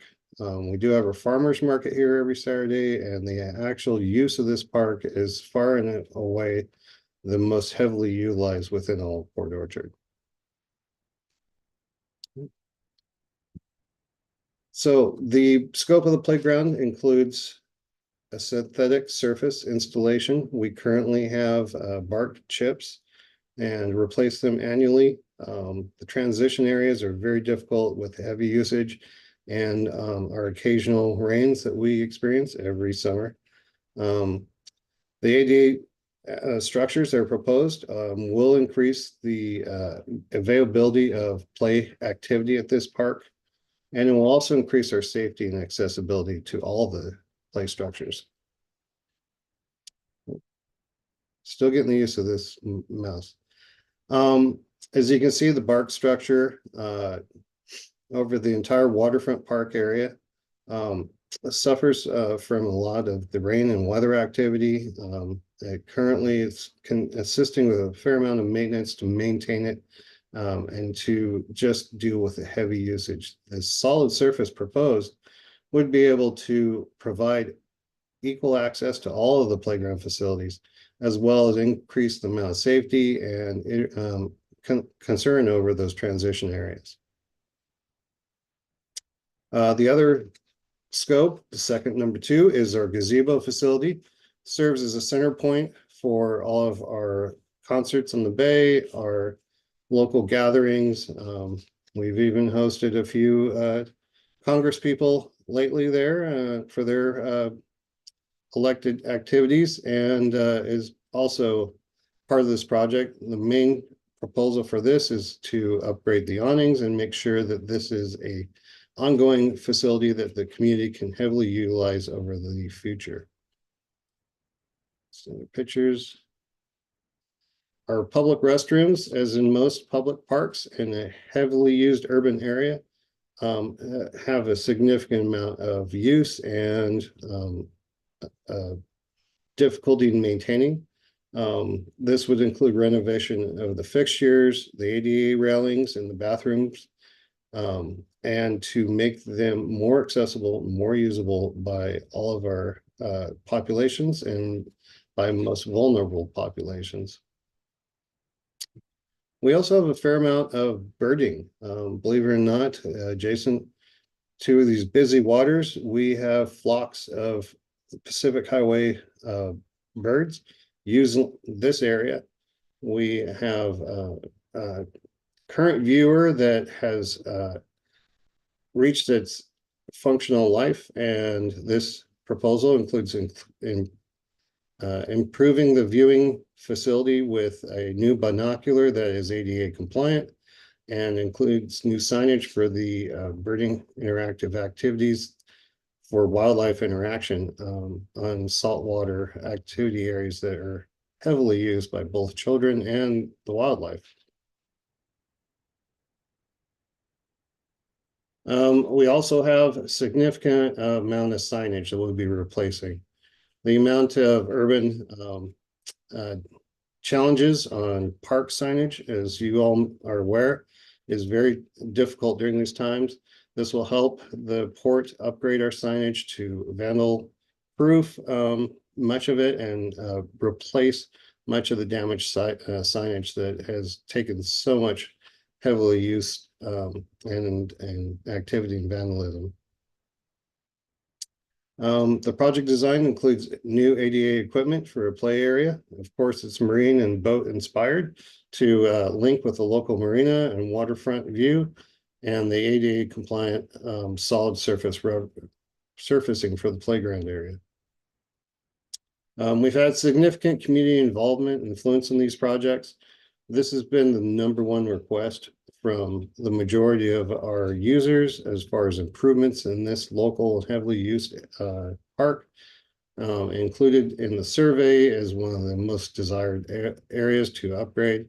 And so with our usage and high visibility, high use, is obviously rated very high in our priority list to include in this grant application. Our activity volumes for the next 20 years were identified as part of that parks plan. And with activities of walking, interaction with playgrounds, social events, all rating extremely high as we grow over the years, the demand on this facility will only grow over time. And the reports that we've submitted provide that foundation and documentation for that. So for cost efficiencies, this is very cost effective in that the port will be conducting all of the minor public works bidding and procurement. They'd be immediately ready to utilize all of the port resources to move forward on this project with the intent to conduct the repairs and the upgrades in 2025 and have the entire facility complete within the single annual year for using the facility. All of these costs were identified this year and identified with the current estimates, being consistent with our expectations for the construction period and for our bids. We're confident these numbers would be sufficient and current to be able to accommodate the complete project without change. The other aspect is that the port is contributing more than half of this as out of port funds out of our 2025 capital budget. and we'll be ready to move forward as soon as identified as a grant recipient. We have a fair amount of support from our local agencies and committees, our improvement groups, and from the city itself. We work hand in hand on our valuable waterfront, and the letters of support we've received from the Seroptimists organization, from the city of Port Orchard, and other organizations that support and benefit from this park. It's substantial. When we are, as the port, we take a great responsibility in providing a quality recreation facility for not just port users, not just for tenants, but the entire community of South Kitsap. And this is a key aspect of that commitment to our community. Oops. So the overall Marina Future Plan, currently the city of Port Orchard is undergoing an entire waterfront redevelopment plan. It includes a new library, a new community center, a new public plaza for the farmers market. It includes redevelopment, a cleanup of brownfield sites, and a new pump station for the entirety of the marina or the city sewer system. All this is going on within a half-mile radius from this facility. And the upgrade of this facility will tie in perfectly with the downtown and economic improvements that are proposed for this small community that is such a vital service area for both Seattle and for our naval facilities across the bay. This project is identified as one of our key aspects for the Port of Bremerton's activities, and we look forward to partnership with RCO to be able to move forward on this project.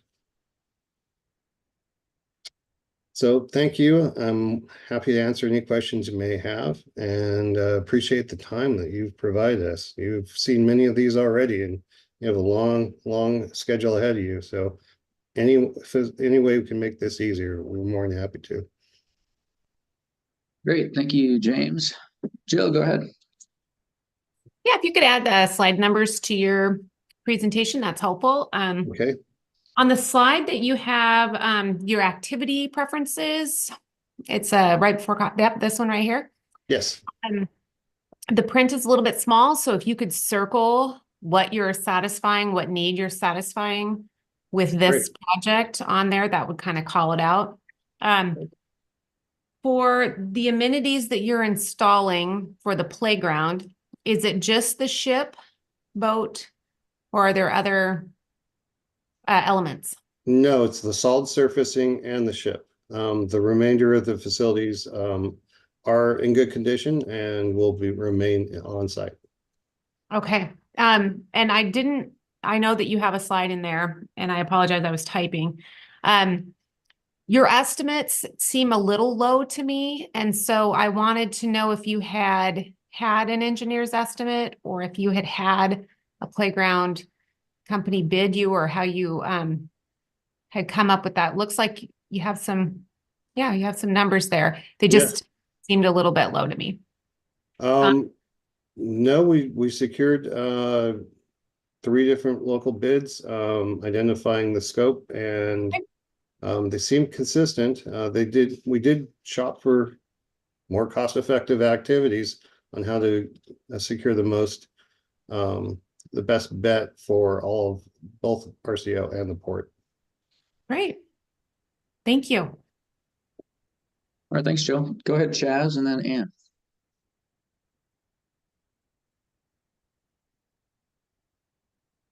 Oh, you're on mute, Chaz. Thank you. Yeah. I may have missed it. Did you have a slide or two on sustainability? Maybe I was typing and I missed it. I guess if you don't have one, I would make sure that you at least address it somewhere. We did not have an actual slide on sustainability, but we have significant discussion of sustainability in our application. That is a slide that we can include. Yeah, you definitely want to do that so we can give you some points for it. Got it. Catch, Chaz. Thanks. Go ahead, Ann. Something that you can do that would make it easier for the committee is to make sure that you're following the order in the manual. Mostly you did, but then toward the end it kind of jumped around a little bit. And so that makes it hard on us to try to give you all the points you deserve if we're trying to figure out where they go. So just make sure you're looking at the manual and going, step by step by step for us. That's all. Thanks. I appreciate that. Thanks, Ann. This is Ellen. If I may jump in on a question, back to sustainability.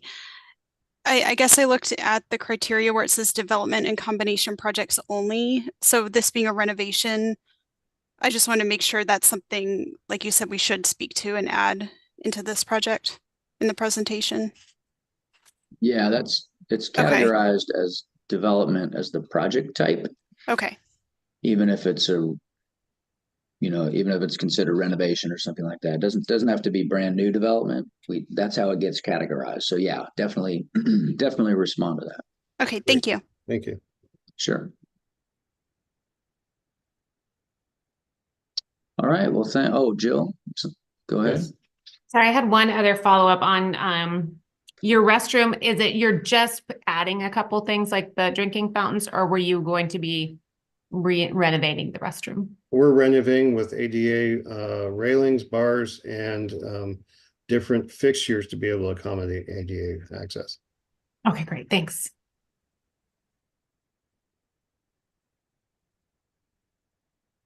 All right. Well, thanks to both of you for joining us. You'll get some written comments as well in the next couple of weeks when we return your application to you. Great. Thank you so much for the opportunity. We appreciate your time. Okay, absolutely. See you later. Thanks.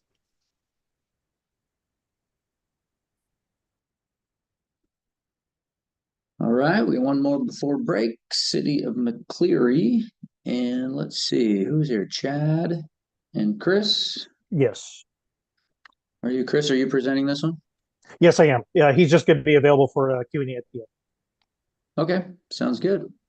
Can you see your PowerPoint okay? Yes, I can. Thank you. All righty, I'm going to give you control so you can advance your slides. Chris Miller, there you are. All right, go ahead and click on the screen. You should be able to take over. All right. Perfect. Okay. We'll go right ahead. You got 12 minutes. All right. Well, thank you. I'm Chris Miller. I'm the mayor for the city of McCleary. As you can see, this first thing, I just took a quick couple snapshots of the area. It's just a 3/4 acre piece of property that we already own. If you're not familiar with where McCleary is, we're literally just inside that little pocket where you can see in the red, right next to Mason and Thurston County.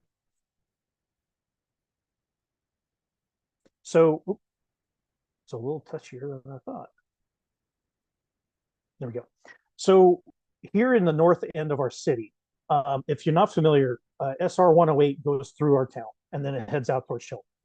The problem we have is the highway doesn't have any sidewalks or any accessible paths. So with all these developments that have gone on up in this area, and it's inside the city and in the county, there just isn't the accessibility. So if you're a family that has one of those, you're like single family car, and if one is gone with the vehicle and you're at home, maybe with your kids, there's nothing to go to. So what we're trying to do is take some of our property that only has a lift station on it currently right now and develop a small park system with playground equipment and stuff like that to help out.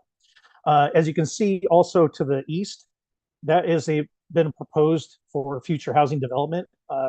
We kind of lightly inside, we call it Summit Phase 3 because there's already been 2 phases of development. And they're potentially going to have up to 162 houses, but the details have been changing. Outside of the scope, outside the city, which have include the airfield is just the north of us, and we have a little smaller pockets of development, but those seem to be growing as the pressure of development is definitely coming to McCleary from all sides. So going into our scope, this was just a tentative design of what it could look like. There won't necessarily be back to back quite like this. Obviously, this is just more the sketch. But what we're trying to show is we're putting two together, 2 different playground sets. One's going to be age 2 to 5. The other one's going to be age 5 to 12. So we want to ensure that playground equipment is ADA accessible. We want to develop a restroom in that area that would also be ADA accessible. Because there's nothing on this property right now, we would just want to have a small shade structure that, in case the hot summers, parking, because we anticipate there's going to be people coming from outside the area, whether it's in the county or maybe in the center part of the town. So that way, if we have different equipment at different parks, we have multi-use, people are enjoying different aspects and getting around the city a little bit. And then adding amenities where we can have ADA accessible picnic tables, adding benches, a little bit of landscaping to kind of spruce it up. So here is our layout. And this is just kind of a tentative sketch. We're still working on some of the details. But as you can see, we have at the north part of this picture, there's a creek, kind of like a ditch creek that goes across there. So we still have a little bit of property that goes on the north end. Part of that we're going to use for our staging area, but we're not developing that anytime soon. We're keeping everything south of that. So on the bottom part, we're going to have our parking. We want to at least have one, if not two, of the 7 spots for ADA accessibility parking. We have the 2 different playground structures, one for 2 to 5, one for 5 to 12. That's a mix of different equipment, some of them ADA accessible. The blue would be where the restroom would be, also available right there in the center, and then obviously the shade structure. And then sprinkled throughout is the landscaping and benches and tables. The yellow fencing, we were looking at a couple different options. I was initially looking at more of like a cable barrier, so it's still open, more so than a chain link fence would be, but it's still secured enough to prevent cars, running through. We still have a safety feature.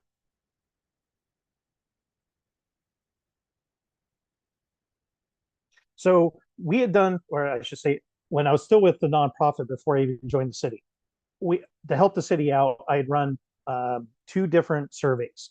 As you can see, the numbers. One of the things that was on here is the pocket parks.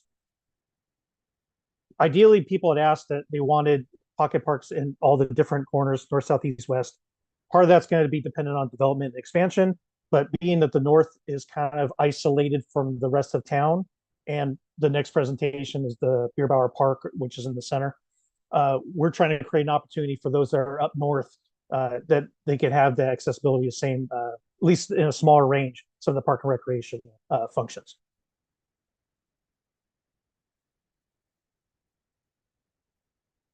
So here's the layout where we have the North Summit property. That is something different that we're also exploring, because there's going to be additional development in the, so North Summit is actually the road, not this project. I just want to point that out. Bierbauer in the center. You got the McCleary School, which we're working with them on some ideas. You got the cemetery and community center. We have an open spot over there, so potentially developing a park to the west. But everything, as you can see, is located towards the center of town, and the upper stretch, because of the highway and the dissection, there is nothing up there accessibility. There's no safe route for them to walk or bike. And if you don't have a vehicle, then you're just kind of you kind of stuck up in that area. And so part of this project is not only benefiting the developments there, but like I said, out in the county, so where we can draw people in, other can come in from around, and still a safe walking distance from the outside community. So our hospital, and part of our hospital district, they had done a survey and some extensive research, and Grays Harbor tends to be one of the unhealthiest counties in the entire state. We also have one of the highest mortality rates compared to the other counties. They said that on average, our age is like 3 years less than the average person throughout the rest of the state. And it's because we don't have as much recreational opportunities or physical activity type of things going on. And so it's important that we try to develop more, even in small ways, to provide these opportunities, to get people out engaged, get them more involved, get them physically active, and especially our kids.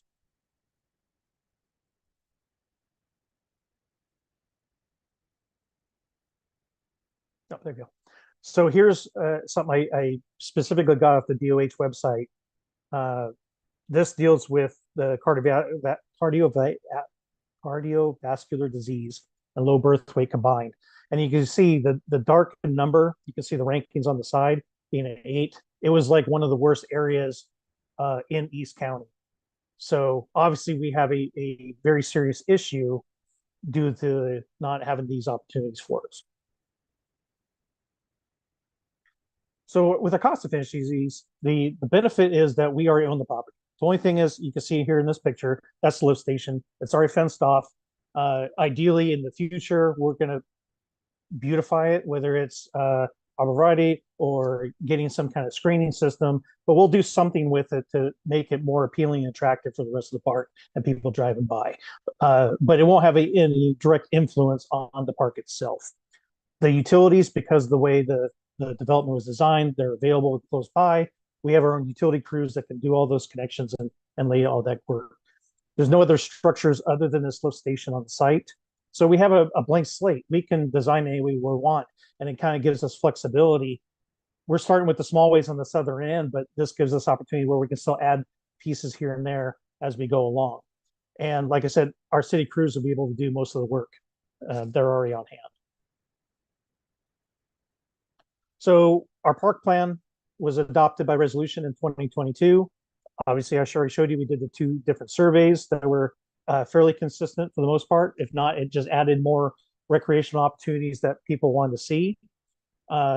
Summit Pacific Medical Centers, our hospital, has been very involved in helping us move things along. They have a clinic that are inside our town, right across from City Hall.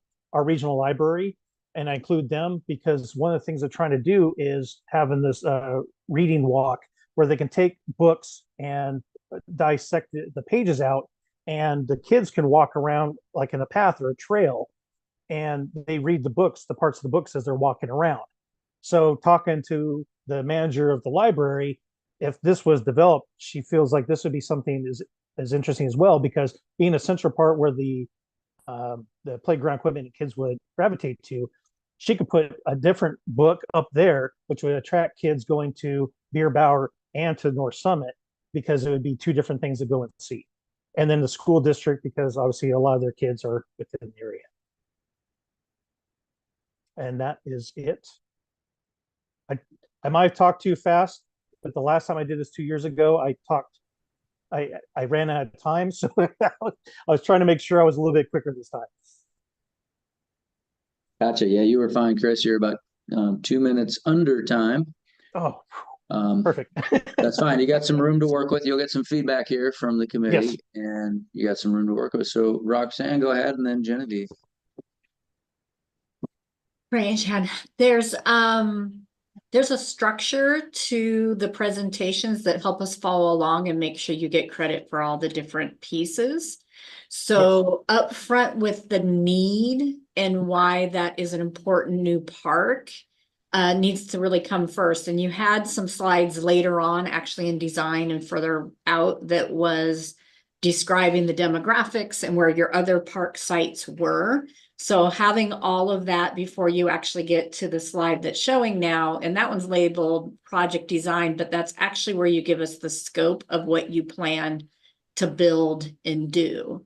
So you want to make sure all the need is well established before you tell us what you want to build, and then a more detail in the design section about what that might look like and the size and scale of how it's going to actually meet the needs overall. You didn't have a slide that went to the cost of the project. I know it's in Prism, but during design, we need to see the overall cost for all of it. And okay, you talked about efficiencies at the end with your in-kind, but you also list in Prism a private grant. So we definitely want to know about outside funding that makes it possible. So a lot of your good needs stuff was mixed in with your project engagement, and you'll really want to look at that section because it breaks out your methods of engagement for the public to tell you what they want and for you to show that you're giving them what they want, and how the partnerships work. And I didn't see anything on sustainability either. So just make sure you go thoroughly through that criteria. I heard you just talking to the was it Port of Bremerton for me? Because when I looked at the checklist, I interpreted it the same way, that it was tied in. If it was tied in with acquisition, which wasn't us, then it didn't apply. So I had that side template but I took them out because I didn't think it applied to this.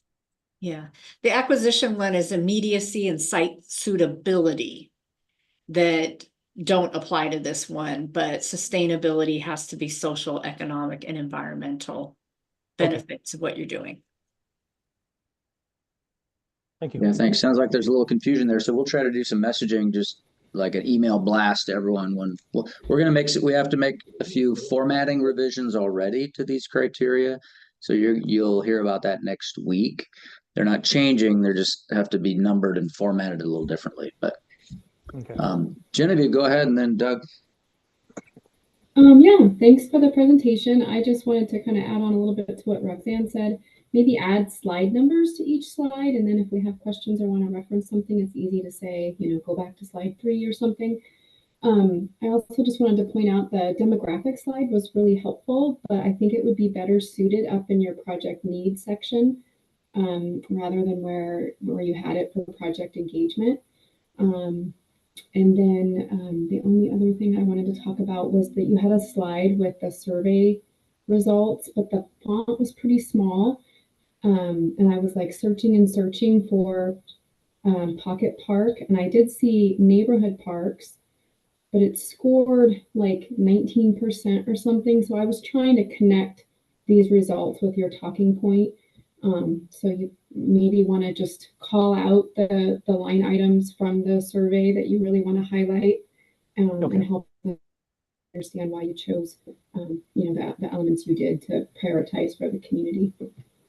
Thanks. Okay.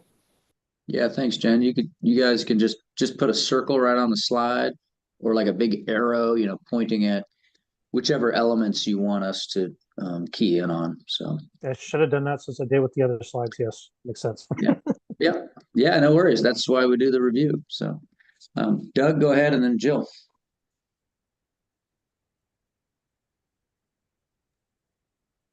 Good afternoon, gentlemen. I think this is a great project. I think you guys absolutely need this. The points I'm going to make are going to go along the lines with what Roxanne was saying.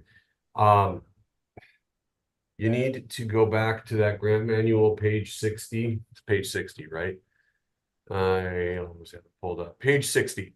And the way to look at this, and it is confusing, and Carl will send an update out, but any of the criteria that is scored by the advisory committee, that's us, we're the advisory committee, that says either all project types, development projects, that's what you guys are doing. You are a development project, which means you're not buying land, you're developing something on the land, okay? Correct. Your items 1 through 8, which means you don't have to do item 3, you don't have to do item 4. Everything else you should have a category for, you should do it in order. And then my recommendation to you is to look at the number of points available for a development project in each one of those and allocate your time accordingly. Project need is 25 points. That's the biggest chunk of points you can get. So you should be spending that proportionate amount of time on need. Tell us why you need this. Tell us why it's important. The other suggestion I would give to you, you seem to be a smaller community, so you probably don't have a lot of the resources that a Seattle or a Tacoma would have to have planners do this for you. Look at what the larger communities like Seattle, Tacoma, Everett do in their presentations. What do they include? What do they put in? How can you do something similar? You may not have access to all the resources they have, but you can certainly steal their ideas. They've done this before. They know how to do it. They got people that are professionals in it. Steal from them. There's a video recording of all of this that's going up on YouTube, so you should be able to see it there. Go through and watch a few of those presentations and see how they lay things out. That's it. Okay. Thank you. Thanks, Doug. Good advice. Jill, go ahead. Hi there. It's a good project. I would, do you have any adopted plans, like a parks, recreation open space plan or a comprehensive plan? Yeah, we have our park and rec comp plan. That was the 2022 that we Okay. adopted. Yeah, if you could, under project need, tie back how this satisfies the goals or policies within your plan, I think you have a lot of information in your presentation that could just be restructured and put into different categories, such as like the park survey. Put that in, public need, because that shows, how you're satisfying those needs. And then, I had a note here, public engagement. We also want to know how the public kind of informed this plan. So did you do outreach into the community? I think, like I said, yeah, the survey there, and I know that was commented on previously, but maybe just thinking about that, how, did the community come forward and say, we want this type of, playground equipment, something along those lines is helpful for us to be able to review. Okay, so you want me to explain more in detail, like, because we use SurveyMonkey. We had, for those who didn't have online accessibility, we had printouts that we left at the library and City Hall and other locations. So then we just combined it all together at the end.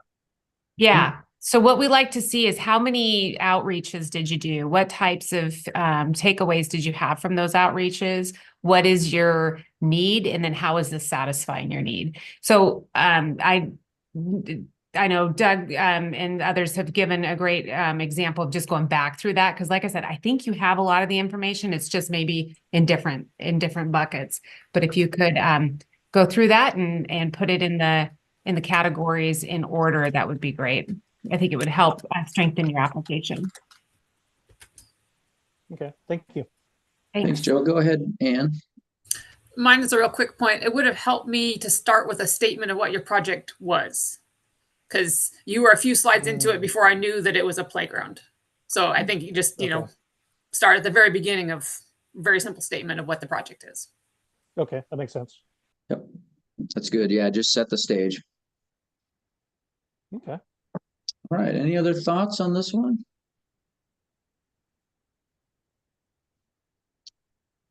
All right. Well, you guys have the next presentation as well. We did have a break scheduled, but folks need to take 5-10 minutes, or you want to just do the next one right away and then take a break? Preference? I'm fine with doing the next one now. Me too. Mm-hmm. Okay. To the presenters. Let's do that, and then we'll do a break after Beer Barrel Park. So let me pull that one up. Chris, are you going to present this one as well? Yes, I am. All righty. Get you. Now I really got to make sure I stay on my under the 12 minutes. So because this one's actually a lot more complicated because we're trying to do a little bit of everything. So okay, gotcha. All right. Well, here I'll give you control again, and go ahead. You should be able to advance your slides. All right. So I guess before we get started, obviously you know who I am. Beer Barrel Park is in, and I'll show you a map. It's in the center of town. It's right across from City Hall. Our annual beer festival that we have every second weekend in July is always here. There's playgrounds. There's a couple of courts.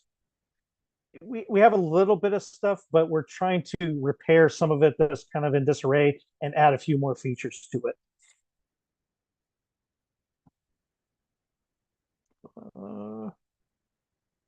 Click. There we go. So you already know where we are. So here it is. You can see the. Are you able to see my arrow moving? Not consistently. Okay. Sometimes we can. So yeah, it's not perfect. So. Okay, so just to give you context, that the yellow section is where the Beer Power Park is. If you're familiar with the Simpson Door plant, that's that big development. The white buildings to the left. Our city hall, our public works, and everything is literally right to the south, touching. It touches the Beer Power Park. And then I put over to the right. There's actually 3 parcels. I just put an arrow to one of them. It stretches over towards the east boundary of the county. Future development. We're not sure because it keeps changing, so we don't know if it's going to be single, multifamily, a little bit of both. But just so you're aware that more development around the park is happening. Just to the north of the park is also a Rainbow Park apartment. So we have multifamily housing that touches right next to it. 1 parcel, 7 acres, city owned. Yep, covered everything. So we'll have the same order. Here's the view from where the playground is, facing towards where the city hall. You can kind of see a little bit of it behind the train display. So here's an aerial view of most of our park. So we're doing quite a few things in this playground expansion. And the challenge we have is we were evaluating a couple of pieces of our playground equipment that need to be replaced. It wasn't in good condition. I mean, there was 3 pieces that was in really, really poor condition. And then we had enough space. We want to add a couple of things. We also found out that our swing set is too close to the other structure, and it needs to be extended away 20 feet. So we need to expand our playground to another 20 feet. We also want to resurface it with rubber tile to make it safer, longer lasting, and a little more aesthetic at the same time. Our pickleball and basketball court resurfacing, same thing, rubber as tile. It's going to be permanent. It's not meant to be a temporary structure for that surfacing. But the asphalt has a lot of issues, the system we have now. And so we're just trying to work that out. The company, we give them the dimensions of what the court is. They can size to the dimensions of the court marking. So it's that way they're not stretched out too much or offset. They'll be dynamically set.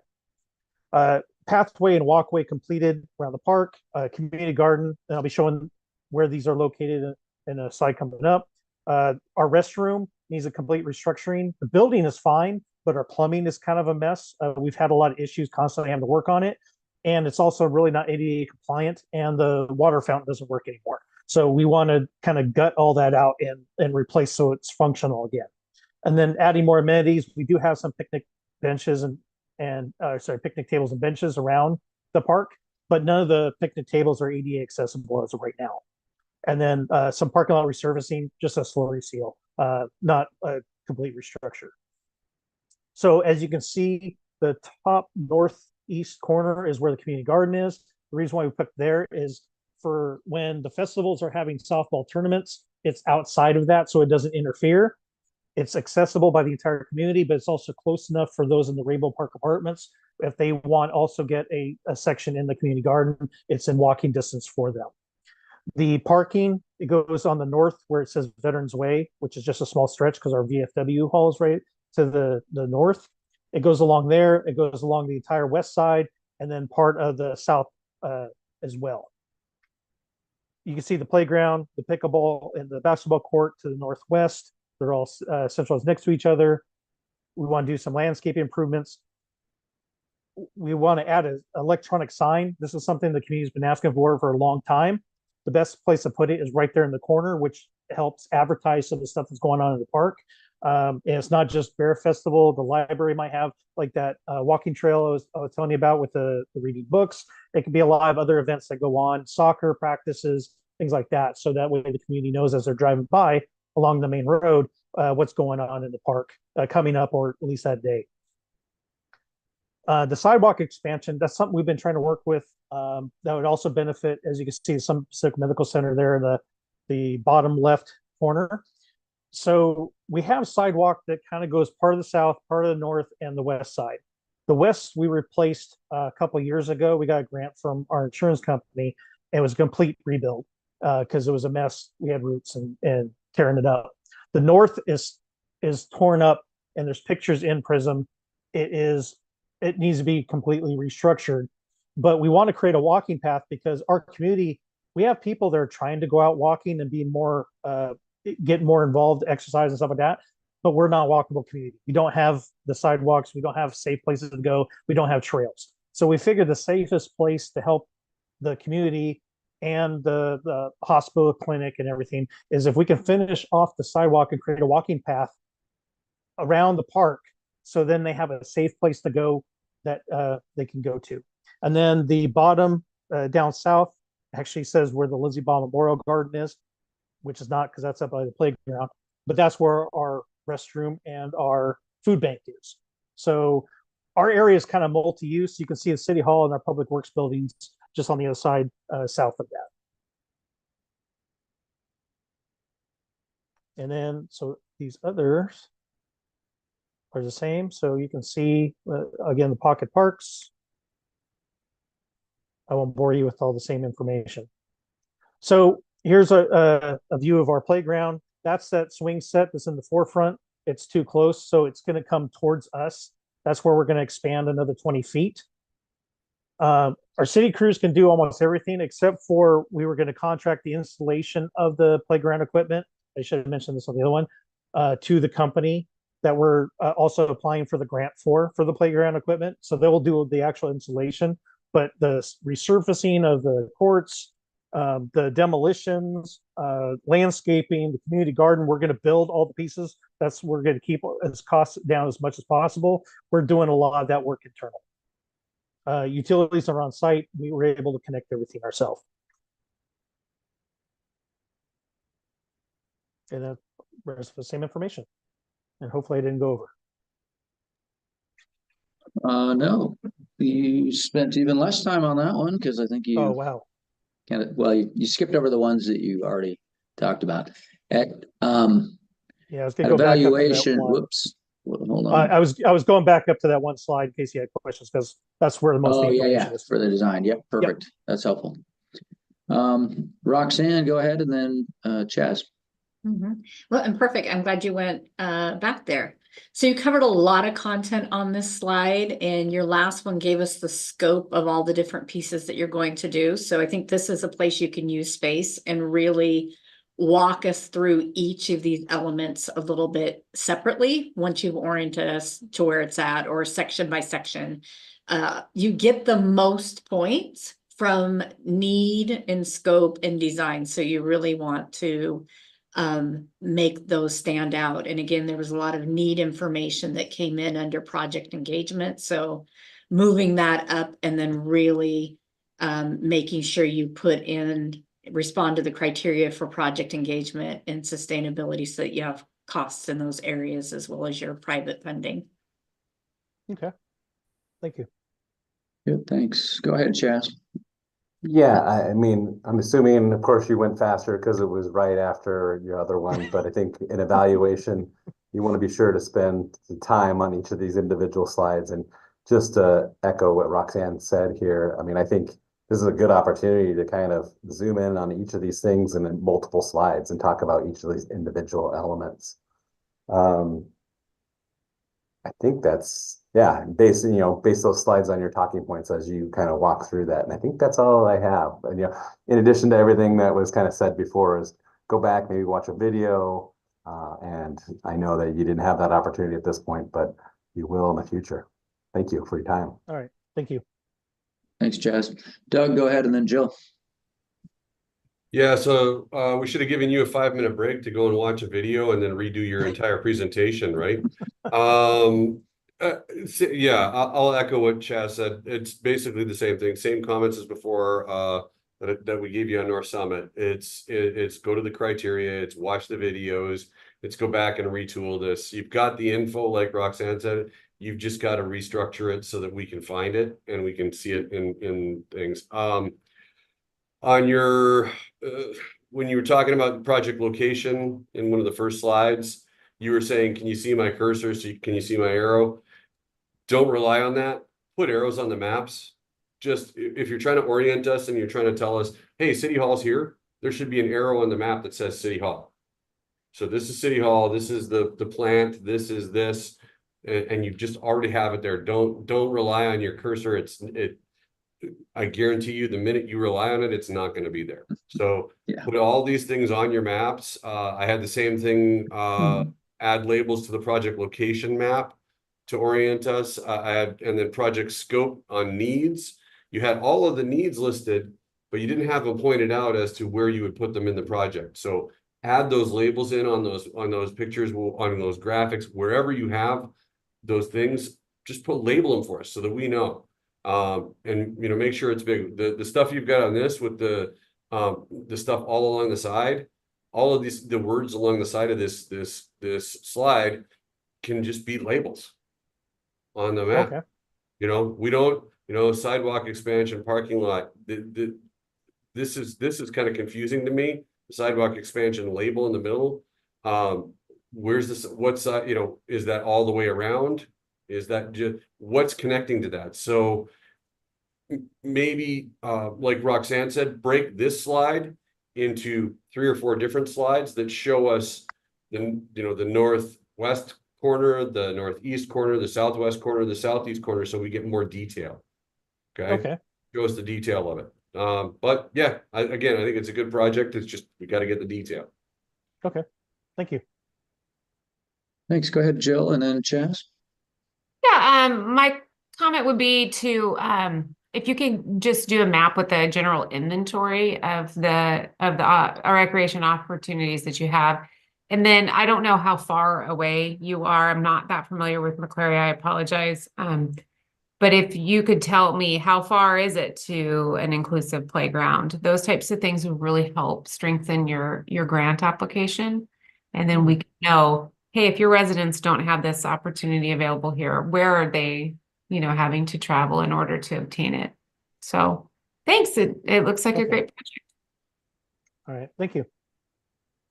I just wanted to add on real briefly, and don't use animation, I guess, as well. There's usually this weird delay. So make sure if you're pointing and moving slide to slide and you're repeating, it's static imagery, because I've noticed in previous, presentations, the animation never really comes through the way you want it to come through on our end. Yeah. That's good advice. And then sometimes it's hard, like backing up to get to a slide. You go through all the animations in reverse. So okay. That's good. Chris, you also mentioned something about photos available in Prism. Go ahead and get those into your PowerPoint, because the advisory committee here does not have easy access to all of your project attachments. It's just a little too overwhelming. So get those right in your PowerPoint. That's can be really helpful, and you can flip through those slides as you're talking to kind of take us to your site, tell the story of what's going on and why you need to do what you're proposing. Okay. Yeah, that makes sense. Yeah. Doug, you got something else? Okay, I'm gonna say it. Spoon feed us. Spoon feed us the information, look at it step by step, and give it to us. You got to remember that we're going to be seeing over 4 days, maybe even 5, if you get more projects. We're going to be seeing approximately 70 projects. Okay? If you don't spoon feed us the information, at a certain point, we might lose focus, especially like after lunch when we're like in nap zone. It might be very difficult for us to focus. So if you don't spoon feed it to us and give it to us exactly in the order and give it to us directly, like, here is all the neat information that you need to know about my project. This is why we need it. We're going to have a hard time finding it. Okay. Yeah. Okay. That'll help you get the maximum points for your project. And your grant manager can help you out with that, with finding examples, getting it organized and everything. But yeah, like they said, I think you have good projects, good information. It's just a matter of getting it formatted well. Anything real quick, Carl, if that's okay? Yeah. Sure. Just want to say a show of appreciation for everybody's time today. This is really informative. I've also served in your capacity as an RCO reviewer. I know how hard it is to go through dozens of applications and still stay attentive and on task. We'll do our best, but I really appreciate the feedback today. I think we struggle as a small agency to try to figure out how to compete with some of the big dogs. For sure. They're better organized and prepared and staffed. So again, thank you for the feedback. It'll try to help us structure this a little bit better for August. Yeah, great. What committee were you on, Chad? What grant program? This was for last year's new grant program for the local parks maintenance Thank grants. you. Thank you. Yeah. Oh, great. I think I did 76 applications or something along. There were a lot. Yes, that was a popular one. So thank you for helping with that. Yeah. I took it as an opportunity to try to get better at this, and I think I can help Chris get us better position, knowing and learning. So yeah, good. And Chris, did you say you were the mayor of McCleary? Yes, I am. Okay, well, appreciate you taking the time to present your projects and being here. So thank you. I appreciate your time as well. This was great. All right, good. Thank you. All right, have a good rest of your afternoon. You too. Thank you. All right, now we'll take a break. And what is it? let's just go ahead and take 20 minutes. We'll come back at 3:55. We got a couple with Lacey and then Tacoma, and then we'll be done. So see you in 20 minutes.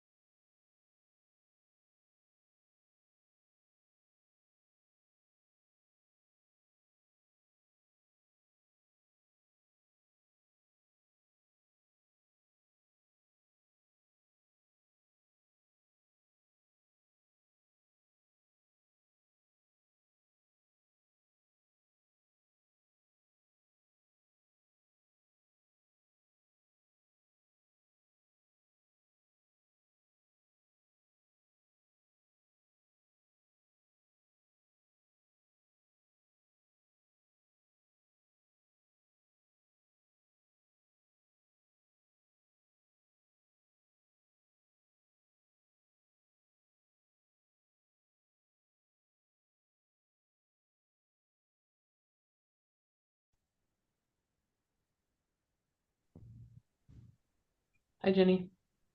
Hello. Can you hear me? Yes, can you hear me? Yes. Good. Looks like they're on break.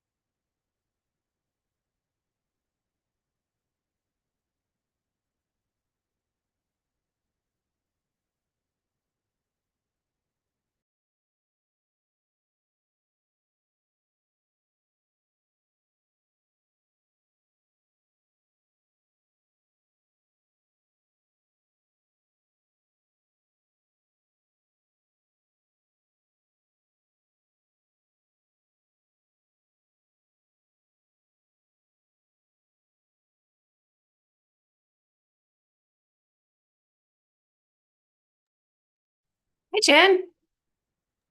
Hello. Hello.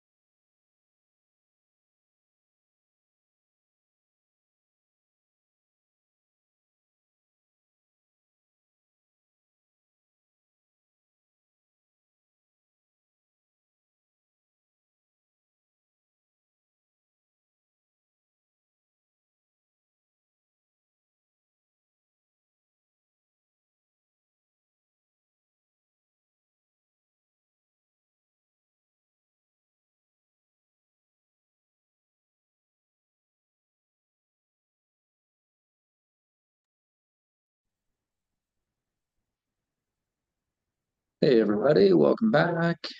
Hey, Jen. Hey, girl. Hello, Jenny, with Jenny from Lacey. Hello.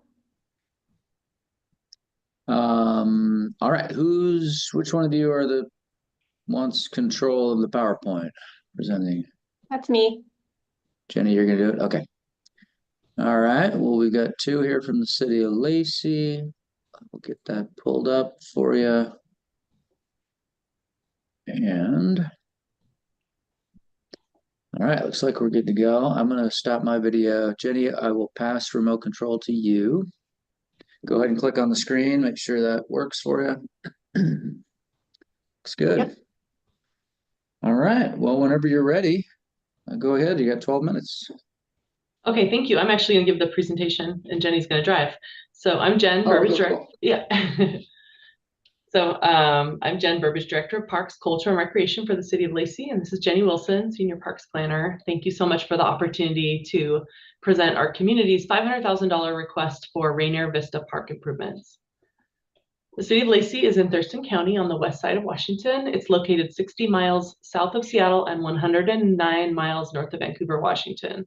We are east of Olympia and Bud Inlet and southwest of Nisqually Reach. Rainier Vista Park is located in the southwest corner of Lacey.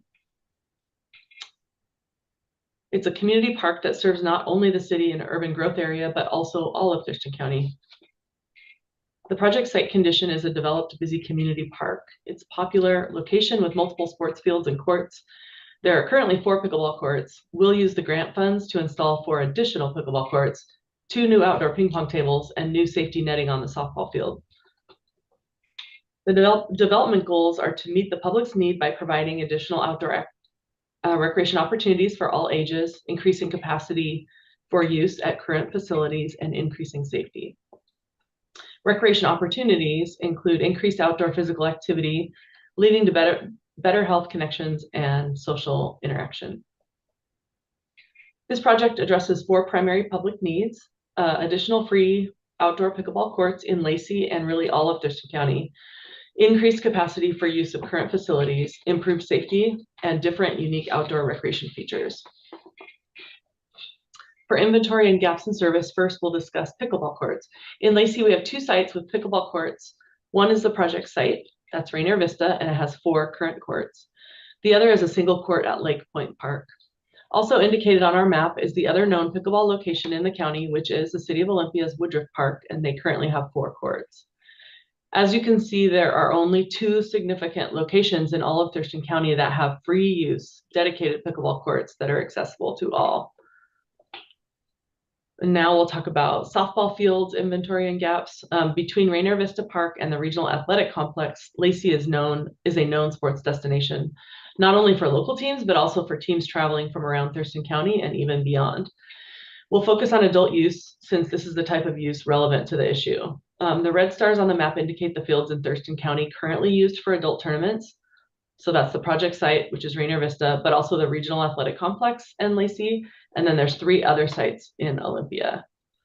Even with these fields available to the community, Lacey Parks turns away a significant amount of requests for use. We desire to increase capacity and safety at Rainier Vista Park, but aren't able to hold adult softball and pickleball tournaments at the same time due to their proximity. Safety fencing between the softball field and the pickleball courts would allow us maximum use of both amenities at the same time. And now let's talk about ping pong inventory and gaps. There are currently no outdoor ping pong tables in Thurston County. So there are clearly gaps in access opportunity and service delivery. Existing amenities in the service area do not fill the need for pickleball, softball, and ping pong. So now we'll talk about current use for pickleball. The Rainier Vista Park courts are already busy and located in the most densely populated area of Lacey. Lacey has experienced a tremendous amount of growth in the last 20 years and is now the largest city by population in Thurston County. Lacey and its UGA have a combined population of 95,000 people with a projected 18% increase over the next 20 years. The current courts regularly experience overcrowding and long wait times, especially during good weather, and we anticipate increased use and less crowding after the project is complete. Weather is also a significant factor in the fluctuation of use. Regarding softball use, a current issue with the scheduling and use of this site, as I mentioned, is when adult games get booked on the softball field adjacent to the pickleball courts, the courts must be closed, and when there are pickleball tournaments, the softball field must be closed for adult use. However, there are times the softball fields could be used for adult softball, especially during high seasonal demand for practices and games. And with the added safety net, pickleball and adult softball can run simultaneously, increasing use and capacity for both of the sports. Regarding outdoor ping pong use, there is no current use without any tables existing, so anticipated use is expected to be high based on public interest shown in this amenity, the lack of the amenity anywhere else in the county, the fact that all age groups can access it, and the continuing population growth in Lacey. Now, switching over to need identification, all 3 components of this project were identified and prioritized through the 2023 Lacey Parks Culture and Recreation Comprehensive Plan Outreach and Engagement, and are included in the Parks Capital Improvement Program. So let's look at the project scope with the existing features. Rainier Vista is a 46.4 acre community park. Existing natural features include a large open space, stormwater retention pond, and large willow trees. The existing built features are the multipurpose athletic fields, playground, picnic shelter, softball complex, and various courts on the site. It hosts the city's only skate park as well. The proposed project is to install 4 new pickleball courts adjacent to the current courts, install 2 new permanent ping pong tables, and install the safety netting on the existing softball field between the field and the pickleball courts. The addition of 4 pickleball courts will double the current number of pickleball participants at this site. The Thurston County Pickleball Association, and I'm going to refer to them as TCPA from here on out because it's a mouthful. They recorded data on site for a 7-week period and counted 8,100 participants using the 4 courts. This number will double to 16,200 people during the same 7-week period if we add the 4 courts. Regarding softball, we estimate being able to accommodate up to 4 tournaments per year at the site. And then for ping pong, we do believe the new amenity, like I said before, will attract new park users to the site, particularly since it's the only place in all of Thurston County that would have it. The project will increase outdoor physical activity, leading to better health, connections, and social interaction. So let's look at the project design. It's important to note that the new amenities are easily accessible from the parking lot. The design is modern, engaging, accessible, and provides increased safety at the park. Here you can see the concept plan with the 3 project components included.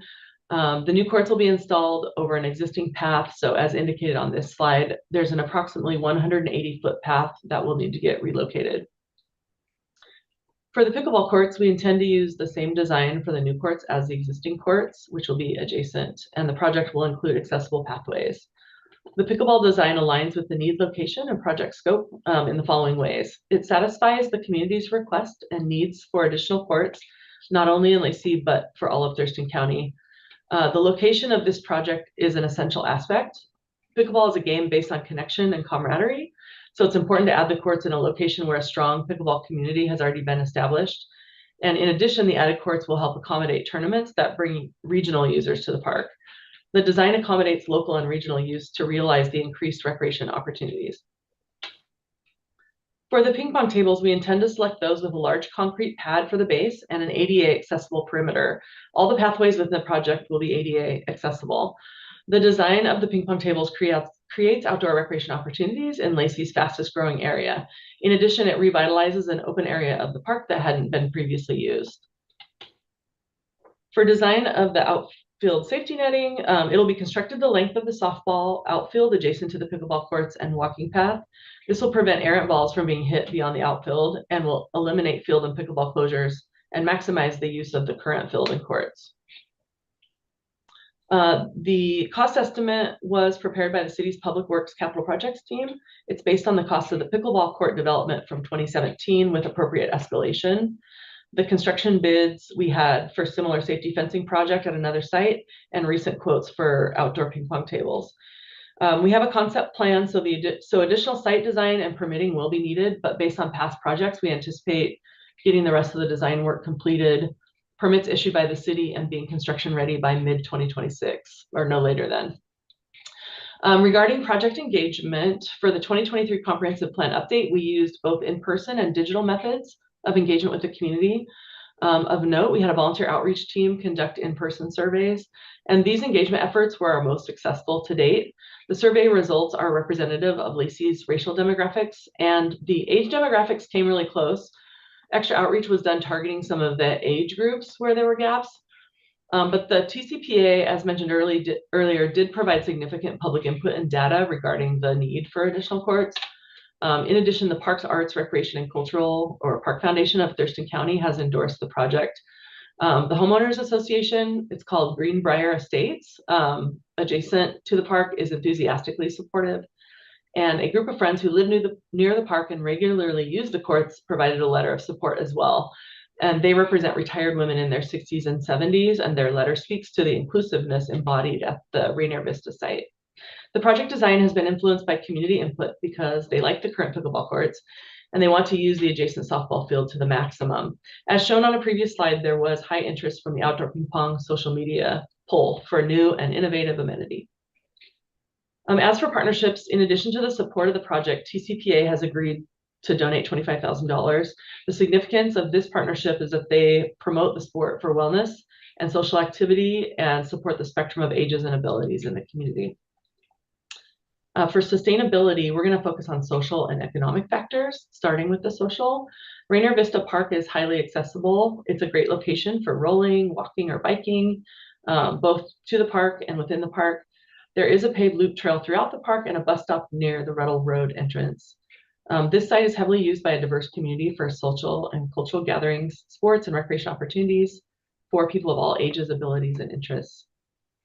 And regarding economic factors, the project improvements will boost opportunities for local pickleball and softball tournaments and create even more of a regional draw, such as the Washington State Senior Games, which has been hosted at Rainier Vista Park for the past several years.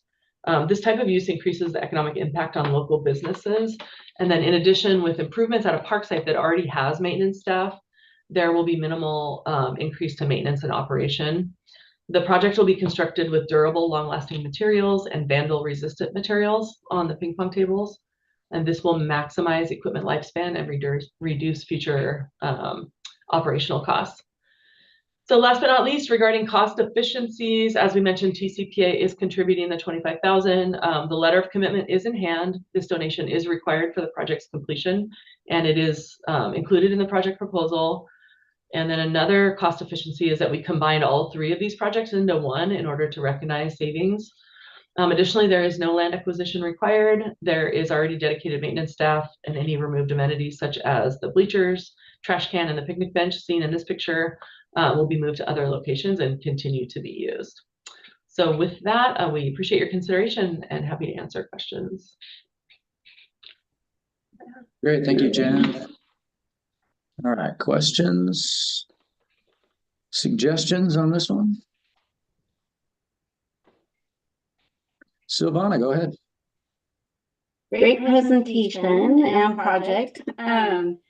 So I just had a few things that I think could enhance the presentation. So on slide 5, I'm familiar with the park, so I think it was easier for me to figure out where you were talking about that the project would be located at, but I think it might help to highlight the project areas on this slide when you're talking, so that way folks can early on orient themselves with the park. And then on slide 10, where you have the different stars, I would make the Rainier Vista one a different color to make it kind of stand out so you can see it in relation to the other sites.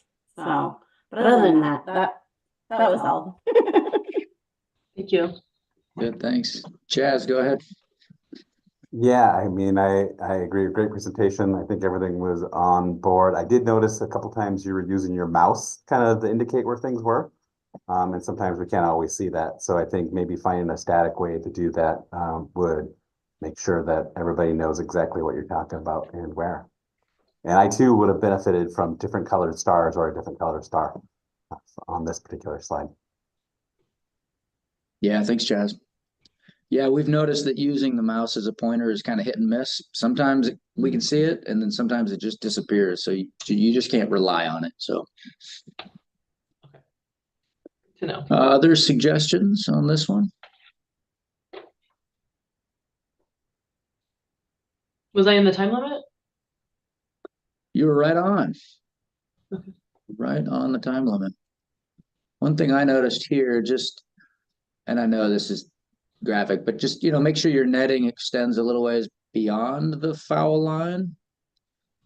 Because then you have protection for your new, safety. I'm sure that's in the design. You just didn't extend it on the graphic here. Doug, go ahead. Yeah, just another nitpicky point. In your metrics on Prism, you list the donation as an appropriation from Thurston County Pickleball Association. I want to make sure that gets changed to match what's in your presentation. Should be listed as a donation, then we can give you better credit for it. Okay. Thank you.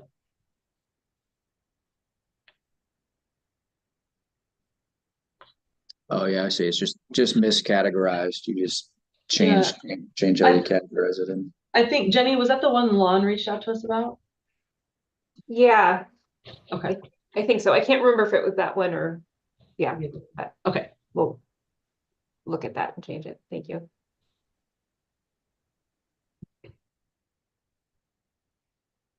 Right. Any other thoughts?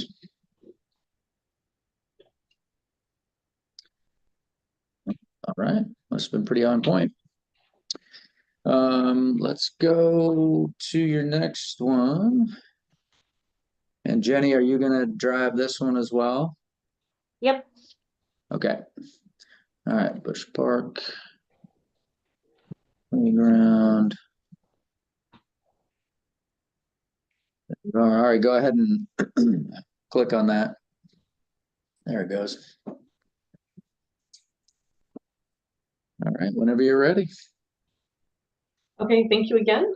Still Jen, with me is Jenny. Thanks for the opportunity to present our community's $221,000 request for a playground replacement at William A. Bush Park. And I'm going to refer to it as Bush Park for the rest of the presentation to keep it a little bit shorter. City of Lacey, again, is in Thurston County on the west side of Washington. It's located 60 miles south of Seattle and 109 miles north of Vancouver, Washington. We're east of Olympia and Bud Inlet and southwest of Nisqually Reach. This slide shows the service area, the City of Lacey's Rainier Vista Parks planning area, which is a three square miles in the southwest corner of Lacey. Here's a closer look at the project site, which is Bush Park. The site condition is a developed, busy neighborhood park surrounded by single and multi-family homes and commercial businesses.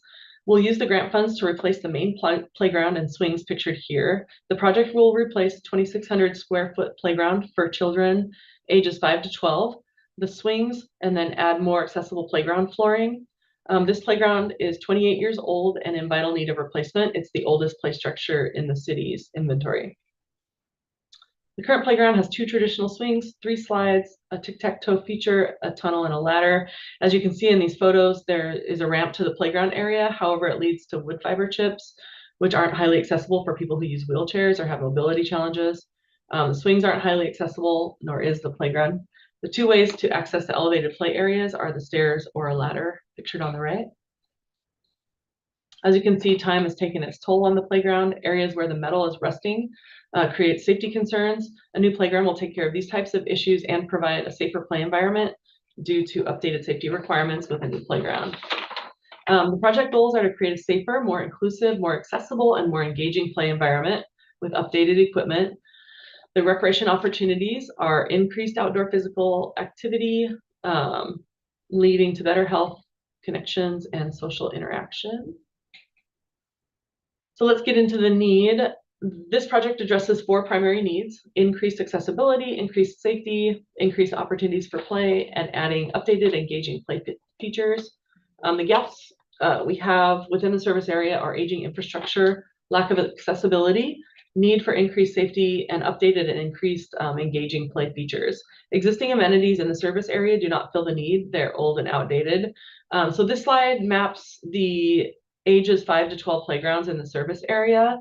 You can see Bush Park has the most outdated playground equipment at 28 years old, but the other playgrounds in the area aren't far behind, ranging from 18 to 27 years old. This really shows that although this planning area has parks and playgrounds really well spaced, they're aging infrastructure and in need of updates.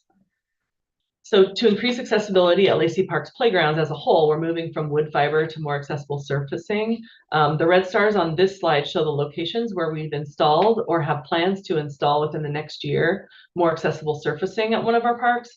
You can see there is one in Northwest Lacey, one in Central Lacey, those are the red stars, and then one at Bush Park indicated by the yellow star, that's the project site, and that'll provide a great opportunity for the south end. Regarding current use, the Bush Playground is already busy and located in the most densely populated area of Lacey. We predict use of the playground will only increase since the population of the planning area where the park is located is projected to grow. To adequately serve the population, it's important we maintain and upgrade the facilities and make them more accessible. Factors that contribute to fluctuations in use at this site are the weather, also the sports practices that get scheduled in the open area of the park. Switching over to need identification, this project was identified and prioritized through the 2023 Lacey Parks Culture and Recreation Comprehensive Outreach, or the Plan Outreach and Engagement, and is included in the Parks Capital Improvement Program. Feedback includes requests for improvements at the site and staff recommendations based on condition assessment of the playground and ongoing maintenance issues. We did include on this slide an example of a social media post that kind of says it all. We love our Lacey parks, but playgrounds at multiple locations are getting old and needing replaced and updated, pointing out William Bush Park and Rainier Vista, just to name a few. Moving on to the project scope, existing features are that it's a 9.8 acre heavily used neighborhood park, that the existing natural features include a large open space, a stormwater retention pond, which draws in local important bird habitat and other wildlife. And there are many mature native trees throughout the park to provide shade. Existing built features include 2 playground areas. One is targeted for those ages 2 to 5, and one is for the 5 to 12-year-olds. Obviously, this is the project area. The park also has a picnic shelter, several picnic tables and benches, a large open area with natural grass used seasonally for sports practices, and a paved trail connecting the sidewalks to the picnic shelter and playgrounds. Parking is located along 2 of the adjacent streets. The proposed project is to replace the playground and swings for children ages 5 to 12 and upgrade the surfacing from wood fiber to more accessible flooring, new swings, and that is, if chosen during the community engagement phase, which I'll talk about later, would increase accessibility because one of the swings would be an accessible swing, similar to the one pictured here. Utilizing pour-in-place or synthetic turf flooring material will significantly improve accessibility. And then regarding recreation opportunities, the installation of the new playground will significantly increase the amount of use at this site. Our parks maintenance staff report this is the most heavily used neighborhood park in the city, not only because of the dense population immediately surrounding the park, but also because of the sports practices that I mentioned earlier. In addition, it's highly visible and accessible from Yelm Highway, which is a main thoroughfare in South Lacey. In fact, use was so high that portable toilets with a permanent enclosure were added at some point in the park's history. Normally, our neighborhood parks don't have restrooms. Parks maintenance can tell higher use due to portable toilet use, high amounts of garbage during rounds, and then just observationally as they're out and about in the parks.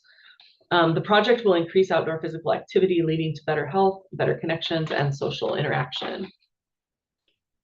So we'll switch to project design. Here you can see the preliminary concept plan with all the project components included, the replaced playground equipment and surfacing. We plan to propose 2 to 3 designs to the community so they can vote on the one that will become the final design.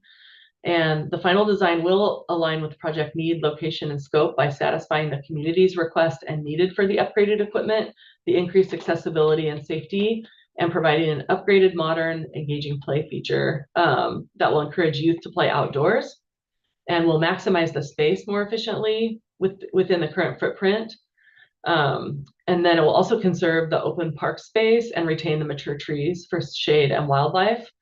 And it will also reduce maintenance costs because of the change in surfacing.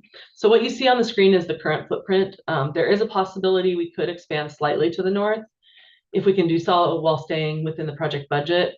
The trees identified on the site plan are existing, so we aren't able to expand in any other direction since we won't be removing any trees. The existing paths are accessible from both Rainier Loop and Chardonnay Drive, and that won't change. So here's an example of one of the design options. This example creates increased accessibility and opportunities in the fastest growing area of Lacey. In this concept, there's a ramp, making it accessible, and new playground elements will also incorporate sensory features for a more inclusive experience. The city's internal public works capital projects team prepared the cost estimate. It's based on recent bids with escalation costs added in. Based on past projects, we anticipate getting the rest of the design work completed, permits issued by the city, and being construction ready no later than mid-2026. So now shifting to project engagement, we wanted to share past engagement and also future engagement because we have a unique process for this project. We'll start with the past. So for the 2023 comprehensive plan update, we use both in-person and digital methods of engagement with the community. Of note, a volunteer outreach team conducted in-person surveys. These engagement efforts were most successful to date. The survey results are representative of Lacey's racial demographics, and they were really close for age demographics too, but we did extra outreach targeting some of the age groups where there were gaps. Then we'll cover the future engagement here and partnerships together. Gateway Rotary of Lacey is supporting the playground as a legacy project and has committed $110,000 toward the playground equipment. So not only are they providing financial contribution, but they'll be assisting with the community engagement efforts. So we'll work with them to provide 2 to 3 design options that the community will get to vote on. And we've used this way of engaging the community in the past, and it's been very well received. So the plan is to be on site at the park with storyboards for kids to be able to make their selection, being sure to advertise this event through all of our marketing avenues. We will reach out directly to the local Nisqually Indian and Squaxin Island tribes to participate, and we'll also communicate directly with historically underrepresented groups that our department and the city has relationships with, invite them to participate in our in-person or online engagement, and also include the Parks Board in all of these opportunities. The Park Foundation of Thurston County has also endorsed this project and submitted a letter of support, and they do expand our reach for advertising and engagement. Switching to sustainability, we're going to focus on ecological and social factors. Starting with ecological, we'll be enhancing the park experience while balancing the environmental impacts. We'll be using a permanent flooring material, often made from recycled or partially recycled materials. We'll be using the same footprint of the current playground to maximize amenities while minimizing impact to the existing natural features. The social factors related to an improved park and playground are clear and well supported. This neighborhood park is intended for multimodal transportation. Since there's no designated parking lot, it lends itself for a walk, bike, roll, or bus to the site. There's a bus stop directly across the street. And also by creating a park space that is accessible, the park will encourage play among kids of all abilities. Bush Park is truly a hub of social community gatherings and cultural gatherings. The picnic shelter is always constantly used for various group gatherings. And finally, regarding cost efficiencies related to the Bush Park project, of course, there's the 110 Gateway Rotary donation. We do have a letter of commitment and a signed agreement, and the donation is required for the project's completion. It's included in the project proposal. And some other cost efficiencies. So currently, every few years, we need to add about 50 cubic yards of new wood chips for the playground area. Switching to more accessible material will eliminate this product replacement and the time of our park maintenance staff. And then speaking of parks maintenance, there's already dedicated staff for the operation of the park, also a cost efficiency, and there's no land acquisition required. So with that, we wish to thank you and happy to answer any questions you might have. Great, thanks again, Jen. All right, Roxanne, go ahead. Yeah, good job, Jen. And this comment applies to the last one as well. Just a little delayed in sharing, and that you had a lot of really good information in your intro, but remember that we don't rate the intro, it just sets the stage. So some of that, I think, especially going into the problems with the existing, if you have that more in your need section, we're going to see it when we're thinking about awarding those points. So just kind of re-look at how you can get through the intro a little bit more succinctly and put the meat into the need and the scope. Also, you said a little bit that this park really serves a service area. If you could give us a better understanding of that service area, you know, there's 5 parks and there's 5 playgrounds. Do you need that many for that number? Because I don't know how many people or how many kids. You are noting then for us, it's the first one to become accessible because it is the oldest in the system. But you had commented it's a really diverse and dense area. So take the time and the need to show us that. And besides age, other reasons why it's a great location to make it accessible. And beyond that, I think that's a fabulous bid if you can really do port in place and all those features for this budget.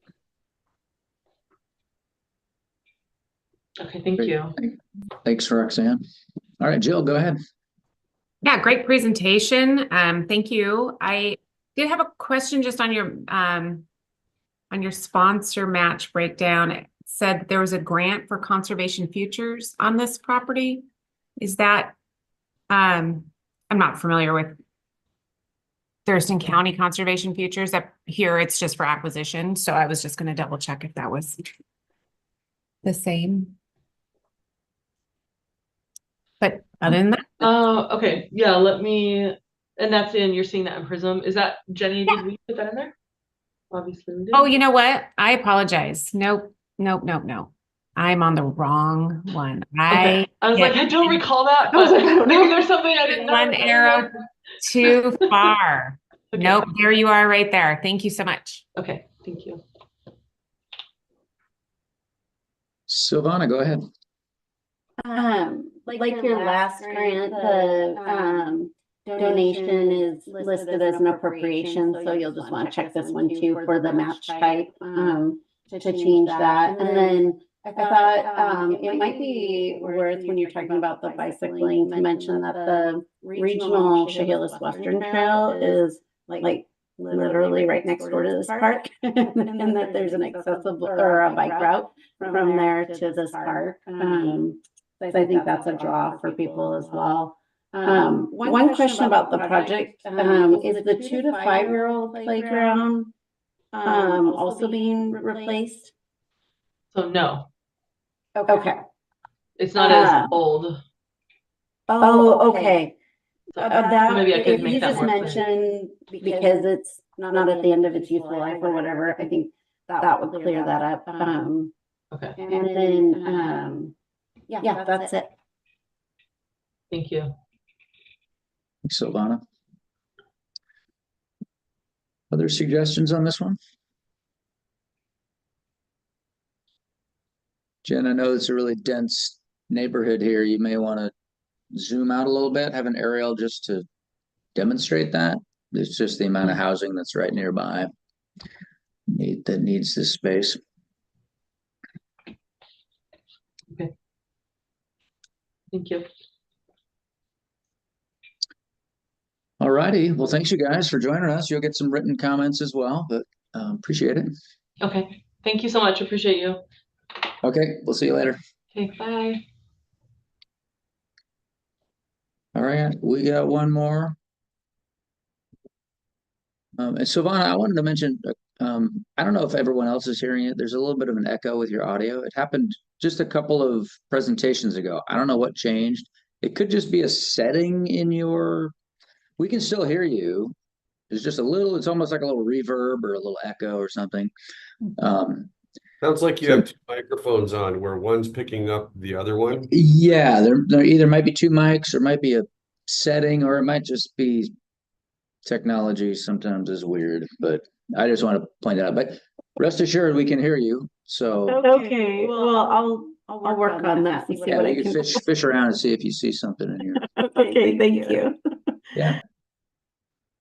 All right, we got one more today. This was an add-on, Swan Creek and Tacoma, and just so a little heads up. So this project presented last week in a different grant category. It was not a great fit, so we did kind of a last-minute switcheroo. And Alyssa is here from Metro Parks Tacoma to present. And I believe you had an opportunity to update your PowerPoint and update the information in Prism. But she only had like 24 hours. So it might not be perfect, but just so you know, it went a switcheroo from a conservation oriented kind of grant to like a nature park kind of grant. So just wanted to give you a little heads up on that, and we will get this launched. And is it Elisa or Alyssa? I'm sorry. Elisa. Elisa. Okay. All right. Elisa, I will get you remote control. There you are. Okay. Go ahead and click on the screen. See if you can make that work. Great. Yep. Okay. Excellent. Right. Well, you have 12 minutes in this I can't remember what it was in that's another switcheroo. Anyway, if it goes a little long, it's okay. It's technical review, but yeah. Anyway, go right ahead. That's cool. Thank you, Carl, for that introduction. Yes, a little switcheroo, but I am pleased to present this project to you because it's an excellent project for all kinds of reasons. I'm Elisa O'Hanlon Regala. I am the long-range strategic planner at Metro Parks Tacoma, and I've been the lead on this acquisition of Swan Creek Park, or the Probst property at Swan Creek Park. in Tacoma. And where is that? Well, Tacoma, right here. And this is Swan Creek Park. And the parcels that we have actually acquired under a waiver of retroactivity are this little red dot. I'll explain that a little bit better in the coming slides. Just for reference of size, this is Point Defiance Park. If you've been there, that is 760 acres. Swan Creek Park on the other side of town is about half that size. And as we go through this presentation, you'll see why we're excited about this acquisition. Right here, a little closer in, you can see these are the two parcels that are part of the acquisition, and this is the creek, Swan Creek, from which the park gets its name.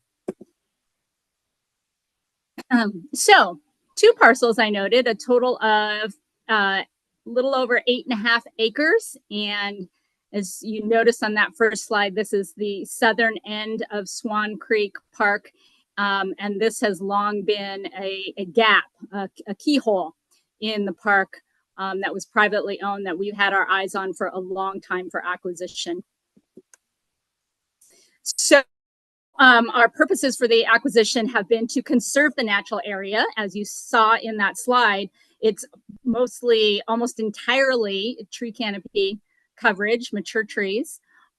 We've had our eye on the property to be able to expand passive recreation into this space, wildlife habitat conservation. That's the reason it was in a different category, and certainly that tree canopy preservation.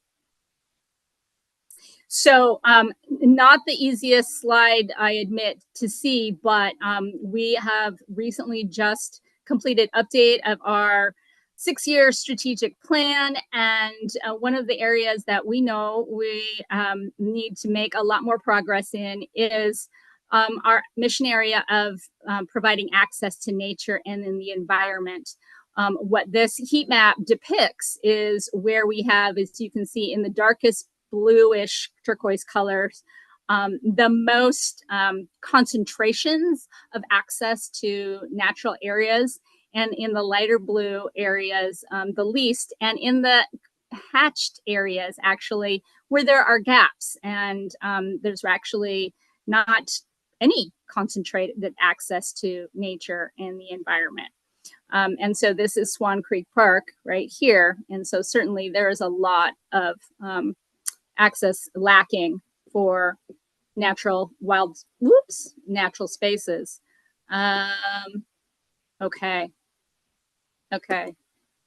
Okay, so we're back to that map. Light touch on the arrows. So this map also shows that tree canopy coverage. As you can see in the darkest areas, we are achieving what would be the average for Washington state communities. The U.S.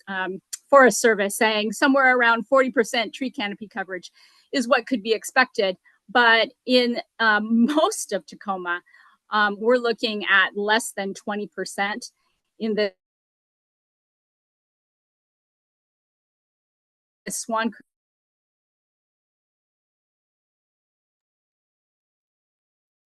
Hey, Elisa. area. It is Swan Creek Park. Lose anymore than we have already lost over the years.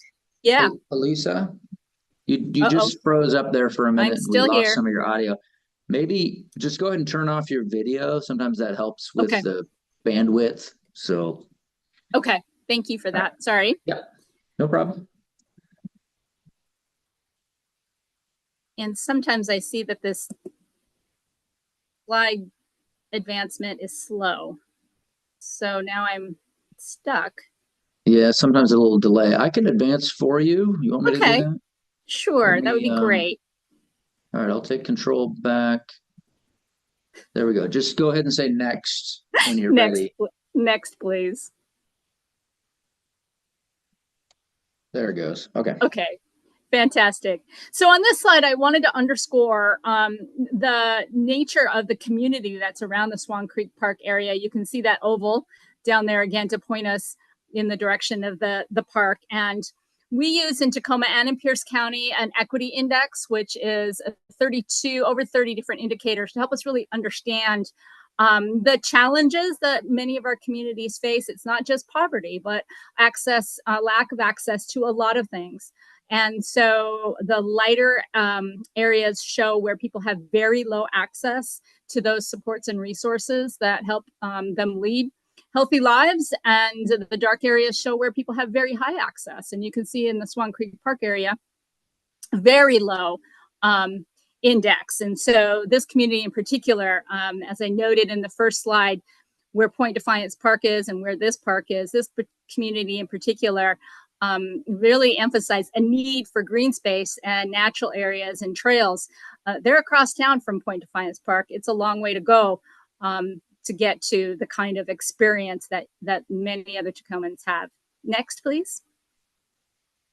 And so one of the advantages or one of the things we like to celebrate about what we've been able to develop at Swan Creek Park is the Lister Elementary's Wildlife Champions. This is a researched program that shows actually we are increasing empathy for the natural environment and wildlife through this program, where this community that usually doesn't have access to the environment has immediate access to experience being in the forest and being among wildlife. So we're excited for this acquisition to continue to contribute to that need and priority. Next, please.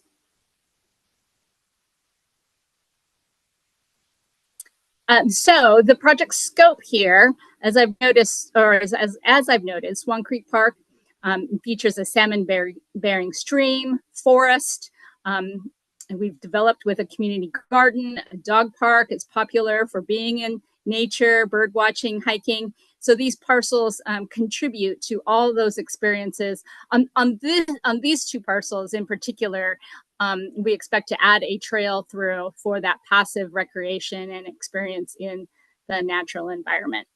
Next, please. And so why we are pleased to have been able to acquire this property is that the threat is development into residential single family homes. Per the appraisal, we discovered, next please, that on the north parcel, which is fully undeveloped, just mature forest developed there, it could be developed into 25 single family homes. Next, please. And the southern parcel, which is where the former owner and seller had raised his family for 60 years, could be developed into 30 single family homes. And while we certainly appreciate and support development of affordable housing in the community, what the community's long-range vision for this park and these parcels has been that it would contribute to the open space that's really also critical to the community. Next, please. So because of what is already developed on the property from the previous owner, some existing fruit trees, as I noted, it's only mature undeveloped forest on the north parcel. It does abut the creek, so the topography it's severely sloped on the eastern edge of this property down to the creek. And also it is within the identified biodiversity corridor. This parcel is ideal for that engagement with nature and just passive recreation that we are planning. Next, please. There are, as I've noted, mature trees and also the salmon habitat that's within Swan Creek. Next, please.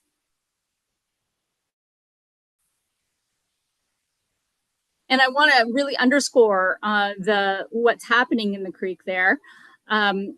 Pierce County and the Puyallup tribe both have engaged in a stabilization project to slow the erosion into the creek that's caused by primarily the residential development around. So the Puyallup tribe, is very invested in ensuring that this continues to be and improves as a salmon-bearing stream. This project, this acquisition, has been awarded a Pierce County Conservation Futures Grant. So there is a covenant on these parcels that it will forever be maintained as a conservation property. And so there will never be, despite there is a lot of other active recreation opportunities in Swan Creek Park on these parcels, there won't ever be any of those active recreation improvements. Next slide, please. So this really has been a vision. Acquisition of these properties has been a vision since the Swan Creek Master Plan was adopted in 2012. During that planning process, there were a number of community meetings, a lot of outreach to this very diverse community. One of the things I want to note is this is probably on the east side of Tacoma, the most diverse community within the city. Next slide, please. And we had more than 1,400 people participating in creating the long range vision, which you can see there is broken down into 6 different areas. Down south, as you see those little keyholes of the Probst property, those are in what is referred to as the Douglas Fir Forest. So the vision that the community helped us to develop for Swan Creek Park is that this would be a forested area and used in the ways that I've described about with the hiking in nature and the Wildlife Champions project. Next slide, please. So some of the cost efficiencies I want to note. The seller, very generous, offered a 5% cash donation on the purchase price for the property. Mostly, would be the funds of this grant, the Conservation Futures Funds and Metro Parks that would achieve the acquisition, cover the acquisition costs. But for the restoration and the maintenance, we're really pleased to have the Washington Conservation Corps and our own chip-in program that's been strong for a few decades to really help us in maintaining the wildlife nature of these properties. Next slide, please. So with that, I want to say thank you very much. Again, we're very excited to add these properties to help enhance Swan Creek Park and access for this community to being in nature and developing that appreciation of wildlife. Thank you. Great, thanks, Elisa. You can turn your video back on. So I'm almost back. There, now I'm back. There we go. All right. Nice job after switching programs. And you were only not quite a minute over the time limit. So right on. Anyway, Roxanne, go ahead, and then Chaz. Yeah, good job shifting gears, Elisa. A couple things. First, be sure to add page or slide numbers so that we can follow along and move you around a little bit. I'm sure they moved you over for good reason, but I think some of that will be helping us to understand what it means to be in the Douglas forest zone and how you really intend using that site, which probably established why you got moved to the local park category. If you can go back to your need that was early on, because I think one of the slides you might want to just kick out because I don't think it helped you.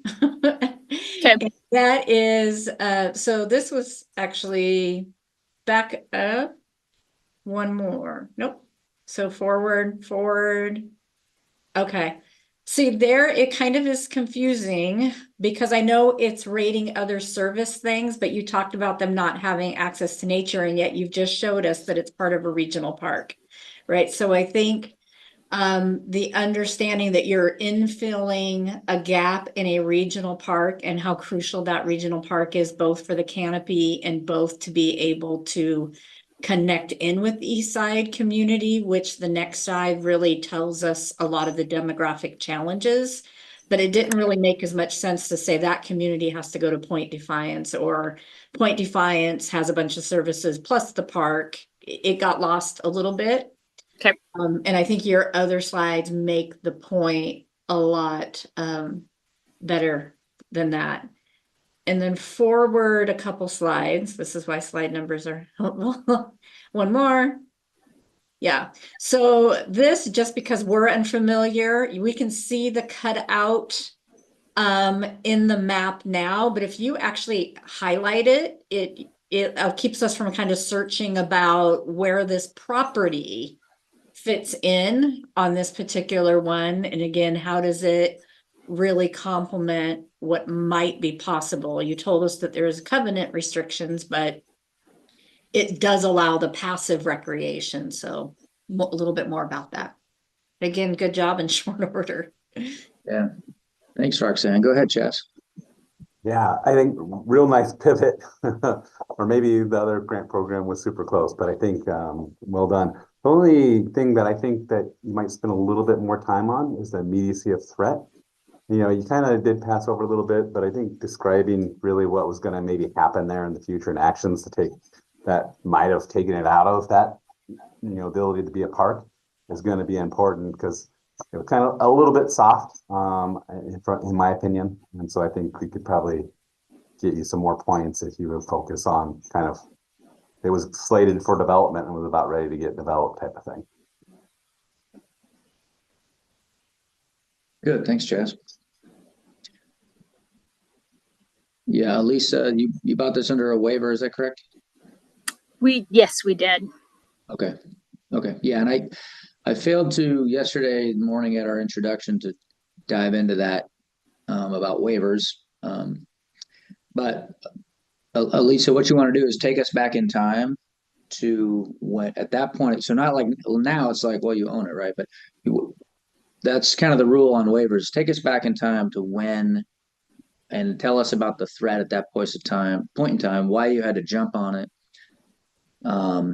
and requested the waiver to basically preserve eligibility. And sometimes you have a willing seller, but hey, we're only going to give you 6 months, and so you couldn't wait for the that's whatever the story was, that's what we want to know. Excellent.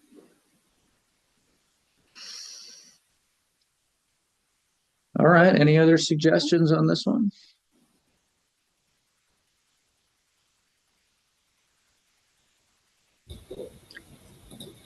All right. All right. Super appreciate the comments. Yeah, it's just been quick, and I didn't know I'd only have 12 minutes. So thank you for helping me hone in on one of the most important things in 12 minutes. Yeah, I think the other category you probably had 15 or 20 minutes or something. So so you got plenty of time now to before evaluation to continue to refine and tune it up. And so, but you're awfully close anyway. So all right. Super. All right. Thank you very much. Okay. Yeah, see you in August. See you then. All right, folks, we made it to the end of day 2. So that wraps up our second day of WWRP Local Parks Category Technical Review. We will be back tomorrow and again Thursday for 2 full days. One thing I want to point out about tomorrow is you get an extra 20 minutes of sleep. We had a project dropout, so we'll be starting at 9:20 with the City of Washougal. So try to get logged on by about 9:15.